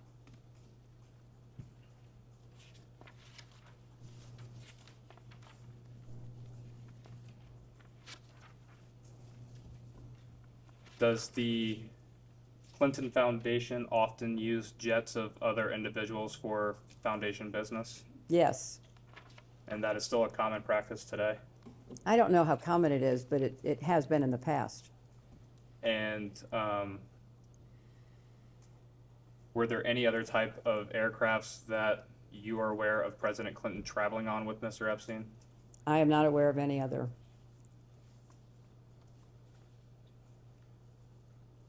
Secretary Clinton, do you know who Nicolas Sarkozy is? I do, the former president of France. And do you recall when he was president of France? He was president while I was Secretary of State, but I don't know, his actual years of term.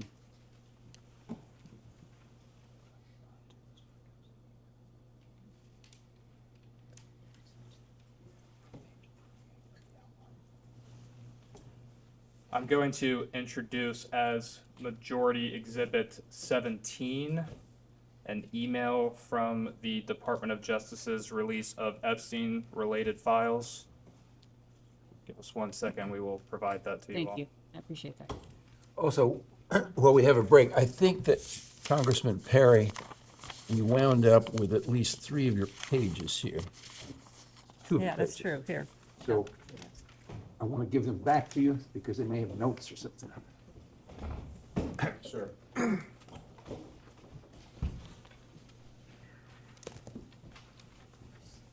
Thank you so much. I appreciate that.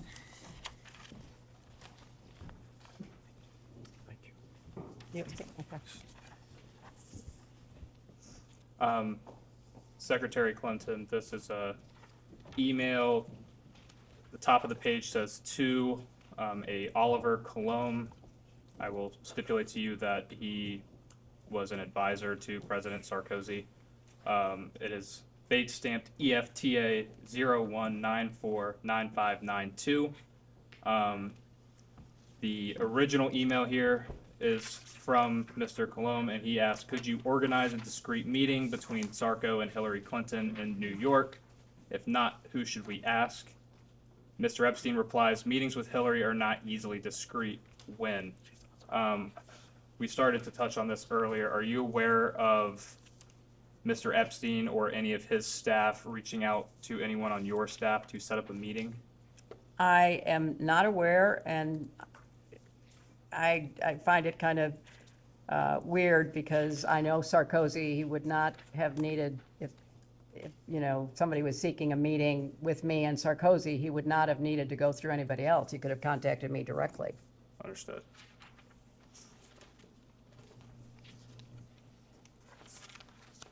And just to be clear, have you seen this email exchange previously? Yes. And that was in preparation for today's deposition? Yes.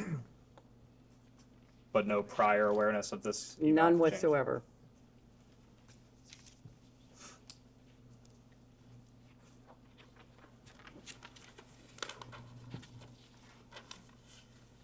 Did Mr. Epstein or any of his agents attempt to set up any other meetings with you? Not that I know of, but I have no idea what they thought they were trying to do.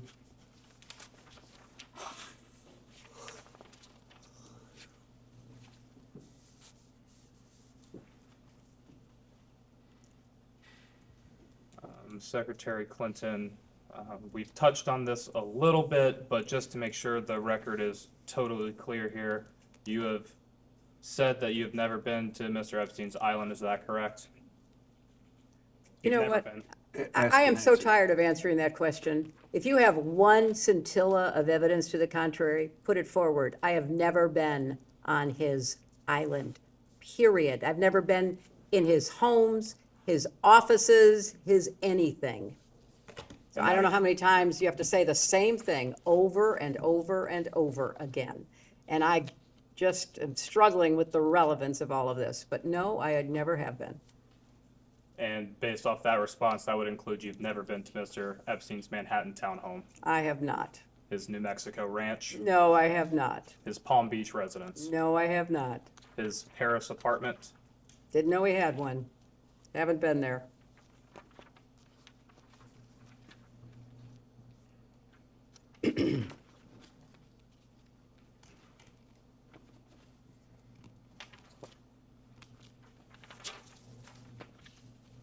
You know, I also find it very interesting because I went back and looked at the transcripts of all of your other depositions, and none of the Republicans asked a single question to any witness about Jeffrey Epstein, or any question that would help provide answers for his victims to any of the people you deposed. In fact, the only questions that were asked by the chairman to Attorney General Barr. And what were they about? They weren't about Jeffrey Epstein. They weren't about Ghislaine Maxwell. They weren't about victims and survivors. They were, General Barr, I may jump in for a couple of questions. Were you aware of the involvement of Hillary Clinton and the Clinton campaign in the Russian collusion investigation involving President Trump? A deposition of Ms. Clinton. Well, I'm just saying, you have kept me here for hours asking the same questions over and over again.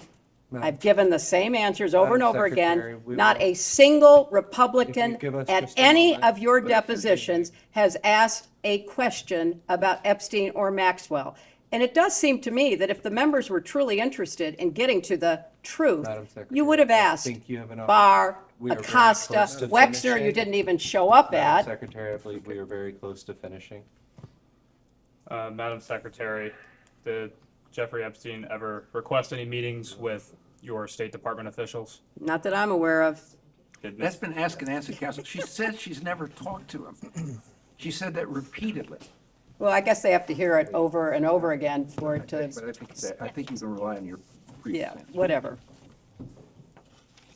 Did Ms. Maxwell ever request any meetings between you and your State Department officials? Not that I'm aware of.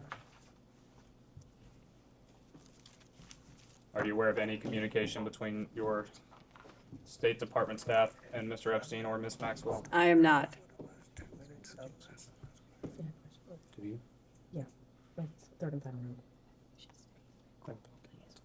Right. This is my third and final round. That's it for me, okay? That should make you happy. You stated earlier it was false that Secret Service was dropped from some flights with President Clinton and Epstein, correct? No, she did not say that. Okay. Who said that was false? Let the record reflect. Okay.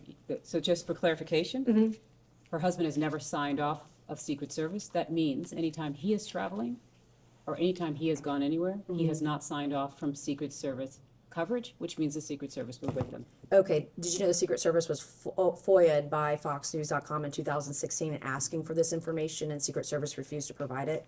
I have a document here, which we can provide to Is you. the question that because they refused to provide it? Information to the press about flight logs, because on a 5-leg trip to Asia in 2016, it says from May 22nd to May 25th, not a single Secret Service agent is listed on the flight logs.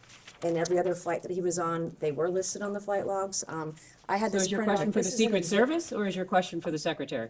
Well, I believe it was stated earlier that it was false. I'm clarifying that No, public what was stated is reports. false. Can we just make sure, can you read back for the record so that you are actually stating the actual Okay, fact? I had stated earlier this afternoon, while we're burning time, I suppose, with the last final 10 minutes of this, it was about the Secret Service not traveling with Clinton. I asked a question about whether or not they traveled with President Clinton. at all times, and when I stated that they did not, I heard false. We can get the transcript tomorrow. But this is a Fox News report that you all now have where it states that the Secret Service did not fly with President Clinton on all flight legs with him. So I wanted to clarify the record. To be clarified, to clarify, you're saying that because Fox News reported that that the Secret Service are They lying. weren't on the flight logs on a 5-leg trip to Asia in 2002. I Just believe the clarify the representative question then. asks the secretary, not for your testimony, Ms. I'm not Mills. seeking to testify, I'm seeking to clarify that she is representing what the secretary said, and that she's not representing it accurately. Okay, we can quibble over something else then. Earlier, and I don't know if did this get printed off earlier? This 8-page interview with the victim, 1350144? This article will be majority 18. Okay, so I have exhibit from majority 19. I don't know if this got printed off. This is, will be a document that I would like to enter as exhibit for majority, I guess, what number are we on? 19. It is with victim 3501.144, and the document would be -032. I asked for it to print it off earlier, but I know that we've had issues with printing. Can we go off the record for just a moment? Yes. Go off the rest. We will go back on the record. All right. All right, so this will be the majority exhibit number 19, and you have not reviewed this document. Have you seen this document before? I've never seen the document before. This is the first time you're ever seeing this document. Earlier today, in my second round, I was asking questions, and I made mention that about Bill Clinton, President Clinton's visits to Epstein Island, and that a possible cover-up about those visits, and I was called a liar, I believe, by somebody on the other side of this table. And so I told you I don't think I did that. Do that you? I would provide this document and go over it with you. This is an interview by the FBI of an Epstein victim. It is 3501.144-032. And on page 8, which I'll give back to you, or I can read it to you.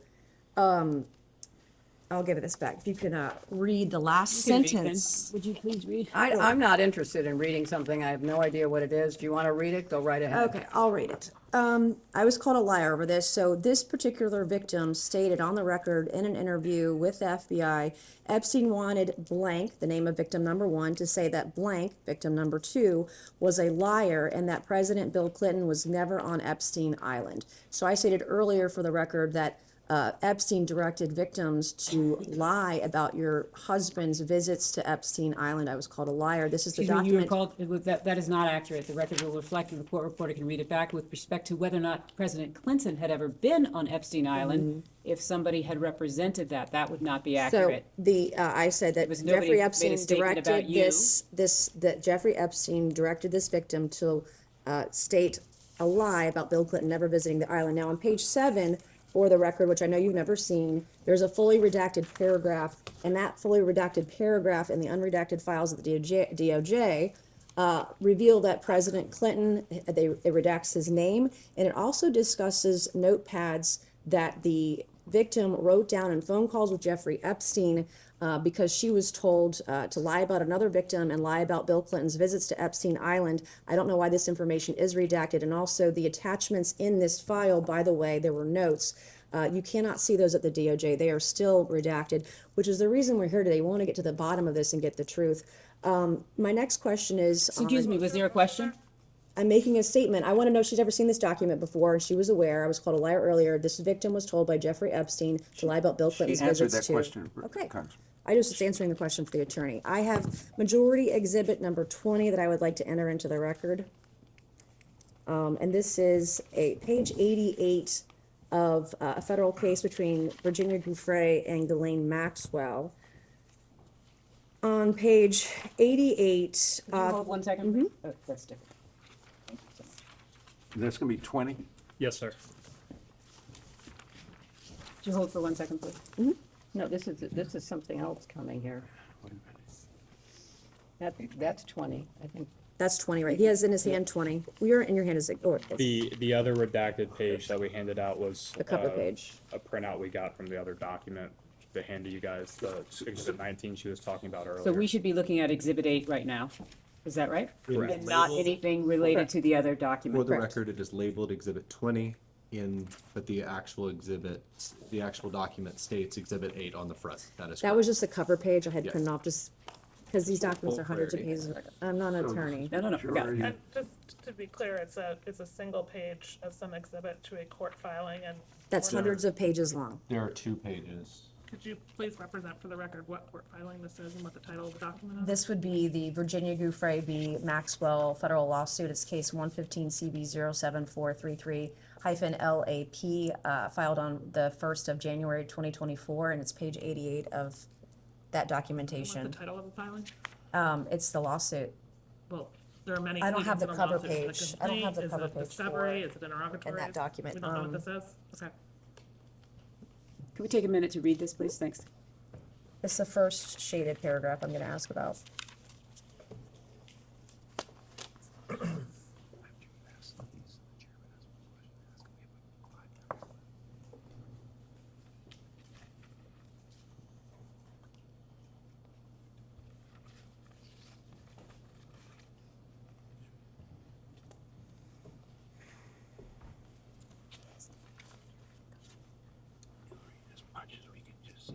For the record, Counselor. Yes.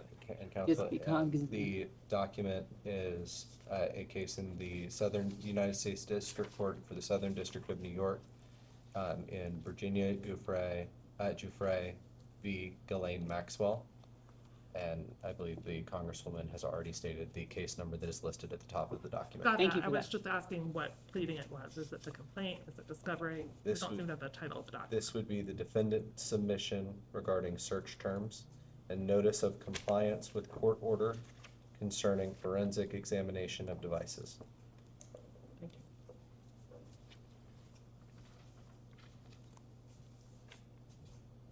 Ready? Who's filed this document? Who is, you know, this Elaine is- Maxwell.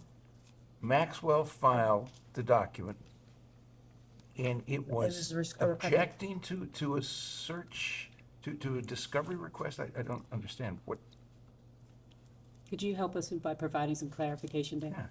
That is the clarification that we have, that this is her her submission to the court regarding a forensic analysis. And by her, you mean Ghislaine Miss Maxwell or? Maxwell's, yeah, Okay. Miss Maxwell's. Again, that is here. That is what this document is. Well, it's a single page of that document. Can we go off the record for a moment?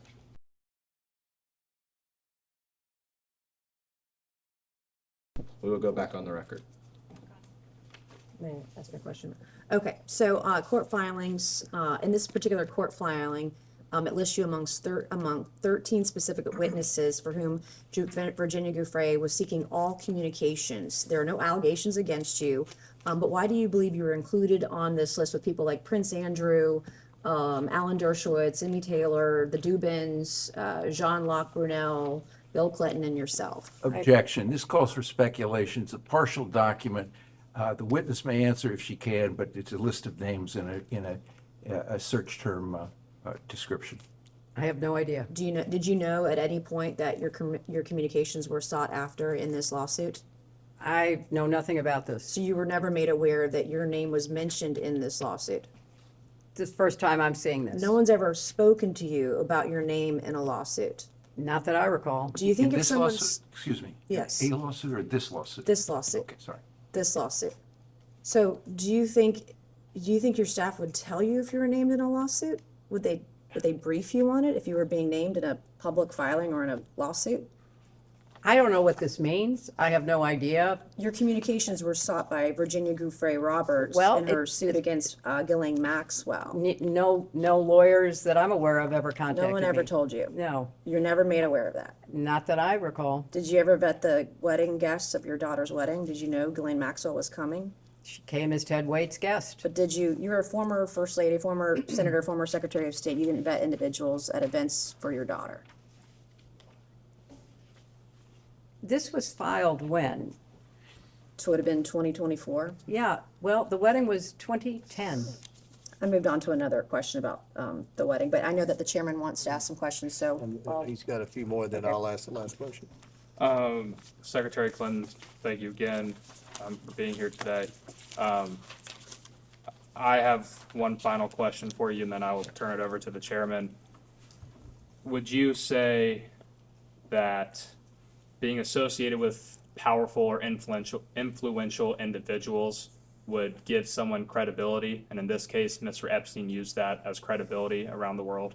I have no idea what he did or did not do. Understood. Sure. Madam Secretary, what, if you're following this, and I'm sure you are, in Britain with the arrest of Prince Andrew and the former ambassador to the British ambassador to the United States, they were arrested, it's my understanding, not for sex crimes, but for potential treason or potential violation of national security protocol. One of the things that a lot of people, and you may call it conspiracy theories or whatever, but I believe I've seen it on CNN, I've seen it on Fox, I've seen it in the Washington Post, the New York Times. There's a lot of speculation that he may have been an asset, and I know several questions have been asked about that today. And you've given a lot of advice for the committee on how we can move forward. And our objective is to get the transparency to the American people, to get the truth to the American people. And by the documents being released, the state documents that we subpoenaed, as well as the DOJ documents, we're already seeing many powerful men and women held accountable. So I feel like this investigation is moving in the right direction. But one of the things where we're stumped is how do we determine whether or not Epstein was a spy, whether or not Epstein was trading secrets, because he had people on the inside, especially in the Obama administration. We're not saying you, but Obama's former counsel that then went to Goldman Sachs. Where do we go in this investigation to try to determine whether or not he was an asset? You know, Mr. Chairman, I really appreciate that question, and I can't say that about many of the questions, but I really do appreciate that question. And I think it's an absolutely essential question for you to try to examine and find answers for. And I think you said that you had either document requests or maybe even a subpoena to the CIA. I would also include the DNI. I would include any counterintelligence or appropriate unit within the Justice Department.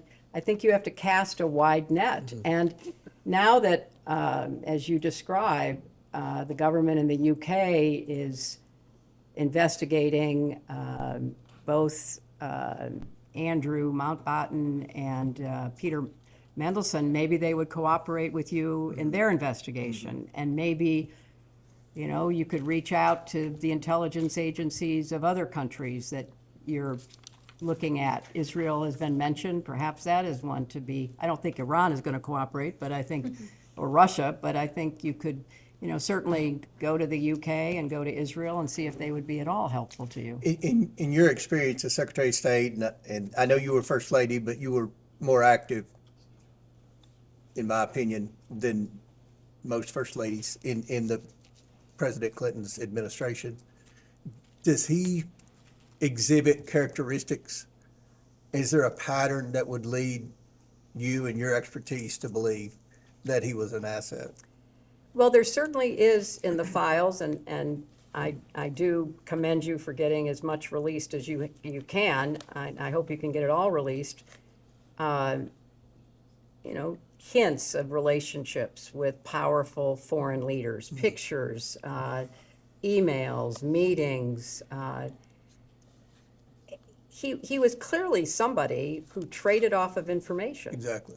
He liked to collect it, and then he liked to use it. I don't know any more details than that. So he is certainly, I said earlier, the intelligence connections, the money connections, the crimes, those seem to me to be the three major elements of your investigation. And obviously, as the last question before my questions, he wanted to make the appearance, at least, that he had friends in high places. And you've seen the emails that have been released. and I know you've testified today that you've never met Epstein, but he's implied to people that he was very close to the Clintons. He's implied that he was very close with Donald Trump. He's implied that he was close with a lot of people who, even Wexner denied that he was very close. I don't know how many of us believe that, but it's what he said under oath. And it's just amazing to me, and I think most Americans who are following this, how this guy could have Prince Andrew, a frequent visitor, have people from the Saudi royal family, people at the highest levels in several administrations. And that's why we brought you in. We're just trying to get answers. And again, I think that one of the big questions, and it looks like that's the direction Britain's going, is was he a spy? Was he committing treason in any country? So that's why we would welcome any advice if you have any thoughts after this or anything else. Mr. Chairman, I want you to get to the bottom of this to the best of your ability. Mm-hmm. And, I'm more than happy to offer whatever insight I might have, as you say, about the framework of this, and also about any further actions to take on trafficking to strengthen our response. And that's one more question. I think we've got 1 minute left, or 2 minutes left. So you obviously stated in your opening statement that you were involved with human trafficking and trying to prevent that.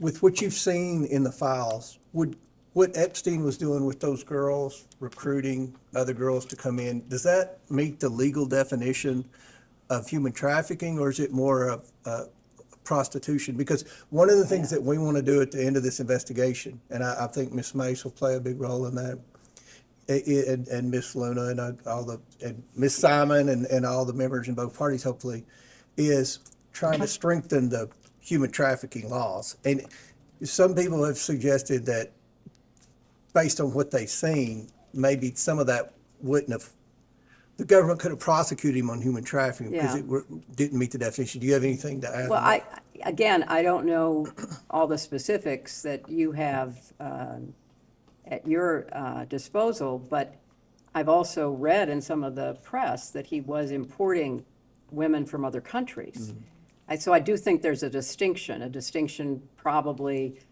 between what happened in the United States, but also what he was doing in other countries. So I think, but really, Mr. Chairman, you have to study this and analyze it and then advise your other colleagues in the Congress, your colleagues in the administration about laws that need to be changed and strengthened and resources that should be directed.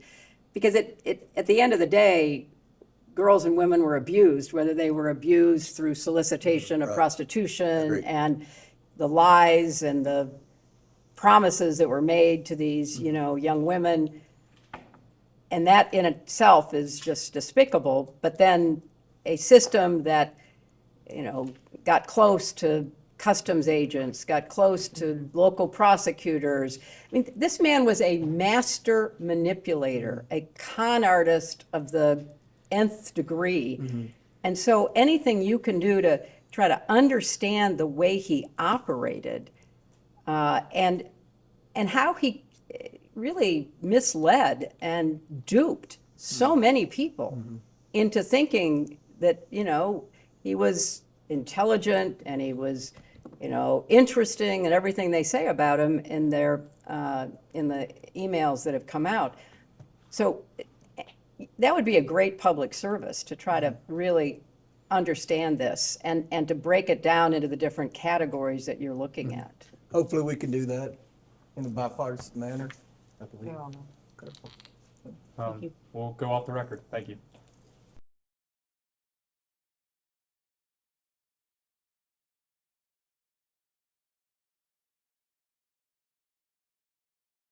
We can go back on the record. Ma'am, I just have one clarification. It was an email chain that I don't think was actually introduced as an exhibit, so I can't point you to it, but it related to Howard Lutnick and some kind of event at Cantor Fitzgerald. I just wanted to ask our understanding of that email chain is that you were not on it. It was Lutnick to Groff to Epstein, and we don't believe that you were part of that email chain. Is that also your best understanding? That is my best understanding. Okay. Is there anything you would like to clarify or add to your testimony here today? Well, I want to underscore how important it is to try to get answers to all of the questions that everybody has about what happened and who did what, and try to have some measure of both public awareness and accountability. So I've answered these questions to the best of my ability, and I, offered to the committee that if I can be helpful in any way, I would certainly be helpful, because I think that these issues are important ones and they need to be addressed. And your answers today were to the best of your recollection, is that right? That is correct. All right. I think with that, unless you have anything else you'd like Let me to add? ask my lawyers, anything that you think we should clarify, or? Okay, good. When do you think we will have a transcript? We can go off the record